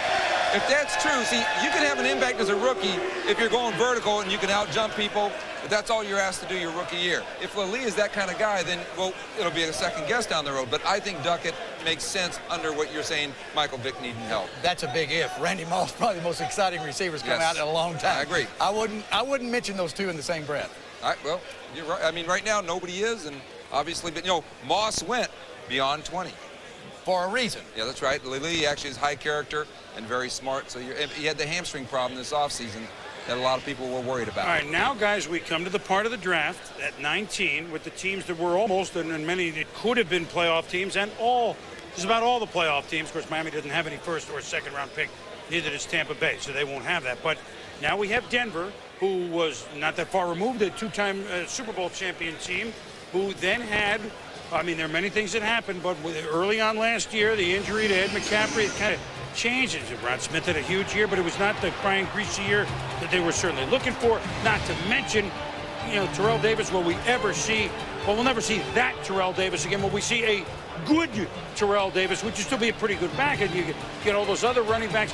Denver fell last year to 8-8. Yet, are they a team that, given a couple of picks and a couple of breaks, can make a move right back into the upper echelon? In my opinion, in an AFC now, that there's a lot of room to move all the way to the top, or toward the top. Well, as far as everybody looks at the Denver Broncos and say, you know, Mike Shanahan is, you know, maybe 1 or 2 games over 500 since John Elway left. But it's been more than that. It's been since Terrell Davis had his knee operations and then some more health problems. It's been with the Ed McCaffrey injury and Brian Griese and Shannon Sharp leaving. So it's more than just Elway leaving. But Shanahan's a smart guy. They need a good draft here, though, and they've got to get the running game back. Brian Griese cannot carry a team, right? Well, especially if he's not healthy. You know, he's had the shoulder problems, and so he's got to stay healthy. But I think the jury's out. He's an outstanding quarterback when he's healthy and when they're winning. The other thing is they got to get the chemistry in the locker room a little better, because that was a little shaky last year. I think that's why they brought Shannon Sharp back. Shannon Sharp is back. To bring the chemistry, to fix that. They kind of lost some leadership there with Elway and Sharp. Much bigger hits than I think Mike Shanahan anticipated. But, you know, to me, it's still Terrell Davis has to return to form, or Brian Griese is just another quarterback. I'm looking at the board. Jimmy Johnson's favorite player still there. Edward Reed, playmaker for Miami. Could be here. He can make plays now. That could be here. In case you missed it, what we said, Shannon Sharp, you might have missed it, the last couple of weeks has returned to Denver, so he will assumedly finish his career where he started, which was pretty darn good when he was on the Denver Bronco, 2-time Super Bowl championship team. Well, here's a guy that knows about playing in big games and getting teams up. It's Dan Reeves, the coach of the Atlanta Falcons. So, Dan, you kind of raised a few eyebrows there with Duckett, but is this the guy who you were intrigued by? Forget where your position was in the draft. Is this a unique type player by his size and his speed for you? Well, I think he's definitely a unique player, Boomer. We felt like he was a guy that we couldn't pass up. But that wasn't something that we thought would be there. We thought he would go quicker than that. Thought that he would already be gone by this time. But, you know, when you look at it and analyze it, and you just can't pass up a running back who's 250 pounds, can run like he does, has a 5.4 yard average, and scored 29 touchdowns in his career. So he's a heck of a running back. Well, I got to go to the next question, and you don't know here in the middle of April what the definite answer will be on the field, but Jamal Anderson as an Atlanta Falcon, as an effective Atlanta Falcon or any Atlanta Falcon, where are we led to believe this pick means that Jamal might go, or does he have a long future with you? Well, there's no question he's coming off of second knee surgery in the last 3 years, Boomer, and that's a concern. Other running back Maurice Smith is coming off of knee surgery also, so it is a concern. We didn't go into this draft looking to say, hey, we're going to take a running back, but when TJ was there with our pick, we just felt like he was too good a back to pass up. And now let me make you smile a little bit. Michael Vick, starting quarterback. You know there's going to be a pretty interesting learning curve, but are you like, I mean, look, Dan, you love football. I know he's your quarterback, but can you step back a little bit, and are you excited to see how this goes this year and in future years? Well, I just know that running backs, quarterbacks, wide receivers, a lot of these guys that play these positions usually make a tremendous amount of progress from the first year to the second year. And Michael made an awful lot of progress last year, and we're excited about what he brings. Never been around a quarterback that has that type of speed. Had a great scrambler in John Elway, Roger Staubach, that could make things happen.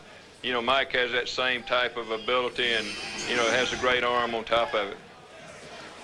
And, you know, let me talk about one other guy you acquired who, you talk about good people and good players in Warrick Dunn. On AstroTurf, is the sky the limit for him? Oh, I think so. We got to try to figure out how we're going to get him the ball about 20 to 25 times a game and, you know, get him in that offense and have Mike Vick there with the ability to scramble also is going to be kind of exciting for our fans. Well, and Warwick won't shy a little guy from getting the ball 20 or 25 times a game. You know that. Very intriguing so far, Dan. Thanks for joining us. You bet, Boom. My pleasure.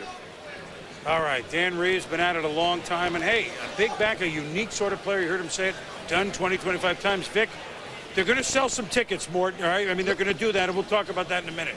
Mel, now we go receivers, right? Well, we don't have a ton of teams looking for wide receivers. Of course, Green Bay late first round. You look at the Redskins, they could go wide receiver. Certainly, Denver has a need there. But I think you look at Ashley Lilly. So we've talked about him in great detail. Josh Reed, a former tailback who was as productive as any player in the country at LSU for Nick Saban. And Antonio Bryant is probably of the juniors the most polished. Had an ankle injury this past year, which hampered him. And Rashae Caldwell's probably more of an early second rounder. Well, so now Denver's on the clock.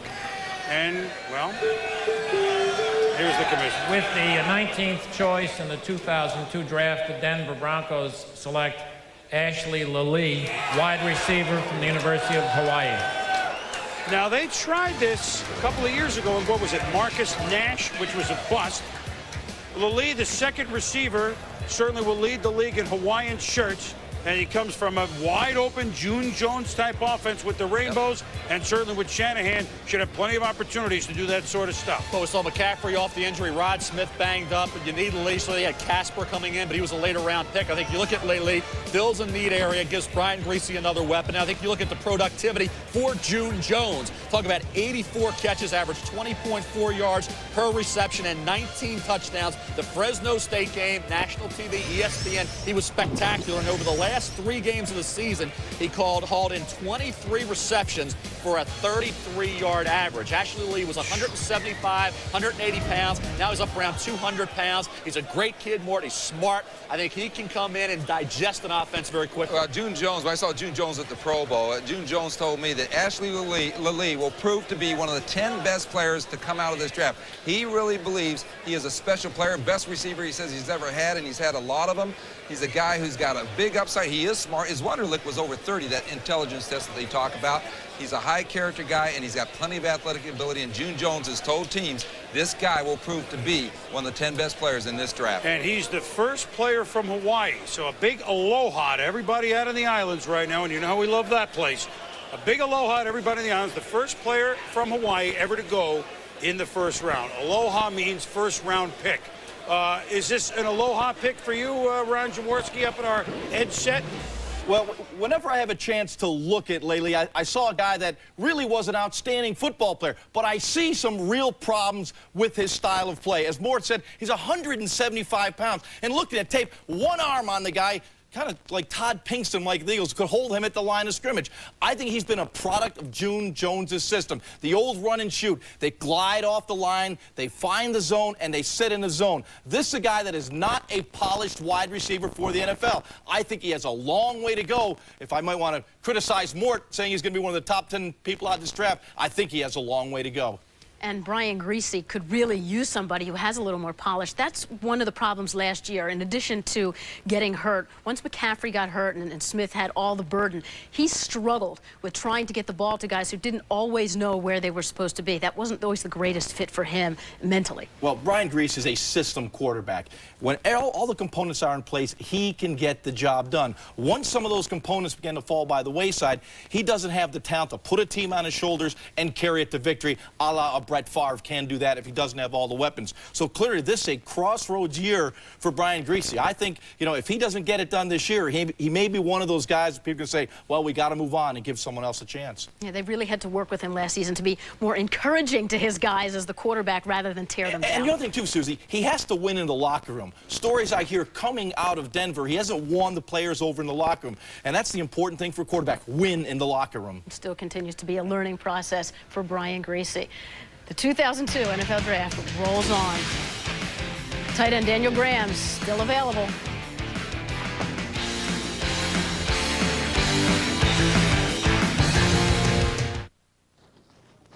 Eddie George of the Tennessee Titans, working to help the United Way build stronger communities. Hi, I'm Jeff Kent, and I'm here to talk about ESPN the magazine. You know, when they first asked me to do this, I was pretty excited. They could have had just about any athlete. So to choose me is really something. It's humbling to be able to give something back. So all you young players out there, listen up. ESPN the magazine is only $1 an issue. They'll even throw in a free fleece. That's right, Jeff. When you call 1-800-504-6644, you'll get 26 issues for just $1 an issue. So call 1-800-504-6644. Thanks for listening to me. Tonight, quarterfinal action of the Stanley Cup playoffs continues. Daniel Alfredson and the Senators look to even the series against Jeremy Roenick and the Flyers in Game 2. 7 p.m. tonight on ESPN. Are you tired of going through this when you go fishing? Are you frustrated with this unorganized mess? Well, attention anglers, from novice to pro, here's the answer. Totem Pole. Weighing less than 2 pounds, Totem Pole is lightweight, compact, and durable. Constructed of rust-resistant material, Totem Pole will last a lifetime. And it floats. Totem Pole will organize 5 rods and reels without that tangled mess. The padded shoulder strap allows your hands to be free to carry other gear. It comes with a mounting clip providing storage and protection for your valuable rods and reels, all for only $37.95. Totem Pole is ideal for pier, jetty, boat, or bank fishermen, and it makes a great gift. Totem Pole, the ultimate fishing companion. And as a special offer, the first 100 callers will receive Totem Pole for only $27.95. That's a $10 savings. So call now, toll free, 1-800-646-5574. We are back in New York at the draft, the 20th pick. If you're looking at your list, say it's Seattle's pick. Why are you showing the Green Bay helmet? No, we're not having a Mike Holmgren flashback. It's enjoyed by Mike Golick. We have a trade. Seattle and Green Bay have switched, so Green Bay is on the clock. The details of the trade are forthcoming momentarily. So we thought it would be a no-brainer with Daniel Graham, the tight end from Colorado, who's sitting out there. Mike Holmgren fell in love with him at the Senior Bowl. Well, let's talk a little bit about a guy who's out there, but he's not going to go to Seattle, at least here at pick 20. I love Daniel Graham. I think he and Shockey are both 2 tight ends that can come in and make an impact right away in the NFL, the style that they play. Graham does it, both he and Shockey do a great job of using their hands to catch the ball. Here's a very athletic play here, turning over the wrong shoulder, making a nice catch. Does a nice job of route running as well. Good hand play, slapping the hand off the defensive back, getting out, good throw to the outside. Again, hands with the catch. The important thing, keep it out in front of their body, easy route running, finding the hole, and blocking. He's a better power blocker than Shockey is. You see here he gets good hand placement, and he can bury a lineman as well. So I think both will come in and have a high impact. At Colorado, he was the main receiver. He runs fantastic crossing routes, take the defense to one side. He comes the other way, gets a lot of yards after the catch. He's compact, excellent blocker. I think a big-time player he'll be in the NFL. And again, we thought he was going to go here, but the trade, Green Bay has Bubba Franks, caught 9 touchdowns, 36 balls last year. They're not going for him. So not here. So Mike and Mike know about Mike and Mike. Sherman and Holmgren making a trade. Let's check it out. Seattle and Green Bay's choice selection here, where Green Bay is currently on the clock. Seattle traded their first-round selection and their 5th, number 156 overall, to Green Bay for Green Bay's first, which is the 28th overall, and Green Bay's 2nd, which is the 60th overall. So Seattle traded their 1st and 5th to Green Bay for their 1st and 2nd. All right, 1st and 5th for 1st and a 2nd. So we're going to look at the chart. Actually, it could take a while to compute that chart. Boomer, that's a lot. But I was told yesterday that Green Bay had a desire to go up to this spot and possibly take Antonio Bryant, the Pittsburgh wide receiver. Now, maybe there's somebody else, but that's what I was hearing yesterday, that they really coveted Bryant. Well, we'll find out if that's true or not. Well, Seattle is playing it probably, Jimmy, this way. We know that they like Daniel Graham. We've heard everybody talk about it. They had him at the Senior Bowl. They could use a tight end. I mean, Fourier's gone. They have Uchila Mealy. I mean, they could use a tight end with Trent Dilfer now, by the way, the starting quarterback. We'll have a chance to talk Seattle when they're on the clock. But Trent is the starter. Hasselbeck is the 2, as everything changes in Seattle, and more on that in a minute. But now you drop down 8 spots. There's not another tight end of that. What do you do? Have another player or 2 that you'd be satisfied with in case the tight end win? Is that the mindset? Without question, this is a great value trade for Seattle. Being able to pick up that 2nd-round pick. Right. That's a great value trade. But the further you go down in the draft, the more risky the players are. And so if you're thinking you're going to get Graham, if that's who you want, and if that's the only player that you want up this high, you think you're going to get him 8 spots later, it may be a little risky. Somebody could move in front of you and take him. They've done their homework, evidently. They know what these other teams are wanting to take. And then, like you say, they probably have 1 or 2 other players that if they lose Graham, then they can take him down there. So they've got him a couple of players, and they said, hey, with the value of the trade, getting that 2nd-round pick, 2 for 5. It's just too good to pass up. So course, he was biting his nails, hoping that shocking would happen. Now there'll be some nail biting, perhaps in Seattle. And now with the Cheeseheads, the Green Bay Packers, back in the playoffs last year on the clock, it is their turn to take a big bite out of the NFL draft. We'll be back. They want to get wet. Meanwhile, here's the trade. And Green Bay, Seattle, as Mike Tirico mentioned, not a Mike Holmgren flashback, really, a little bit to the Mike's making the deal, and no Ron Wolf involved in this thing. So the United Online trade recap, 20th to 28th, but Seattle picks up a 2 for a 5. And that's a sizable jump, and we'll see what happens with them probably about 2 hours from now. But right now, the Green Bay Packers, Antonio Freeman and Wither. I mean, we still don't know if he's really a Packer. Terry Glenn, which was a pathetic year, frankly, in the New England situation, finally cutting the bait there. Terry Glenn is one answer up there. They have some nice little receivers. Donald Driver, I mean, remember some of the catches he made in that Baltimore game with Favre. I mean, some nice guys, but they've got to look receiver here, don't they? I mean, everyone has said, what happens when everyone says you got to look at a certain position? You almost don't want to make that pick, Jimmy? No, you may say they're probably right. We need a receiver, and they do need a receiver there in Green Bay. And Antonio Bryant. I mean, look, I just want to say this. I mean, I have National League umpires from Wisconsin, like Bruce Fremming, calling me and saying, tell the Packers to make a receiving pick. So everyone is saying, Bruce won't do this. Here's the thing, and Mel and I were talking about this. Ed Reed, the Miami safety, is also there. You know, and we got Leroy Butler, who's now getting up there in age. Sharper could play strong. You could take Ed Reed here, but I still heard Antonio Bryant was the guy they recovered in terms of the receiver. But yeah, we only have 1:20 to go here. Well, but you know what? We don't, because the commissioner is ready. Here it is, the Packers.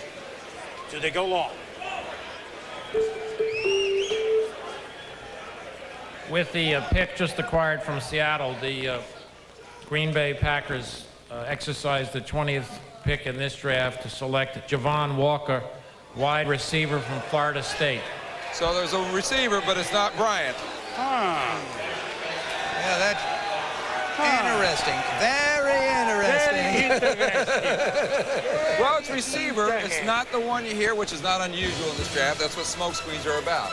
Well, he was the guy we highlighted this morning on SportsCenter as a guy that was moving up. He was the #1 guy of players on the rise. And you look at Javon Walker and say, why did he move up so much? Well, he ran a 4.39 at the combine. That got attention. 4.32, 4.39 in that area. You look at a kid who's 6'2.5", 210 pounds, and a kid who was a JUCO transfer who came to Florida State, eased his way into the lineup, became the go-to guy this past year, and had a great season. You're talking about 21-yard average per catch against. A little inconsistent. He did drop some catchable balls, but overall, I think if he can deal with the tight coverage in the NFL, he has a chance to have a solid career, Chris. But I think there was periods of inconsistency and questions about how fast he really was, because he's smooth, he's a long strider, he's a gliding runner. Then he runs that 4.35 and change, and I think that was the attention getter. First time in over a decade, Ron Wolf was not handling it, but it's kind of shades of, remember, we're going to go defensive back a few years ago with Wolf.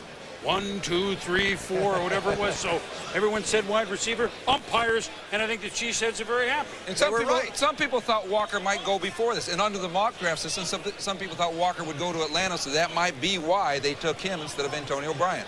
I know that Philadelphia was one of several teams that were certainly looking at Walker as a pick, but now Green Bay did it. The Washington Redskins are on the clock, the first draft pick in the Steve Spurrier regime of the Skins as they've moved.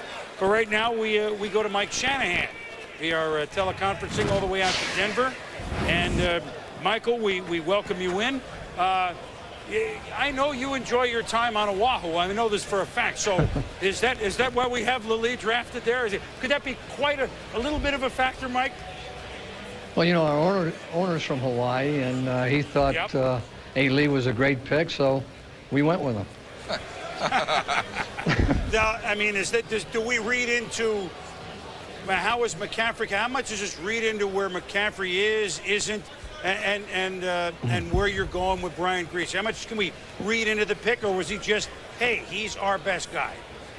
Well, right now, Ed McCaffrey's working out full speed. We think he'll be ready for the season. Rod Smith is going to be ready to go.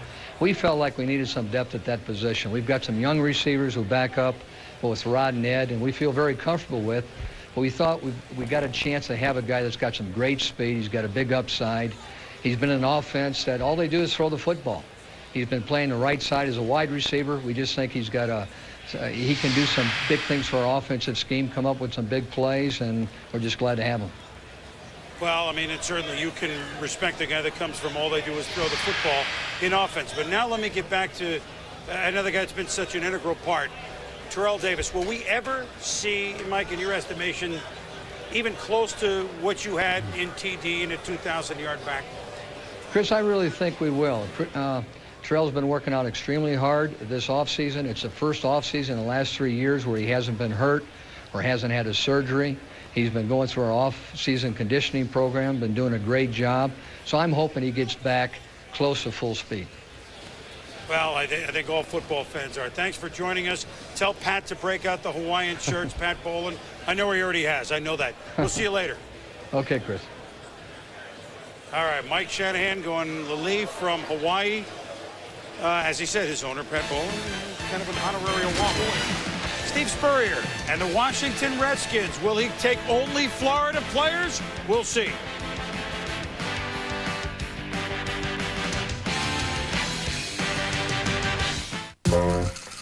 Pay gym membership, $55. Pay cable and phone bill, $83. Pay newspaper, internet, electric, gas, renters, and book club, DVD club, train pass, $220. Not needing a reminder for monthly bills? Priceless. Pay your monthly bills automatically and have less to remember. Learn how at MasterCard.com. There are some things money can't buy. For everything else, there's MasterCard.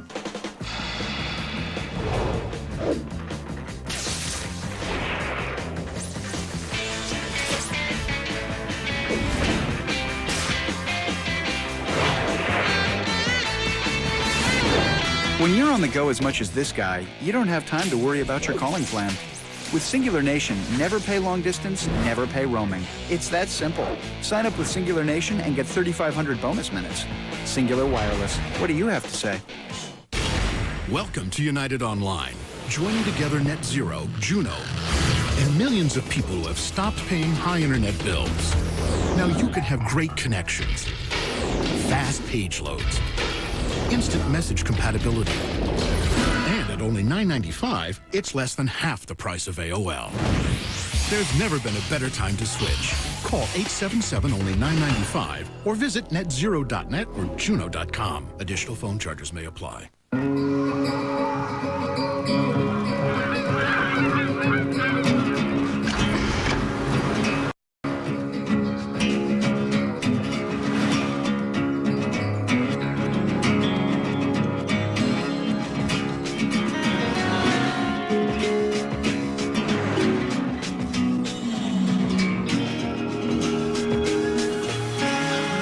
Fly somewhere in the Acura TL Type S. Saturday Night Live. It's kind of like Monty Python meets 60 Minutes with puppets. They were the legends of Saturday night. Aykroyd, Chase, Murray, and... Does underwear mean anything to you? Belushi. Only one girl was funny enough to play with the boys. Oh, Tiger White crap! Everyone knew her comedy. No one knew her real-life story. I'd like you to meet Gene Wilder. I don't fool around with married women. But I want to. Gilda Radner, It's Always Something, Monday, April 29th on ABC. The Washington Redskins. Now, of all years for the Redskins to slightly change their hue in their jersey, they're going to go Seminole-like with Steve Spurrier, Mr. Gator in Washington? Wait a minute. I don't get it. I don't get it. Well, it's an interesting little uniform. I don't know whether Steve will go nuts or not.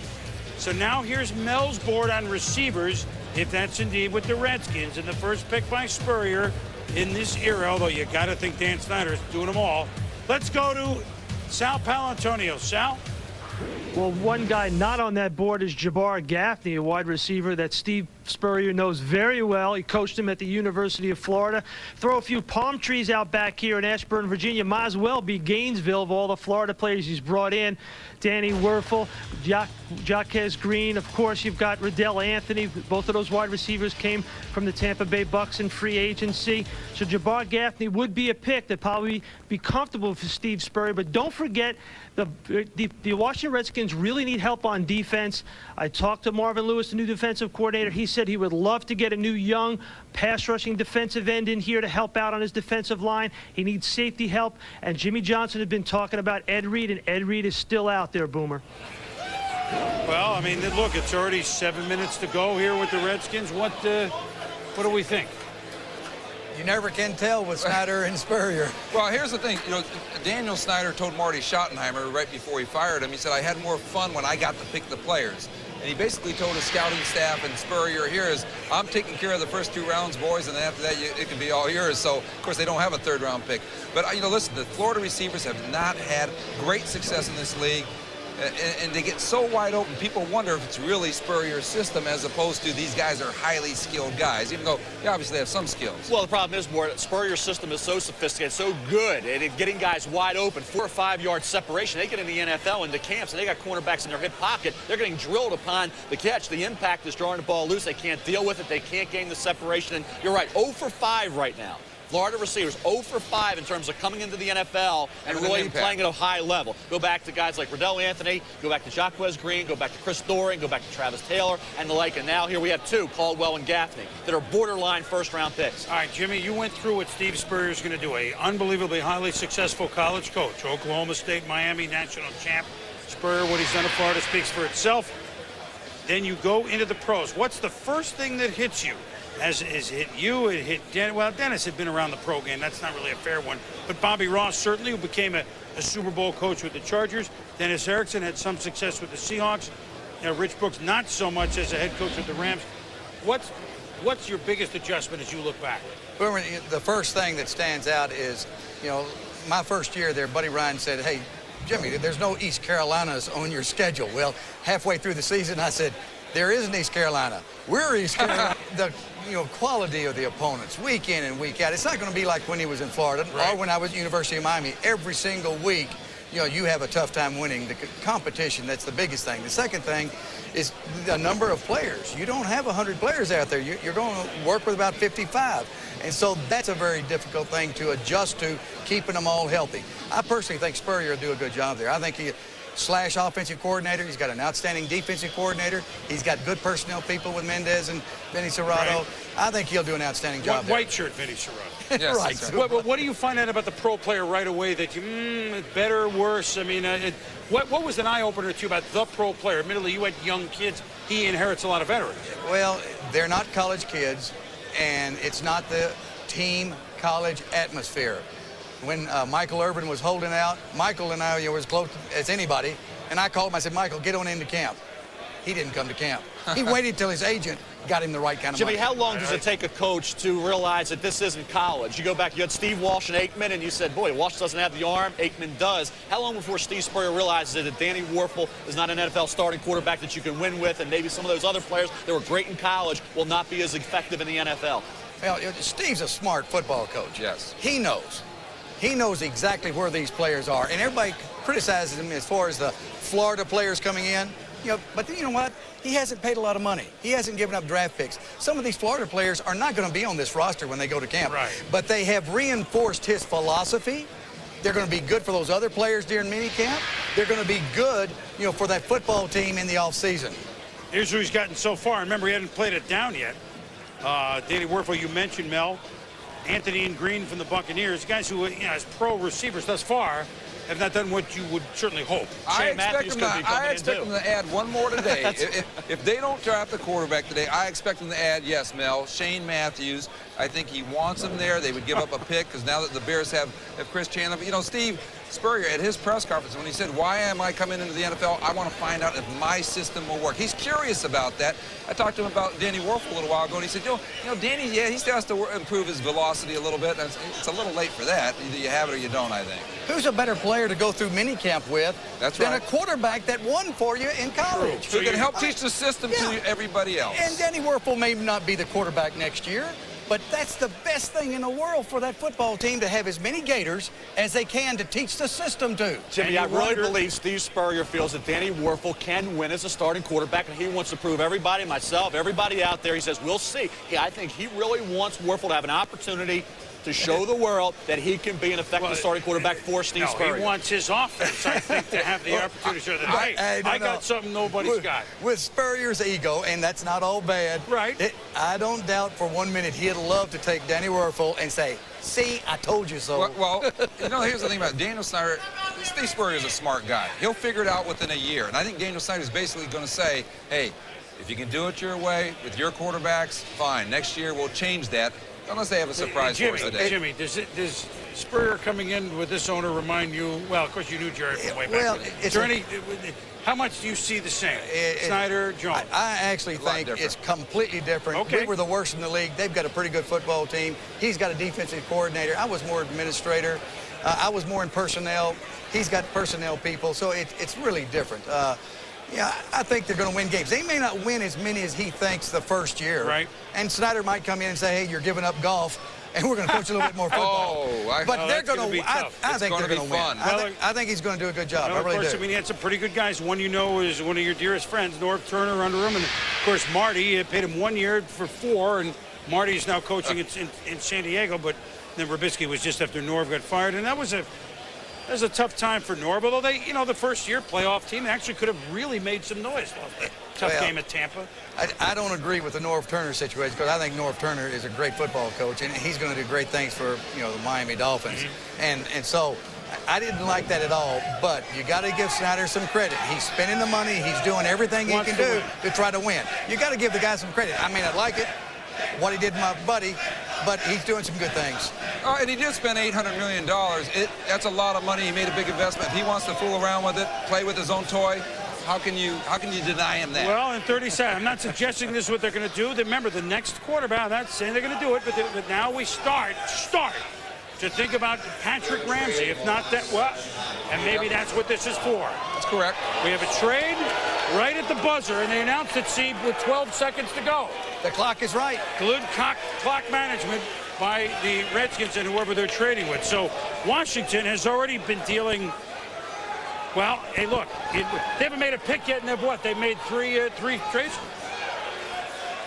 The New England Patriots have acquired the 21st pick in this draft from the Washington Redskins, and the Patriots have selected Daniel Graham, tight end from the University of Colorado. Ooh. Well, now I can read a little something into that, okay?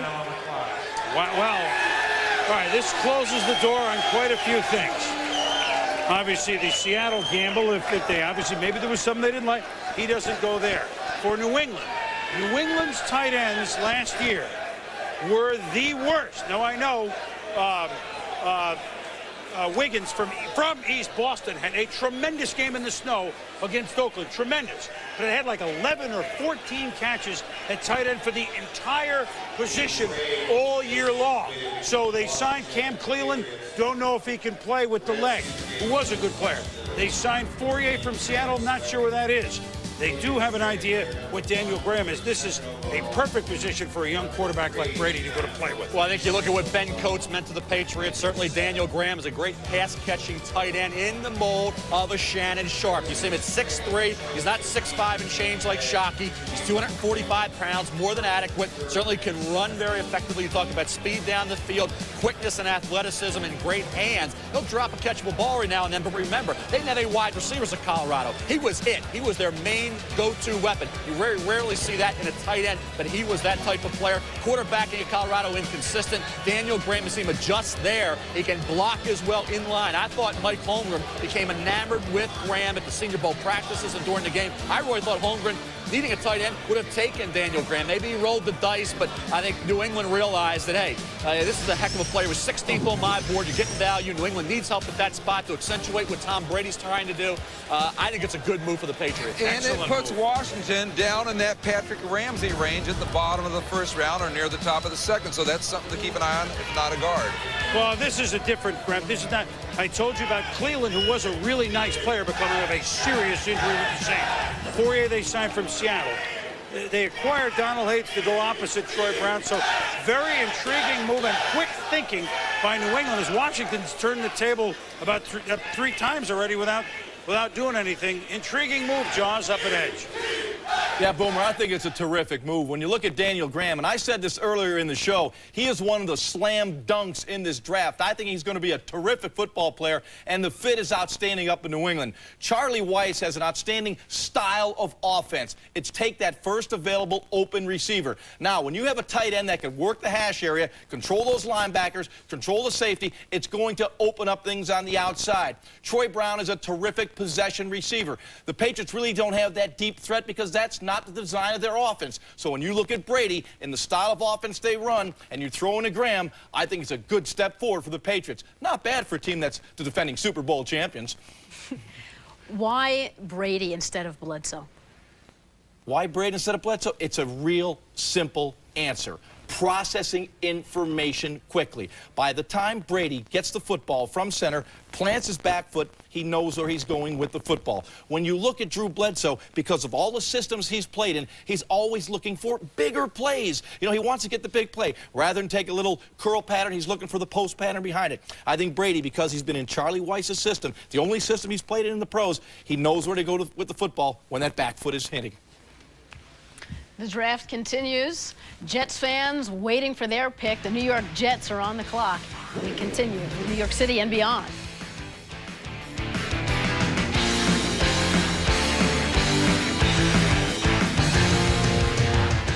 Monday on SportsCenter at 6 Eastern.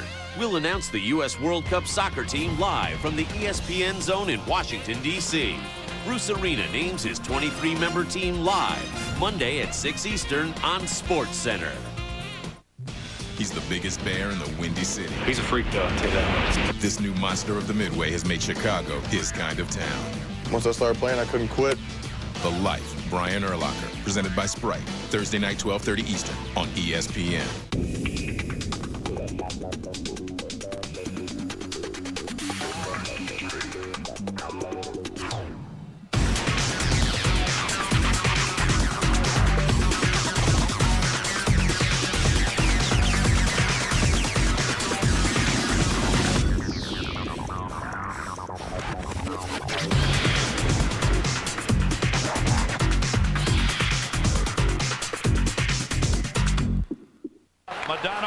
Modano's a guy that commands a lot of attention because of his speed and because of the great shot he has. Always, obviously his size is his biggest asset. He takes up a lot of net and he controls the angles. He can beat you with a move on a breakaway that would make you look silly, or he can make a great pass to a guy coming down the wing. We always talk about getting traffic in front of the good goalies and make it hard for him to see the puck. Just throw everything you have at him.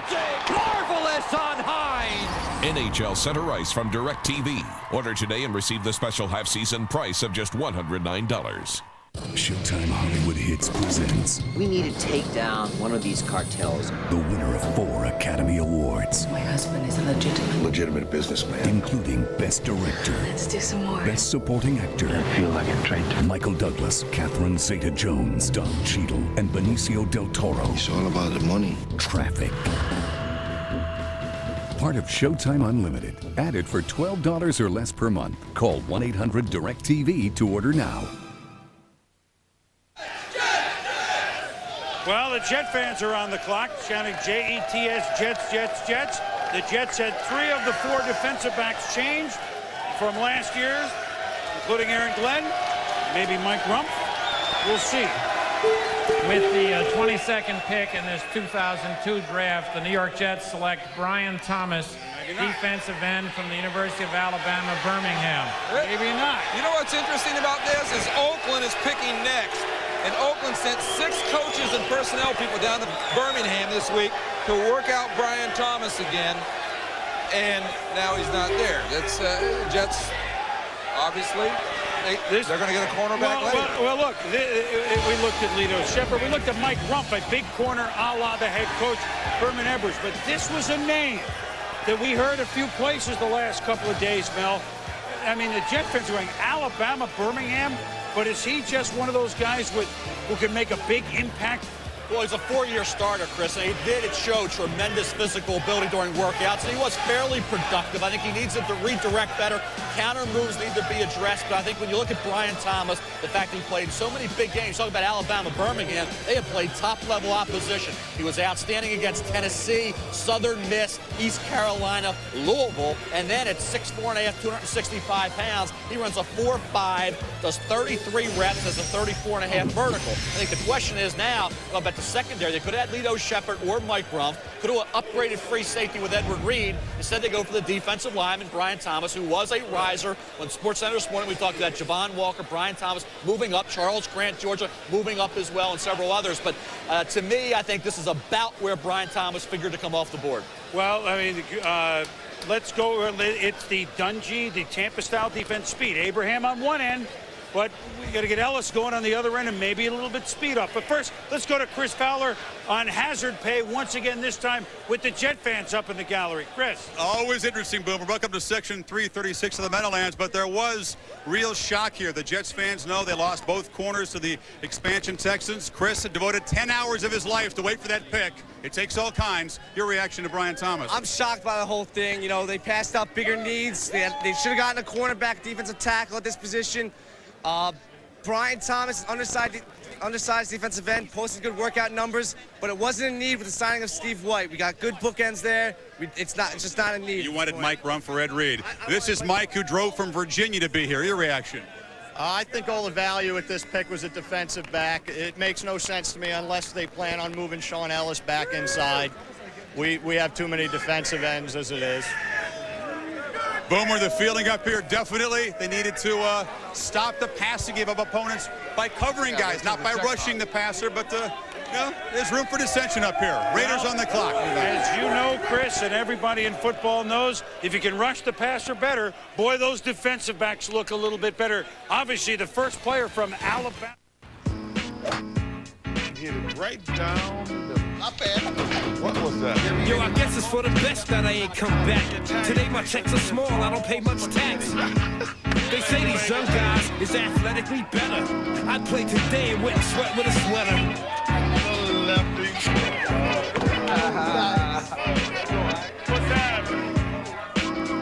The game is fantastic, but sometimes it's a bore, so I'ma hit the spot with my crew and chill. We're working it. We're busy. The Raiders, they've made their moves. It's time for the Oakland Raiders, who went into the day with 2 first-round picks, 21 and 23. And now, of course, traded one of them. There with New England. So it's the first time we'll hear from the Raiders with a new coach, Callahan. Remember, they have 2 twos as well. So the Raiders have picked up another pick with the New England. So Oakland, they lost a couple earlier. So basically, they're not done. Al is working the phones. They're getting good young players, and they need some young players. They got an old football team. Let's see, is the pick in there? Are we ready to go? Not only that, Chris, but they also they need safety still. Ed Reed is still there, right? Well, they went for Derek Gibson last year. So they went first round last year. They increased their talent base. Obviously, big time at corner. They need a linebacker. The best player is Napoleon Harris, in my opinion. Hey, look, they're a new member. In the 2002 draft, the Oakland Raiders select Napoleon Harris, there you go, Mel. From Northwestern. Very good, Mel. Now, he's the only linebacker rated this high Baltimore Ravens this year. Next on the clock. He's it, Chris. He's the only one that was a first-rounder. He fills an area of need for Oakland. And I think when you look at Napoleon Harris, what's very misleading is when people look back at this past season, they don't see the productivity. He was playing out of position at defensive end, which actually enhanced what he's going to do in the NFL when you're talking about multi-dimensional skills. He was forced to get after the quarterback. Here's against Nebraska when he was an outside linebacker, end of his junior year, and you see his speed now sideline to sideline. Tough kid, very smart, very competitive. When I talked to Napoleon Harris 2 weeks ago, I said, what are you going to bring a football team, Napoleon? He said, leadership. I want to be a quarterback on the field on the defensive side, set a tempo for the rest of those players. And I tell you, the defensive end position helped him become multidimensional, get after the quarterback, increase his ability as a pass rusher. He showed as a junior as an outside linebacker, 115 tackles that year. So he proved he could get it done at linebacker. He worked at defensive end out of position. I think you get yourself, if you're the Oakland Raiders here, a great pick. He was the best linebacker. He fills a need. He's value. This is one of the better choices of the first round. And I think the Raiders right now, getting Buchanan and Harris, if you had to grade it out right now, you give the Raiders an A+. They do not very often pick, even in round 2, let alone round 1, a linebacker. You can see right here. I mean, we go a lot of years. Villapiano, of course, was a wonderful player, but I mean, and of course, Jack Squire certainly made himself famous. But this is an unusual pick for the Oakland Raiders. Meanwhile, we... Is that one of your friends, Mort? Used to be. Meanwhile, we go from a team that we weren't expecting to hear from for about 2.5 hours. But then again, we weren't necessarily expecting them to win the Super Bowl last year. But in a game that we'll remember for a long time, they beat the Oakland Raiders in the snow, then beat Pittsburgh, then beat St. Louis. And with us now, the Super Bowl champion coach, the New England Patriots, Bill Belichick. And Bill, you sprung at the tight end. Were you just something you kind of felt you had a shot at for a couple hours, or is that something that materialized in about 5 or 10 minutes? Well, I think it materialized in those picks through the teens there. We saw that we thought we saw some value there when Daniel dropped, and we were able to execute the trade with the Redskins to move up and take him. But what is the biggest, I mean, that's a position that you brought in some other names, so certainly you've got some tight ends there.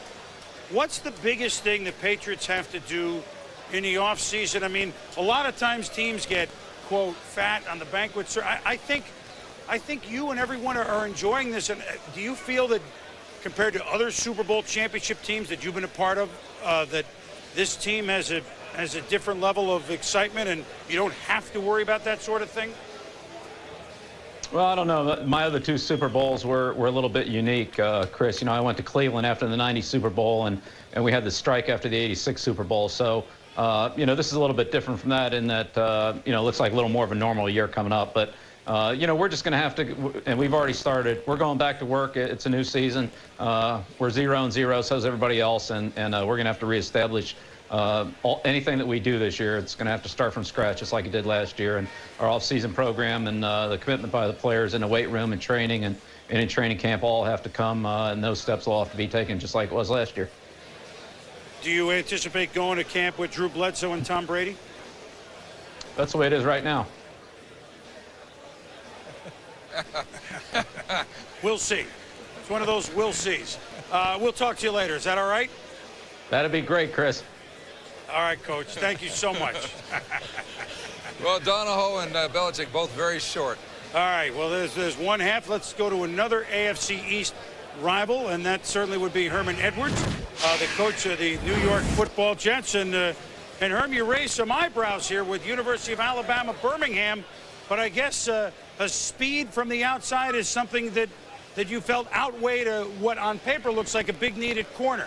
Tell us about this young man. Well, we feel that Brian comes in with some great pass rush ability, and we know we have John Abraham from last year, who was a great pass rusher for us.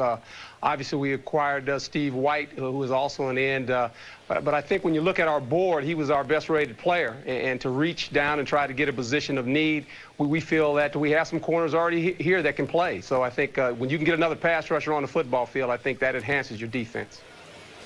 I guess at corners you feel that maybe we might see you go DB a time or two in the draft. I know you can't predict, but I mean, at some point you got to draft one of them, don't you? Well, yeah, obviously, but I think if you look at our history, I was in a position when I was in Tampa where we picked up Donnie Abraham and we picked up Ronde Barber and we picked up Brian Kelly. They were all 3rd and 2nd round picks. So we won't panic. I generally don't do that, and this organization won't do that. I think what we're going to do is we're going to get players that we feel that can come in here and help us, and we feel like Brian will be a great help to our defense. How's Vinny doing, Testaverde? He's fine, and he should be ready to go to training camp, and he's been in all the meetings on one leg, but he's here every day in quarterback camp along with all the rest of our players in our off season, and we're having a great off season at this point. Hey, you took the Jets to the playoffs in your first season as a head coach. A long time waiting for that. Onward and upward. Thanks. We'll talk to you later. Thank you, Chris. All right, Herman Edwards, always upbeat, did a great job with the Jets this year. So when we return, we will talk with Jamal Anderson, who certainly had to be intrigued by the Atlanta Falcons drafting running back Duckett in the first round, a big running back. We'll talk with Jamal. The Ravens are on the clock. The wheels are spinning. We'll be back.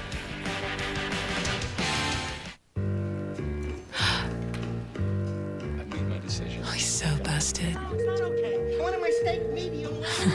He's got issues.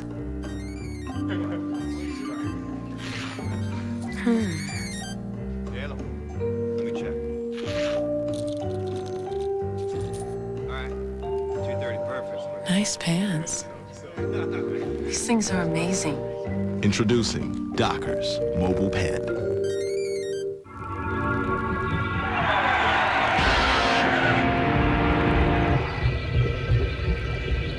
MGD Blind Date. Large bands. Lost City. Pure mystery. Atlantis awaits. Enter at mgd.com or wherever pure cold filtered MGD is sold. Pure MGD. Watch what Star Power gets you. I'd like a Whopper, please, but make it a chicken Whopper. You got it.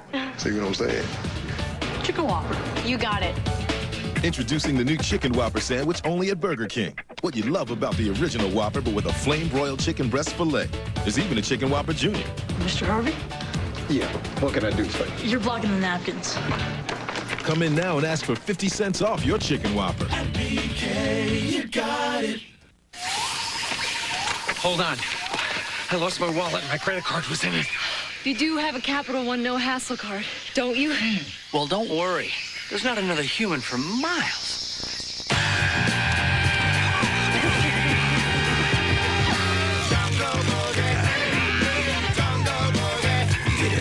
Worried about losing your credit card? With Capital One's no hassle card, you're not liable for a penny. Plus, get the nation's lowest long-term fixed rates and no telemarketing.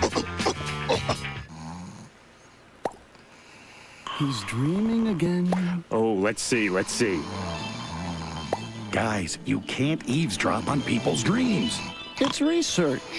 Man, a Weston Grill Guard and step bars, a Delta toolbox, and American racing wheels. Oh, he's dreaming of Pep Boys. I'm glad we're in people's dreams. Uh-oh, I'm out of here. Me too. I told you guys. Pep Boys, we're car people. Something new this year as we get, you know what, we're talking draft, but for the first time ever, the season will open on a Thursday night. The Thursday night after Labor Day, it's the 49ers at the Giants in an opening game. The playoff 49ers against the Super Bowl champs of a year ago in the season, fittingly opening in New York. ESPN, Thursday night, the 5th of September. We were a nation in shock, yearning for heroes.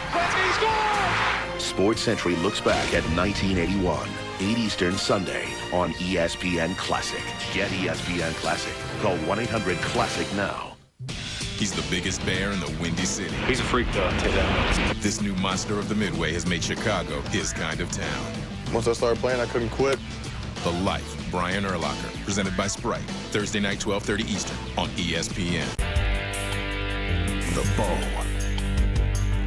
Resistance becomes strength. Becomes power. The power to change and reshape your entire body. This is Bowflex, an entire gem-in-one easy-to-use machine. So powerful, it delivers over 60 health club quality exercises with up to 410 pounds of resistance in any room in your home. Strength training with Bowflex is so effective that we guarantee you'll get the results you want in 6 weeks or less. One simple workout.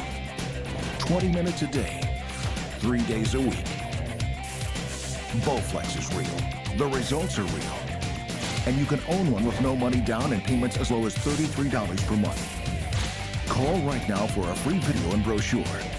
Bowflex, the power is yours.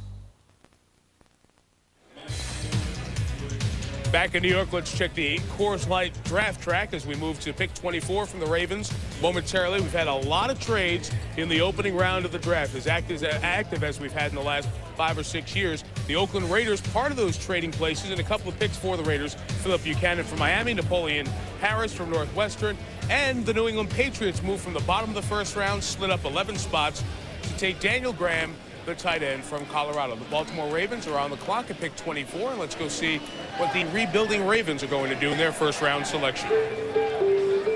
With the 24th choice in the 2002 draft, the Baltimore Ravens select Edward Reed, safety from the University of Miami. Not bad, Boomer. Here's your man, Jimmy. You love this player. I'll tell you what, he's a good player, and he's a playmaker. He'll fit into that Baltimore scheme of defense, I guarantee you that. Well, this is a position it's about with Woodson, Corey Harris. I mean, it's been dismantled. Free agency took away the talent. You have McAllister returning. You need secondary help. I think you look at the way the board went.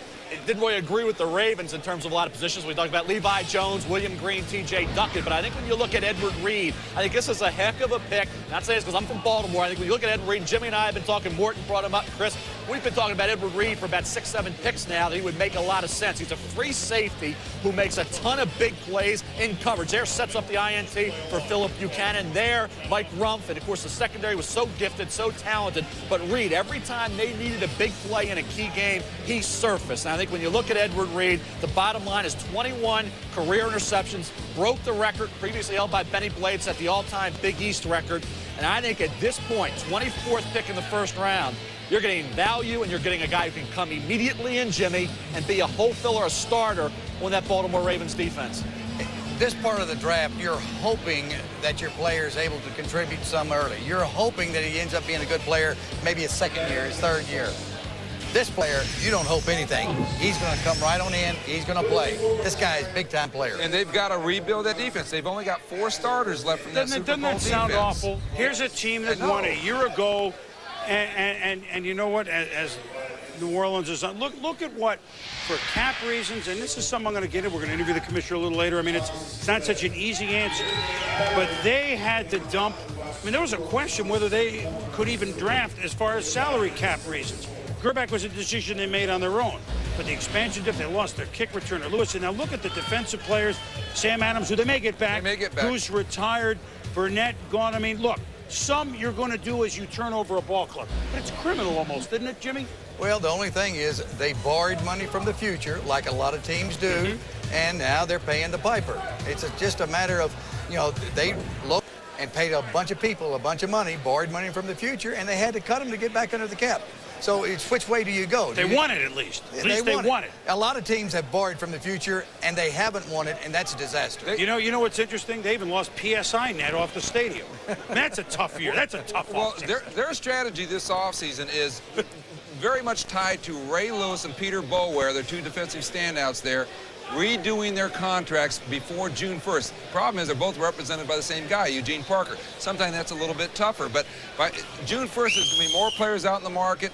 They still got to solve some of the quarterback things, although they have declared Chris Redman their starter. So Randall Cunningham's still in the picture, Jeff Blake's still in the picture. But right now, that's what they need to have done. Real quickly, what we do want to get in as we go to break is we do wish Art Modell a recovery, heart problems in the hospital. But he's up. I'm sure he's watching right now. He's doing well, which is good news. Been a big man in the league for a long, long time. So good recovery, we hope, to Art Modell, the owner of the year ago champion Baltimore Ravens. When we return, New Orleans, Ricky Williams in Miami, and that's why this pick is here. This is Miami's pick, but it's New Orleans' pick now as Ricky's in Miami. We'll be back. Unscripted, hosted by Chris Connolly, weekdays at 5 on ESPN. Divided by 1375. Answer, please.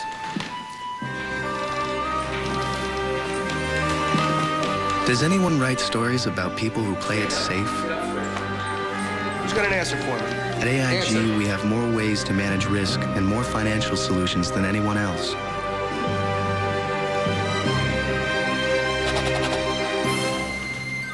AIG, insurance, financial services, and the freedom to dare.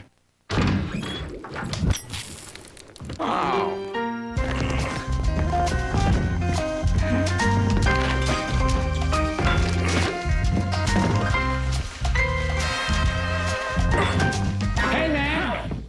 this out. I got a bulb. But this will last you 2 years. Guaranteed. Cool. Philips, light bulbs that last.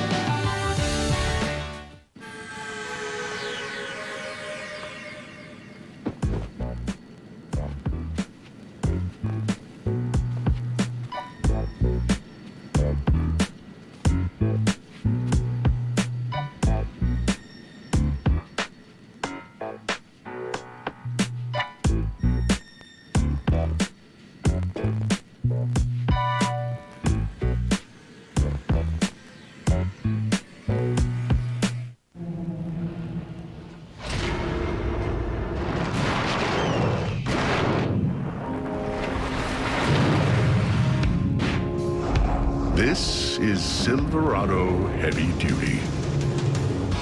Available with the Duramax diesel. The most powerful diesel you can get in a pickup. Silverado Heavy Duty. More truck from Chevy. So, Dan, do we have everything we need for this meeting? It's all right here, sir.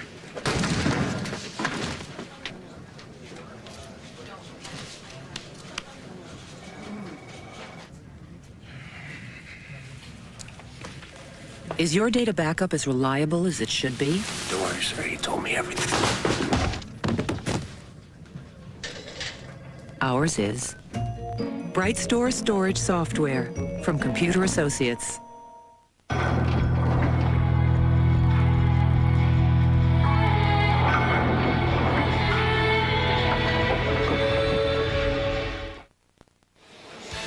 As New Orleans is on the clock for the pick that they, here's our United Online Trade recap. And of course, this is not news. This was over a month ago. The Dolphins got Ricky Williams in a 4, and the Saints got 1, 4, conditional 3, and therefore we won't hear from Miami until the 3rd round, barring a trade, and they do get their running back. So while New Orleans is on the clock here and having a chance to make a selection, as they did earlier with Dante Stallworth with the 13th overall pick, we now bring in the head coach of the Miami Dolphins, Dave Wannstedt. Dave, have you ever been so bored in your life? No, it's been. I tell you what's been different about it, though. I think when you have a high first-round pick, it's pretty easy to know who the best players are. When you're prepping up for the 3rd, 4th, and 5th round, the guys are lumped together so much closer. We've spent just as much time. I mean, Rick Spielman or Scott's. I mean, it's probably been longer draft meetings than the other way. Dave, Ricky Williams, of course, going to be a big part of this particular draft because that's what you spent your money for. How has he been working here in the off-season program? Well, Ricky's been doing great. He's already bought a place here. He's been here, every day. In fact, 2 days after we made the trade, Norv's had the offense going as far as meetings and the quarterback's throwing the ball, and he's excited about being part of it. And this has given him an opportunity to get around our players also and get to know them, on a personal basis, which is all part of it. Now that Wayne Huizenga, had me going out of there, did he cut back on the dinner, on the nachos and everything? Because I know y'all not eating near as much as when I was there.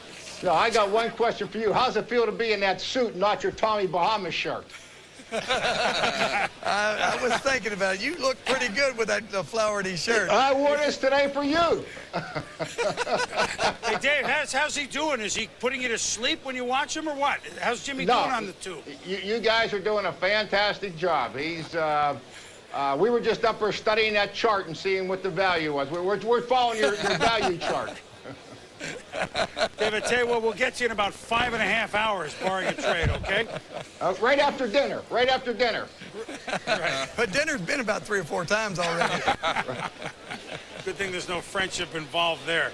Well, here's Dave Wannstedt. Thank you for joining us. And they won't pick until the 3rd round. And well, remember this time? You had a tie on in the war room? Oh, I always wore a tie the first day, and then I'd pull out my flowery shirts the second day.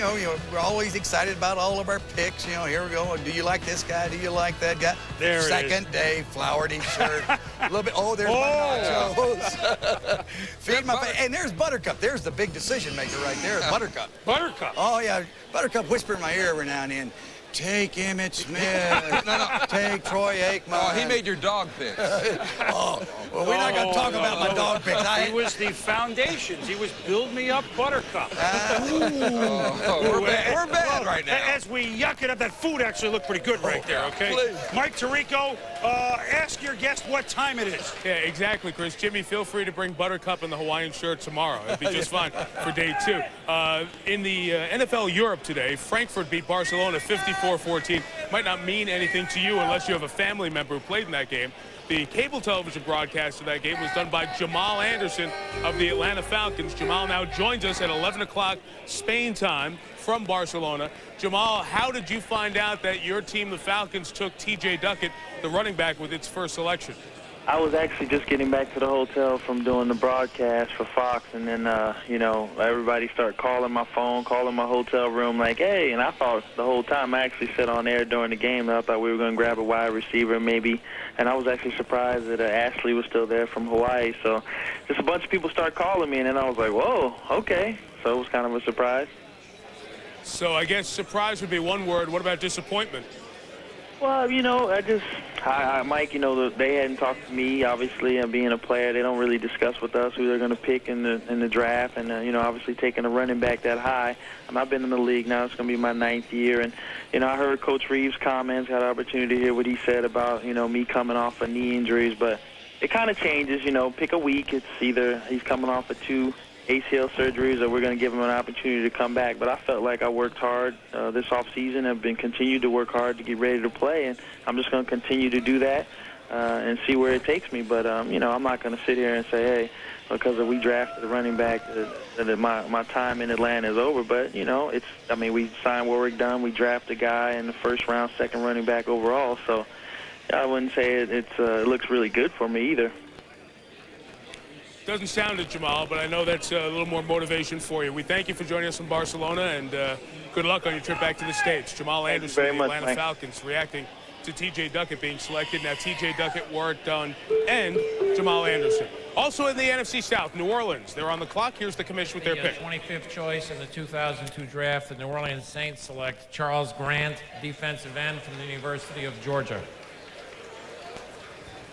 No real surprise there, Chris. This is no real surprise there. This is the guy that hasn't wanted, maybe even with the first time they picked. That would have been too high. Would have been high. I think, Mort, I think you look at Charles Grant, he's a roll of the dice. This is a guy, you talk about athleticism and versatility. He tied Herschel Walker's state record for touchdowns in a season at the high school level with 45. And, of course, he becomes a defensive end in the SEC, has a shows great potential, more so than the great games on a regular basis. He had 5 sacks in one game. Here you look at him against Auburn. 5 sacks, 13 tackles in this one game. Spectacular. Then you figure, okay, now he's really ready to turn it on. But then only 1 sack the rest of the year. So in one game or in other games, yeah, he was a factor.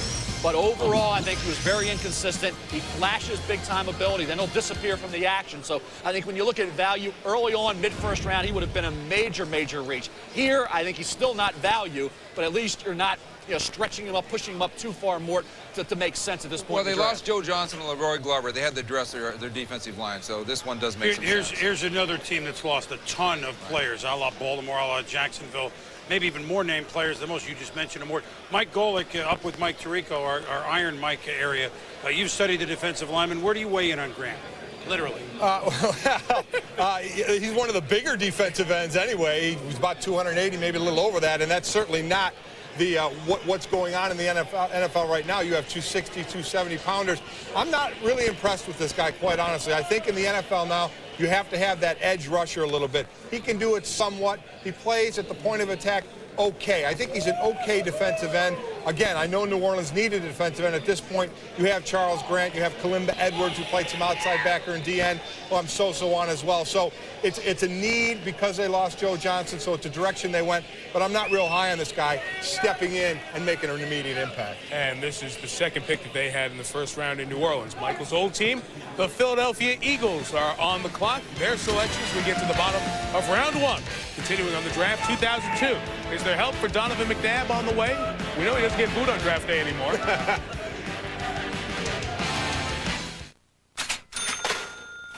Bottled water getting expensive.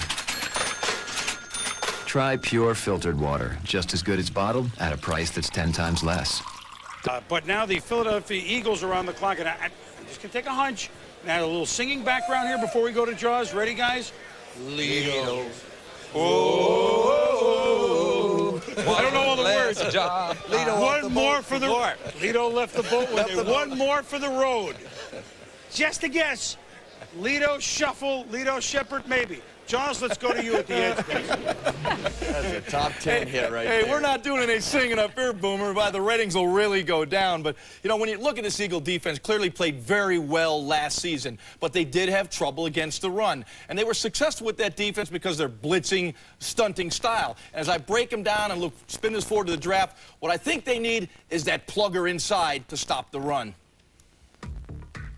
Here's Paul Grassmanis, and here's Corey Simon. The problem isn't their recognition and reaction, it's the fact that they are easily controlled by one man, driven out of the point of attack. Look here. What Grassmanis needs is to maintain his gap discipline at the line of scrimmage, not 2 yards downfield. That would have kept the offensive tackle on the first level to help with the guard's block, instead of immediately working up to the second level to block middle linebacker Jeremiah Trotter. Grassmanis getting blown back breaks down Trotter's definition.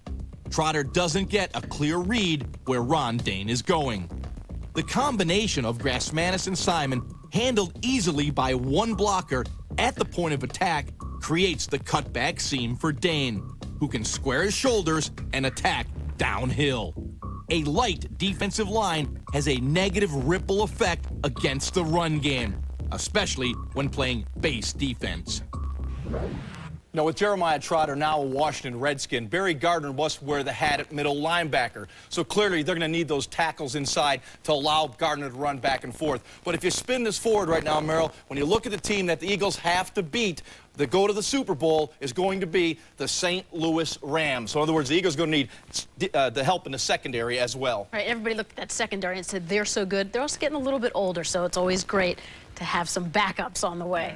Let's go back to Chris. All right, Susie, gang, thank you very much. The Eagles are ready, and I don't know, that was a big album for Boss Skaggs, wasn't it? Silk Degrees, Lido Shuffle. That was a big album. Let's see if it's making a comeback. With the 26th choice in the 2002 draft, the Philadelphia Eagles select Lido Shepherd, cornerback from the University of Florida. They needed to get a little younger in that secondary. One more for the road. I mean, that will raise some eyebrows because that secondary is outstanding. With Troy Vincent at one corner, of course. Dawkins, a Pro Bowl safety. There's Bobby Taylor at the other corner. Vincent and Taylor are getting older. I understand. That's why it will raise some eyebrows. There were other well, let's talk about it. There were a couple other guys that Andy Reid was looking at totally different positions. First, they were gone. Here's a good value, Mel. I'll tell you, during the 2000 season, he was the top big play corner in the country. He had 6 interceptions, also excelled as a punt returner, averaged 14 yards per punt return. And we talked about Philip Buchanan and his ability to return punts. Lido Shepherd has tremendous skills in that area. As a cornerback this past year, after the 6 INTs in 2000, quarterbacks kind of avoided his side of the field, only came up with 2 interceptions. But Lido Shepherd, a junior, remember, you don't have really computer numbers until the combine. People thought maybe 5'8.5", 5'9". He was 5'10", 193, and now he'll be the 4th corner, primary punt returner. And in a way, when you look at those punt return skills, Jimmy, he's a lot like Philip Buchanan. You're looking right here in a minute. Just here. Remember, they signed Blaine Bishop from Tennessee, but the other names, you know, I mean, Vincent, Dawkins, Taylor, that's so in right away that lot. Hell, he may come in right away, Boomer, because with Spurrier going to Washington with 5 out receivers, they better get as many corners and nickels as they can get. They need those defensive backs because all of a sudden that division, it is going to be wide open football. Well, that's a team that was a half or 1 touchdown away from getting to the Super Bowl. I mean, so you would think they wouldn't need too much. We'll talk more Eagles. We have the 49ers coming up next. See, this is here come our playoff team. Eagles, Niners. We'll visit with Andrea out west. We got a lot happening as the first round winds down in New York. The Saturn SL1 is a great-looking car. Yeah, it's only $199 due, $199 a month to lease it. I bet the ladies are gonna love me in this thing, right? Not necessarily, okay? People overestimate how much a woman cares about a man's car. It's all about what you got going on in there. And in there. Just thought I was coming in here to get a car, you know? Got a little lesson in life, didn't you? Thank you. The Saturn Spring Sales Event ends June 30th. Thumb within your thumb, and that'll be your club. Yeah, that's what I was doing. That way you won't throw the club when your head's way up because you're looking where you're not supposed to. Am I not supposed to look? No. Head down. Take a swing now. Hey, Sean. Who's that dancing with your wife? That's Sanderson. Nice pants. Very nice pants. Dockers dress casuals. Finally, guys have an answer to the little black dress.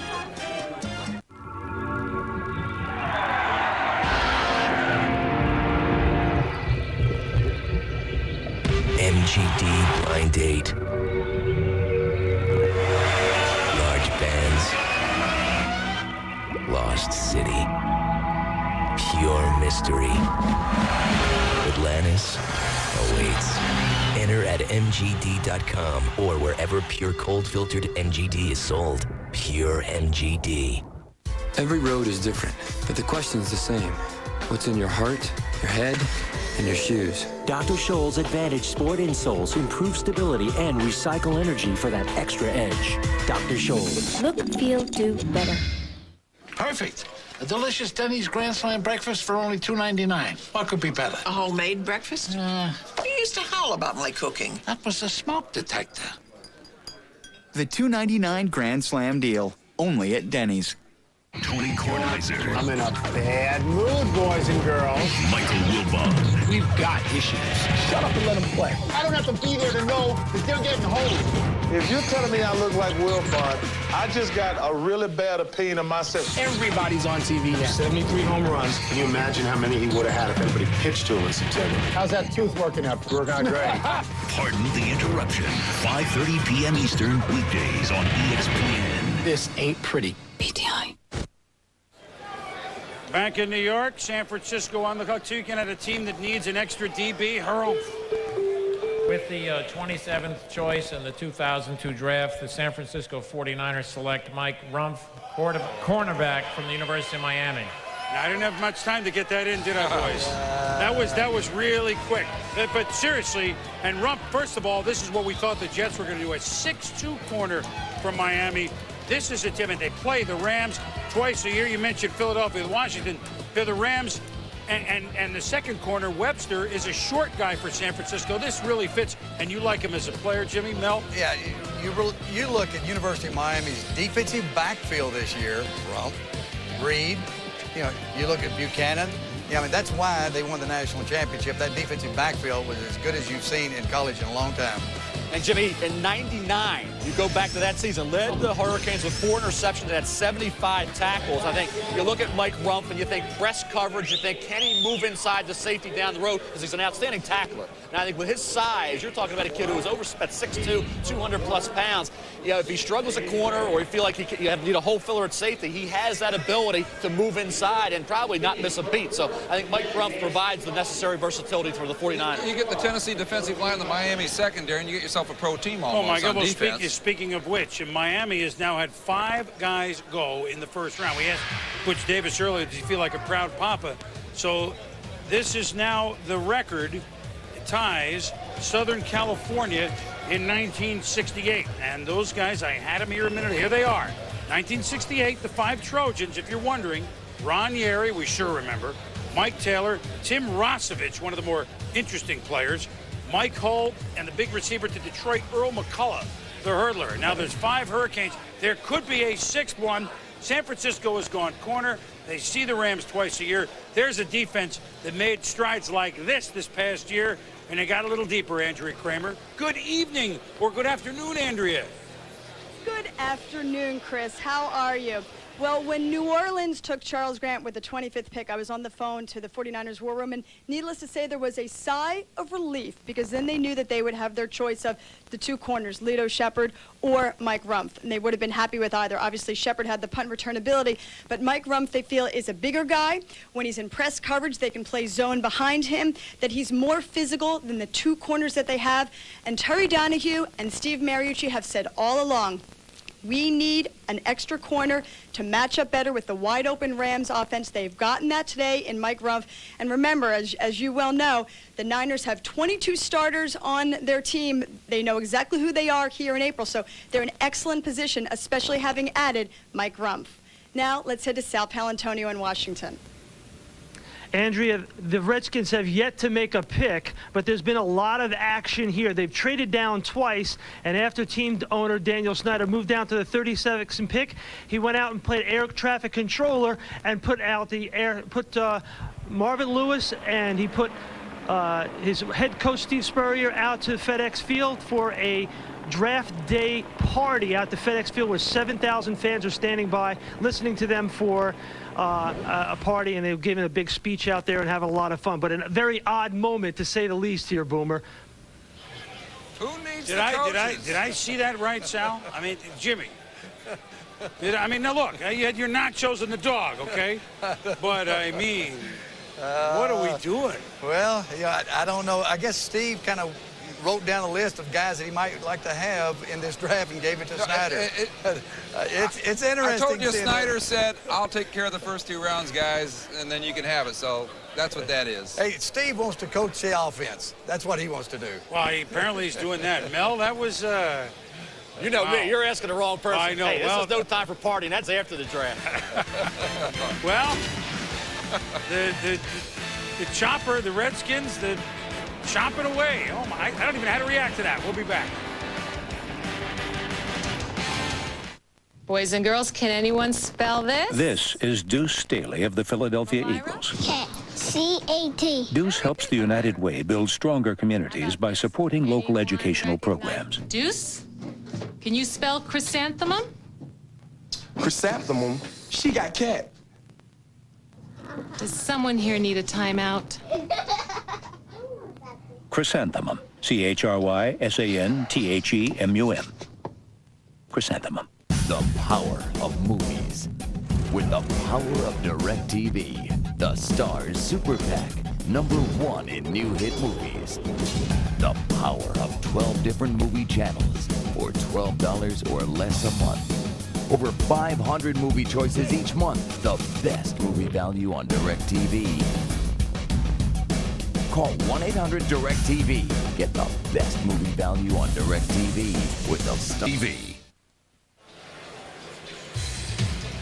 Back here in New York, Mel, we had 3 tackles go in the first 17. Probably not any for a while, huh? Well, I think when you look at Kendall Simmons, he's going to be a guard or a center. Mark Colombo, I think, will be the next offensive tackle off the board. Late first round, I think when you look at teams like Chicago, St. Louis, needing help at offensive tackle, that's a possibility. But Kendall Simmons is more of a guard or a center. I think you look at Terrence Metcalf, more of a guard necessarily than a left tackle, but he can play this spot. Mike Pearson's a left tackle, also a possibility for Chicago, St. Louis as well. Both those teams needing help at the right tackle position. Pearson was a left tackle. He can move over to the right side. Colombo's played both left and right tackle at Boston College. Fred Weary should be a 2nd or 3rd round pick. And Jeff Hatch out of Penn, I think, is the first Ivy League player off the board. And Chester Pitts has really moved up into the late 2nd round area.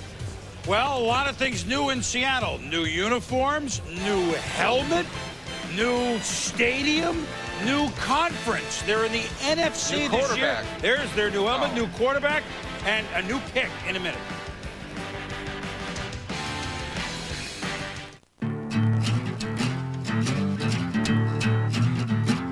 We have always felt that our trucks were tougher than anybody else's trucks. I've had people say to me, I own a Ford truck, and I have 120,000 miles on it, and it's still as good as the day I bought it. They say to me, gee, I'd love to buy an old Ford truck, but I can't find one that's really in mint condition. That's a great thing. Those trucks have been used hard for a lot of years. You see so many Ford trucks on the work site because these trucks can take what you can dish out year after year, generation after generation. And that's what they're built for. Built Ford Tough isn't just a slogan, it's what we deliver. We just have to make sure that we continue to give them those kind of trucks so that their kids will say, I'll only buy a Ford, I'll never buy anything else. I mean, I love hearing that.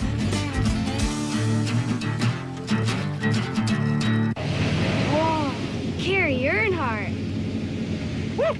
Nice, right. right, Carrie. Yeah, she gets me around. How about let me take her for a spin? That ain't gonna happen. Give you $1. Show me what you got. You letting them drive this car for $1? Man, $1 buys a lot with 10, 220. All calls up to 20 minutes are 99 cents and 7 cents a minute after that. Hey, man, be careful. I'll be careful as soon as you help me put this wheel. Dial 1010-220. Lottie-dottie, we likes to party. We don't cause trouble. We don't bother nobody. We're just some men that's on the mic. And when we rock up on the mic, we rock the mic right. For all of y'all, keeping y'all in health. Just to see you smile and enjoy yourself. Cause it's cool when you cause a cozy condition that we create. Cause that's our mission, so listen to what we say. Cause this type of thing happens every day. I wear my K-Swiss. I wear my K-Swiss. At the mall. With my jeans. At my place with my crew. I like them white and new. In the city. With my shorts. In my ride. I wear mine untied. When I dress to impress. On my chest. When I want to look my best. Wear them with my wife. I wear them with my blues. I like them when they're new. Nothing else will do. I wear my K-Swiss. I wear my K-Swiss. Hi, I'm Jay Moore, and join me when my guest will be Pro Bowl quarterback Jeff Garcia. That's More Sports, Monday nights at 12:30 Eastern, 9:30 Pacific. Watch More Sports or the hunger strike continues. Come on, y'all. The Seattle Seahawks are on the clock. We talked about so many things new as they move into a new stadium and a new division and a new conference. New unis, and road, the home and now the road. Those are the older helmets, but later they went with the helmet that you saw. Kind of a deeper metallic blue, gray. I mean, lots of things changed. I mean, here's a team that's changing conferences, not divisions, conferences. And one of the teams that they'll be playing as they move to the NFC West, they now visit San Francisco every year and play the 49ers twice. We bring in the GM of the 49ers, Terry Donahue, who's been around this game in college and pro and in TV for a long, long time. And Terry, that sigh of relief. Now, I think we heard it 3,000 miles away. You just know to play the Rams, you need as many DBs as you can, right? Well, that's exactly right, Chris. We just wanted to get as many defensive backs on the field as we can that can help cover those Ram receivers, and we think it was real important to get a player like Mike Rumph because he was so physical. He's different than most of our corners. He's a big, long corner who can press, and our coaches know exactly how they want to use him in our defensive scheme. So we were very excited when we had an opportunity to get him. Is this let me ask you quickly here.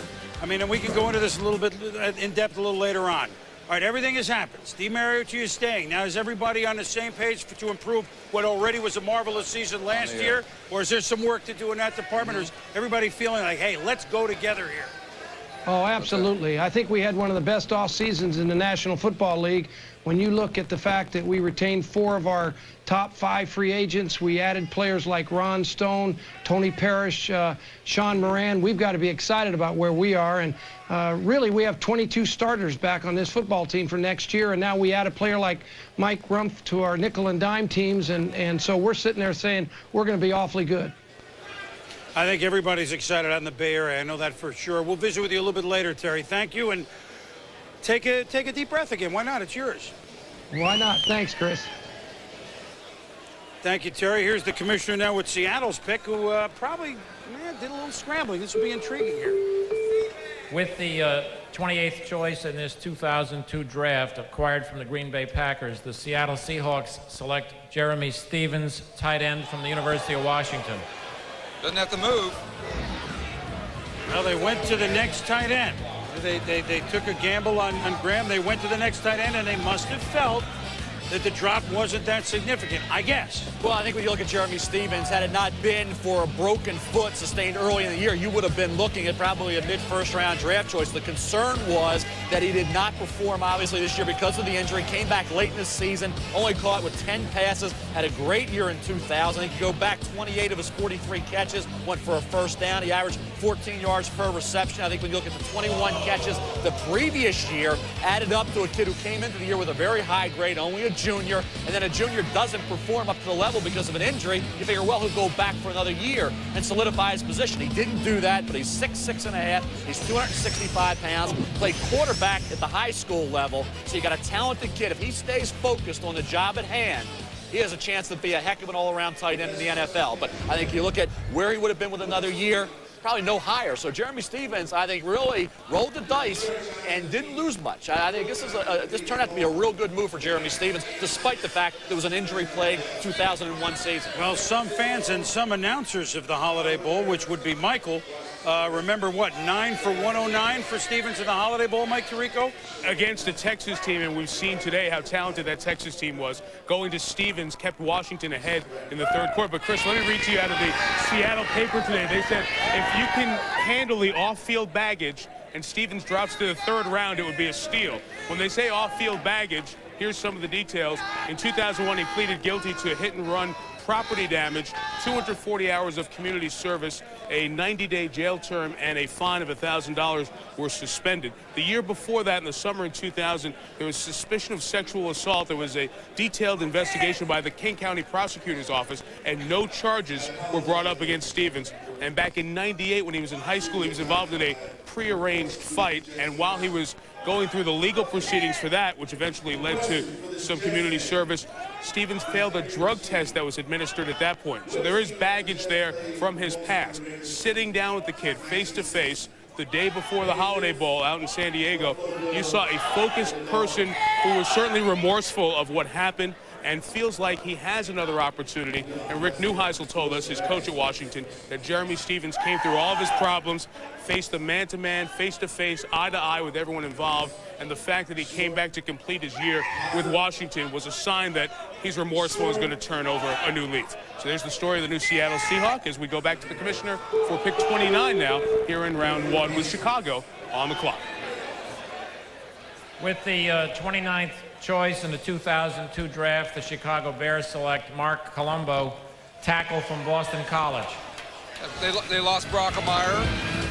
This certainly makes sense, doesn't it? Well, we talked about 3 minutes ago, the offensive tackle still on the board, and Mark Colombo was the highest-rated offensive tackle. Kendall Simmons certainly will be a guard in the NFL. You still have Andre Girard from Colorado still on the board, and I'll tell you what, Mark Colombo, you talk about a battler, a scrapper, 6'7 and a half, 313 pounds. Here you look at him here, and you talk about a guy who I think can be a left tackle or a right tackle, will fill a need area for the Bears, as Mort said. He ran a 5.19 at the combine, did 30 reps, and there's been, I know, comparisons to Jason Fabini in terms of the fact he's an overachiever, but he is a pretty good athlete. I think when you look at the job he did going into this season, then of course he had the knee injury, so he wasn't able to finish strong, but his film evaluation grades were outstanding. His workouts were, I think very underrated. His workout numbers were solid. The Fabini comparison made sense. Fabini was a 4th-round pick. Colombo's a late 1st, but this was the best left tackle on the board at this point for the Bears. It's interesting because Pittsburgh and Chicago, Pittsburgh and St. Louis picking next, both teams have the attitude, we don't need anything. So I think we're looking at guys like a Ryan Denny for Pittsburgh, a Kendall Simmons, a guard. So these teams maybe are not another dire receiver, need. believe it or not. Maybe another receiver. But Mark Colombo, I mean, look, the Bears, that was one of the really nice stories last year. So now, I don't know if this is really a raincoat. He did what? I don't have my Peter Falk imitation. You know, I wasn't prepared to do it at that point. Well, you needed the overcoat ready to make it right. It's a bad look. So Right. Mark Colombo, you know what you get from BC, although that felt like your typical BC guard, but yet the nastiness that just it's the same sort of player that comes out of BC. It's a nastiness that most teams, certainly monsters of the Midway, would certainly like. The Chicago Bears, the Pittsburgh is on the clock, and the Chicago Bears will not be playing the next 2 years at Venerable Soldier Field. They'll take that 3.5 hour trip down to Champaign-Urbana, play at the University of Illinois for 2 years while Soldier Field gets revamped. So the Bears, who had one of the great stories last year, revamping their field, revamping their offensive line. We're back with the Pittsburgh Steelers in a moment.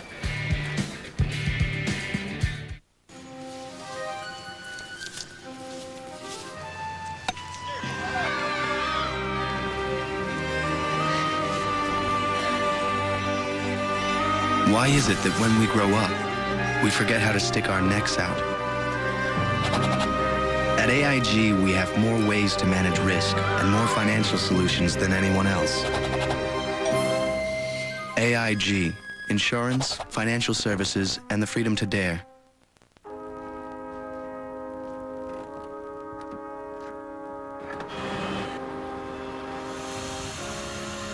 There is a place where nothing you do is ordinary. Even when all you're doing is pumping gas.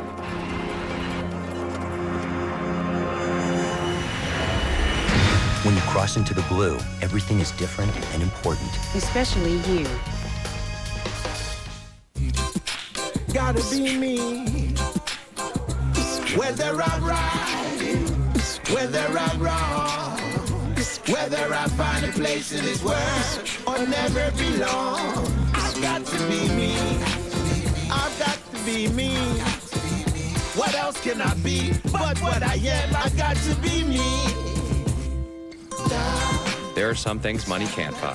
For everything else, there's MasterCard. Except that everywhere dogs are. Introducing the Isuzu Axiom. It says sexy city styling. It has a V6 with 230 horses. Giddy up. Leather trim seats, smooth and supple. A young Steeler fan sitting here wondering, what am I doing with these towels being waved around by many Steeler fans who are here. We got Pittsburgh, St. Louis, and Washington to wrap up what will be, oh my God, we're here to see a record, the longest first round in the history of the draft. Pittsburgh is ready to pick. Mort, you mentioned several of the names. Here we go. With the 30th choice in the 2002 draft, the Pittsburgh Steelers select Kendall Simmons, tackle from Auburn. Yep. One of the two names they talked about. Right, and they, hey, look, as Merrill said, a lot of backups. I mean, they feel pretty solid at just about every position except the kicker, who they jettisoned for good reason, Chris Brown. But I mean, they had good luck with Faneca drafting him in the first round a few years ago, and here we go again. Well, Merrill Hodge talked about this in our meeting. The Steelers didn't feel they had a big need, Mel. And you look at him more, and you saw him right there neutralize Dwight Freeney. You've seen him neutralize Julius Peppers here. I mean, he went up against some outstanding defensive ends and did a heck of a job. I mean, you talk about a knee bender who's explosive, sustains, finishes as a run blocker there against Peppers again. This was at left tackle. Now, he did play guard at Auburn. There's a chance for him to be a center. He's about 6'2 and a half, 311 pounds at 24 reps, which is certainly adequate. He plays a lot stronger, though, than his weight room numbers would lead you to believe. And I think when you look at tackles, I think you would look elsewhere. I think he is a guard or a center, and I think this is a guy certainly with that versatility and the fact that you knew at left tackle he could hold his own against some guys like Peppers and Freeney and company. That bodes well for Kendall Simmons as a guard or center in the NFL. And as much as the Steelers like to run the football, this was a pick that best player available in the offensive line, you know, and they didn't have to move around, didn't have to go up, didn't have to go back, and they didn't have to go for a need player. They took the best player available for a solid football team. Well, there have now been, what, 4 tackles chosen here in the first round. There were a couple very high, as we expected. Levi Jones went higher than expected, and so now, as we look at the tackles that have gone, we've gone down 5 now with Colombo and Simmons back-to-back. So here it is. More than we thought, really, in the first round, but it's just such an important position for football. Well, Simmons is a guard. Even though he played left tackle, he will be a guard in the NFL, and I think maybe a center down the road. So when you look at the tackles, I think Mark Colombo at Chicago will be utilized at either left or right tackle, probably left tackle, because after Mark Colombo, you look at Terrence Metcalf, played left tackle, could be a guard. So the true left tackles were hard to find in this draft. Right. I think you look at that after that top group, there's now a we drop go guards, right? Now there's we go some guards. I think you look at Finoti, you look at Andre Gerard from Colorado. You have some guards that are on the board right now that make a lot of sense. Player I like is Bentley, center or guard from Ohio State. But Mike Golick, you would have to go up against these guys. Good thing you're here, huh? Let me tell you what, I love Kendall Simmons. He is a fantastic football player. And the Steelers and the way they have their running attack, they are going to love this guy. Played tackle at Auburn, got to play in space, and played against 2 of the better defensive ends that went in the first round here, both Dwight Freeney and Julius Peppers. And whenever he got his hands on those guys, he locked on them and he beat him. He is incredible when he locks on. He's a drive blocker. He drives his legs. He does a fantastic job. And this was all a tackle, again, in space. He will be a guard. I talked to him on Wednesday. He said he worked out for about 6 teams at center as well, as what Mel was talking about, a possibility there. He said he snapped the ball very well. But he goes from space at tackle into the interior guard. He is an absolute mauler. He's got a great lean coming off. He hits you with head and hands at the same time, and he wants to drive you into the first row of the stands. Love this guy, watching him. Would have loved to play against him, maybe in the prime of my career, but not at the end. Remember, we were at Syracuse together when Auburn played Syracuse going up against Dwight Freeney? Yep. He promised his quarterback, Jason Campbell, as long as I keep Freeney from sacking you, I will buy you a steak dinner. Steak dinner, absolutely. Yeah, hopefully that he bought the steak dinner for Let me Jason tell you Campbell, what, Freeney got sacked. you'll be eating well because he'll protect you very well and he'll move the linemen out there for the run. He's going to Pittsburgh, team that almost made it to the Rams did make it to the Super Bowl. The NFC champions are on the clock, and we'll see if Mike Martz and company add to the offense or continue to bolster the young defense. The first round rolls on. In 1935, Foxwood Farms started with 1 horse and a truck. The horse was a thoroughbred, the truck a Chevy Suburban. Today, they have a few more horses, but there's still only 1 truck, Chevy Suburban. With an available 8.1-liter Vortec engine, it's capable of towing up to 6 tons, making it the best Suburban yet. Chevy Suburban, like a rock. Your lawn is being taken over by 2 kinds of weeds. With Weed Be Gone, one product gets rid of the lawn weeds. But not the crabgrass. The other one kills the crabgrass. But not the lawn weeds. There's gotta be a better way. Bayer Advanced all-in-one weed killer for lawns. It kills lawn weeds plus crabgrass in just 1 easy step. And it won't harm your lawn. 2 kinds of weeds, 1 simple solution. From Bayer Advanced, where better thinking always gives you better results. He's so busted. It's okay. One of my steak medium. He's got issues. Let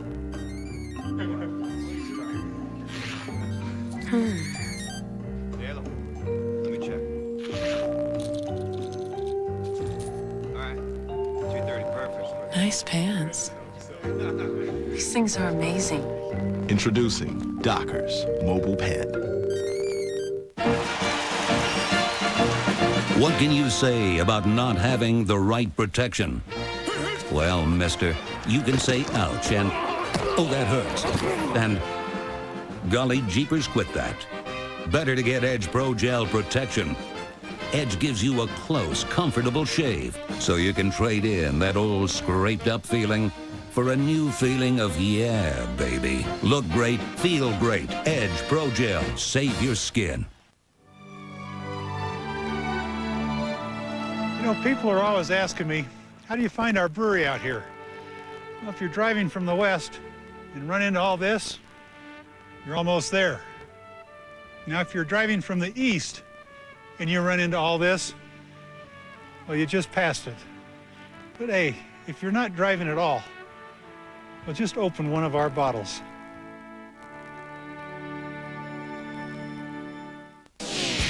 Tonight, quarterfinal action of the Stanley Cup playoffs continues. Daniel Alfredson and the Senators look to even the series against Jeremy Roenick and the Flyers in Game 2. 7 p.m. tonight on ESPN.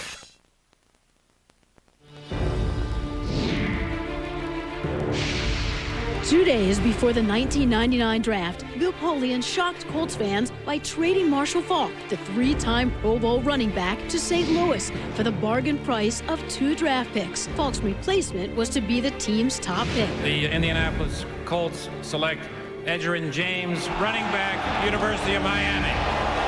To the surprise of many, Edgerrin James was chosen before Heisman Trophy winner Ricky Williams. James has already won a pair of NFL rushing crowns. Meantime, Faulk has earned consecutive MVP awards and a Super Bowl ring. Bill Polian, ESPN Classics AIG risk taker.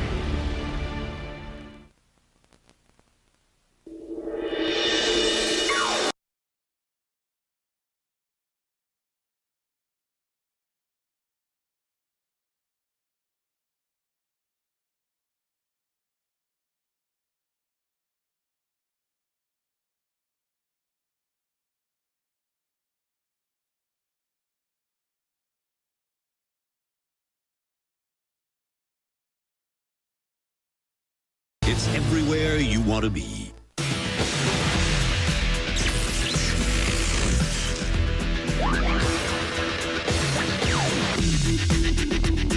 Armor All Protectant Wipes. Armor All Shine and Protection in a wipe. The next time you take time out to be with the most important people in your life, we'd like to be there. Because what 100 years of tradition has taught us is the importance of taking time.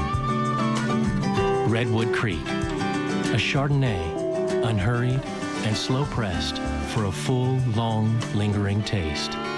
Redwood Creek. Good things take time. Excuse me, madame. I recently procured this stunning collection of nachos and just wanted to verify their worth. Nachos? Well, technically it's 7-layer nachos from Taco Bell, 7 flawless flavors. I paid 99. What do you think? Dollars? Cents. Sounds like a deal to me. Just a deal or a tasty deal? They look tasty. You could say tasty. I think you just did. Bye-bye. Our new 7-layer nachos are piled high and packed with flavor. Now just 99 cents. For a tasty deal, think outside the bun. Why do I rent from Enterprise? For more cargo room, more people room, or more headroom.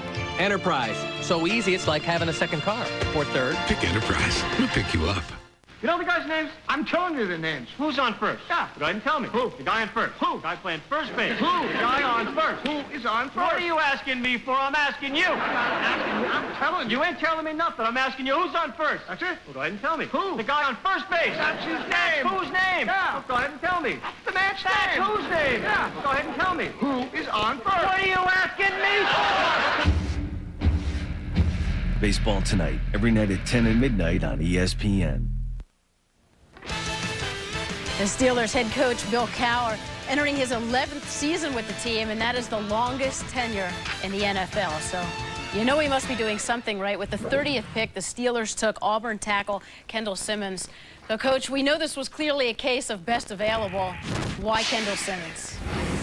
Well, Susie, we looked at what was on the board, and really there were some areas that we wanted to address. We really don't feel like our football team has any needs. But we wanted to get some depth on the offensive line, and Kendall Simmons is really a player that we're going to look at as a guard. He has the flexibility to play tackle. Some even say he could play center. So we felt his demeanor and his flexibility made him a good fit for our football team. Hey, Coach, I think we did a great job with the pick. I want to tell you that first. A lot of work, right, bro? Hey, when you're drafting in this position where you're looking for depth so you could go anywhere, does it make it a more difficult draft?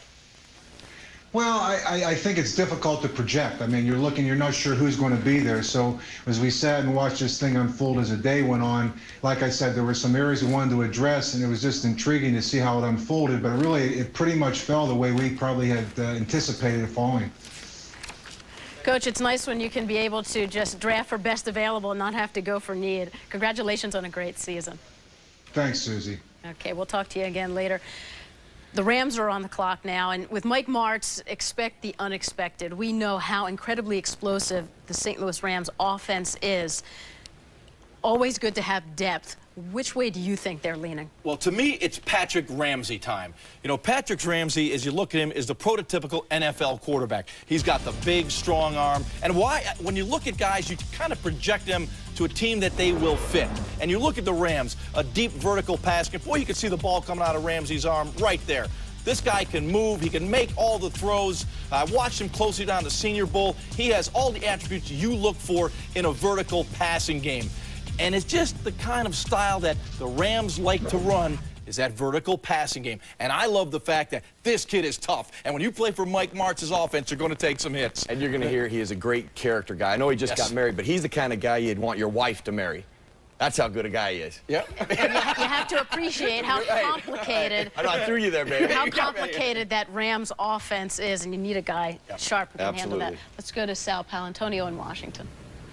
Steve Spurrier, Susie, just came back from FedEx Field from that draft party on Daniel Snyder's helicopter, and I asked him about his interest in Patrick Ramsey. He said, we have some interest. We're talking about him among other players right now with that 32nd pick coming up. Don't forget, this is a team, however, that doesn't have a lot of NFL quarterback experience. Danny Werfel, Sage Rosenfels, Damian Craig, not a lot of NFL experience right there. So another young quarterback like Patrick Ramsey might not fit. They really need help on their interior offensive line. Let's go back to Chris Berman in New York. All right, Sal, thank you. Well, it's good they had that time in the helicopter alone to just talk about it, just to get things together. Nobody bothering them, no phones, no nothing. The Rams, we understand the pick is in the St. Louis Rams, the NFC champion St. Louis Rams. Let's see what they do. It's probably somebody pretty fast. Usually is. Speed. They don't need anybody. This can be any of 5 players. I don't think it'll be Ramsey. I talked to Mike Martz yesterday. He says we don't have to take one single player, one of 5. You ready? Are you ready for some Rams? Yes, let's go.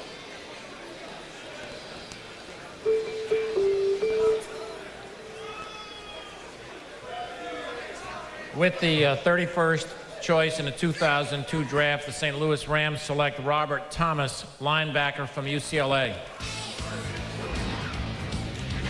Well, we didn't think there'd be 2 first-round linebackers, Mel, that's for sure. No, I think Robert Thomas was the one linebacker you thought, the top inside linebacker in the draft, that he would come off the board probably in round 2. This is certainly a position they need some help, particularly if you talk about depth at linebacker. When you look at Robert Thomas, this past year made a lot of big plays behind the line of scrimmage, was productive. You talk about the high school level, over 600 career tackles. He was UCLA's defensive MVP. He had 88 stops. You're talking about in 2001 this past year, 18 tackles against Washington State, 12 against Washington, 13 against Stanford. He had 6.5 sacks and 26 tackles for loss. So this guy was an impact player. He's only 6 feet tall, goes about 230 to 235 pounds, but he did run a 4.45 at the combine, did 21 reps. And I think when you look at versatility, he played inside, could be an outside guy within the scheme. He could provide ideal depth, that linebacker for the Rams. And they lost London Fletcher to Buffalo in free agency. Right, that's a big difference for them, but boy, what an improvement on defense they made last year, and so they're continuing to tinker on the defensive side with Lovie Smith and his staff under Mike Martz. It's such a marvelous, marvelous job. When we return, the final pick in the first round, the 32nd pick, owned now by Washington after their trade earlier with New England. And here's a man that'll do it, Mr. Snyder. And there's 1 pick left in this round. It belongs to the Washington Redskins, and here's the commissioner with the selection.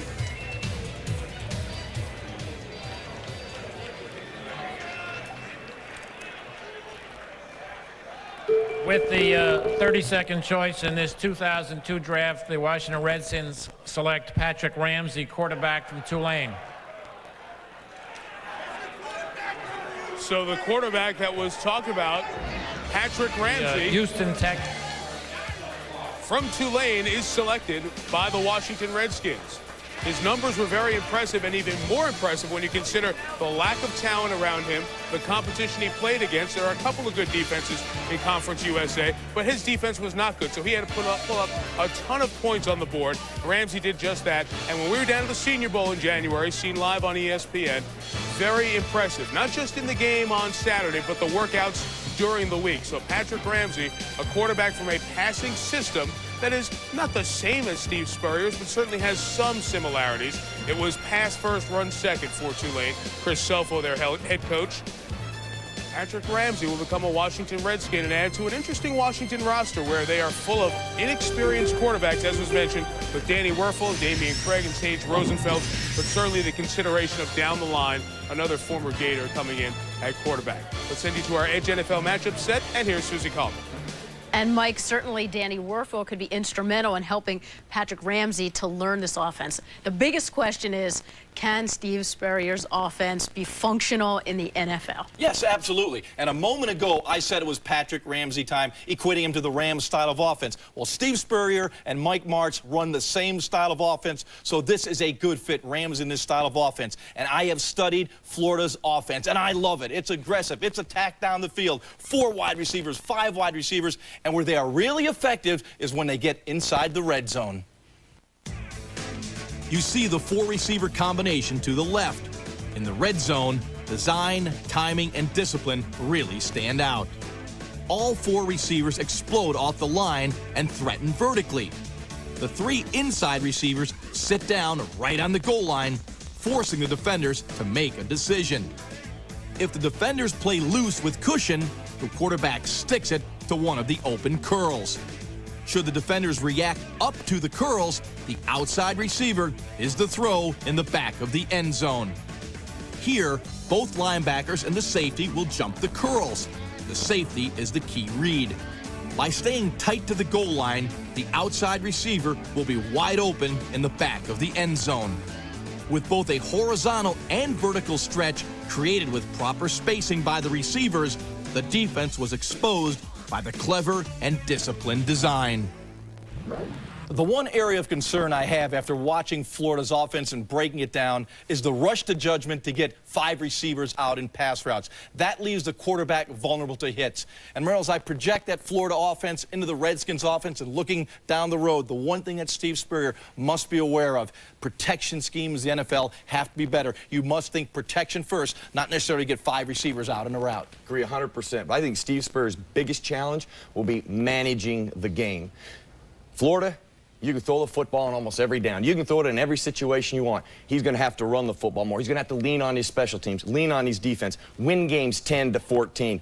Unless he he could be East Carolina if he doesn't do that. But managing the game is an ego thing, too. I think it'll be a big challenge for Steve Spurrier. It's going to be fun. Going to be fun. Very first day of minicamp, he threw the entire playbook at the offense and said, this game's so easy, we could win right now, and that was April. Okay, we'll see. Mike, we'll see. We both, Susie, let me turn it to Mel Kiper here on Patrick Ramsey, who, as we were at the Senior Bowl, Mel, we're talking about the playbook and what he's going to have to digest there. Tulane's playbook, a lot of passing stuff. He impressed with the short passes in Mobile. He really did. I'll tell you, you talk about touch, you talk about the precise passing of Patrick Ramsey at Tulane and at the Senior Bowl practices, Mike. He was outstanding. I think the mobility question was the only factor that could have pushed him down. I think when you look at what Patrick Ramsey did at Tulane, he had no help, no support really on defense. He gave up 70 points to BYU, 51-plus points in 2 other games. He had exchange points with the opposition. His offensive line didn't have the level of talent to protect him on a regular basis, so he got beat up in the pocket, and he hung in there. He's out of Ruston High, Ruston, Louisiana, hometown of Burt Jones. You see him wearing number 7, certainly a Burt Jones fan, and I think if he can answer questions about mobility, he has the prototype delivery, the quick release, and the arm strength to be a starting quarterback in this league. I know it's 32nd overall pick. It is still a first-rounder. Is Patrick Ramsey a first-round NFL pick? He became that at the Senior Bowl practices, Mike. All right, so he rounds out the longest round 1 in the history of the NFL draft, but Patrick Ramsey's concerned last week not on where he would go in the draft, but on his honeymoon with his new bride, Ginny. They vacationed, honeymooned in the Florida Keys. And from experience, I can tell you that's a great place to honeymoon. So they enjoyed that last week, and now we'll get to look forward to the experience of living in Washington and working with Steve Spurrier, whose offensive genius is well known. Unfortunately, he's back at their compound. The heir apparent to Danny Warfel. That's right, number 7 also. Timeout here, round 2 coming up, so is the commissioner. Hi, I'm David Carr. Julius, Quentin Jammer. I'm Roy Williams. You're with me. Watching the draft. The NFL draft on ESPN. Are we ready? Yeah. That camera loves me. The NFL, where the catch. Look at Florida. You're talking about there against Georgia, but did obviously fulfill a need with a big playmaker. And a little bit of perhaps coincidence or history here. When Chris Palmer's been an offensive coordinator or a head coach, remember back Drew Bledsoe, first-round pick. The second pick was Vincent Brisby. And when he took Tim Couch with the first pick, the second pick was Kevin Johnson. So we're continuing the quarterback-wide receiver tandem with Chris Palmer at the offensive helm, Mike. And they certainly hope for the success the Cleveland duo has had in their few couple of years. So we come back, Chris Berman's annual visit with Commissioner Paul Tagliabue for the draft after this. I'm bored. 2 years, 4 in 1 game against Ohio State, 2 lost. He had some minor injury problems as well. He has to answer that durability question, but he is a gifted athlete, has ideal size, very quick, can catch the football. I think when you look at 300-plus yards against Washington, some huge games in the Pac-10, average 5.1 yards per carry. He can stay at full strength, take better care of the football, not fumble, not cough it up at crucial times. I think the Carolina Panthers can have themselves a heck of a back. If you fumble, though, in the NFL, you're going to be watching from the sidelines, Mike. He was awesome in that Washington game against some good front 7 defenders for the Huskies. 301 yards in that game, so he is the Carolina Panthers selection. the second pick here in round 2.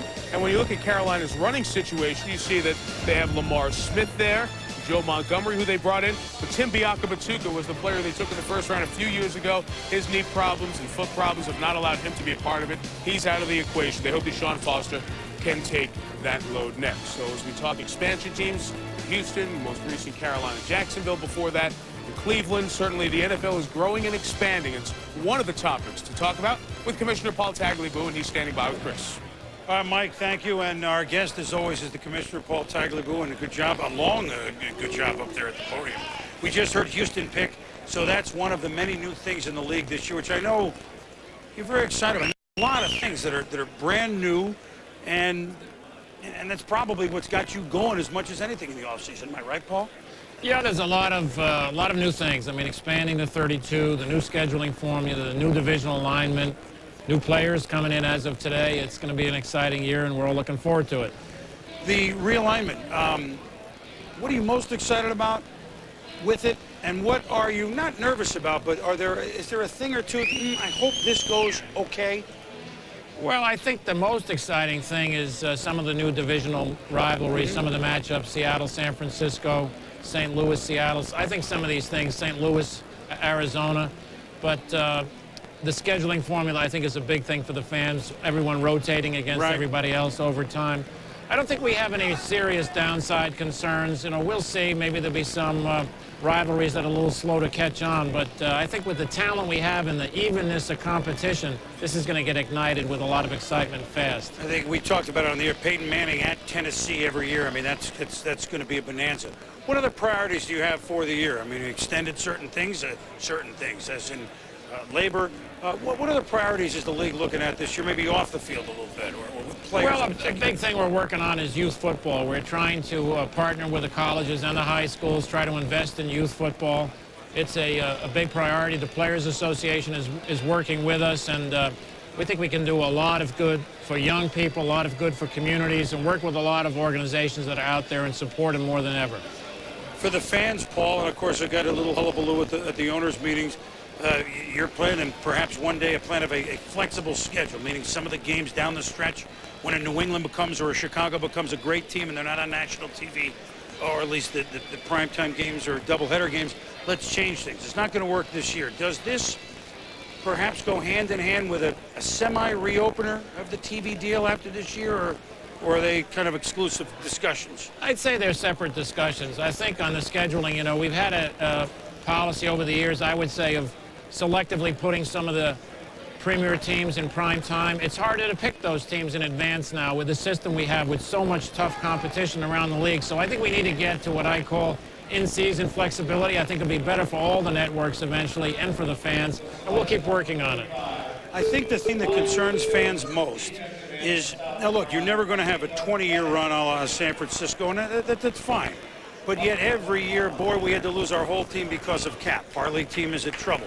Is there some way, and I know you can't say it here, but is the league and the players together looking at maybe some way the teams that have a window of 2 or 3 years, we can move the cap for certain teams?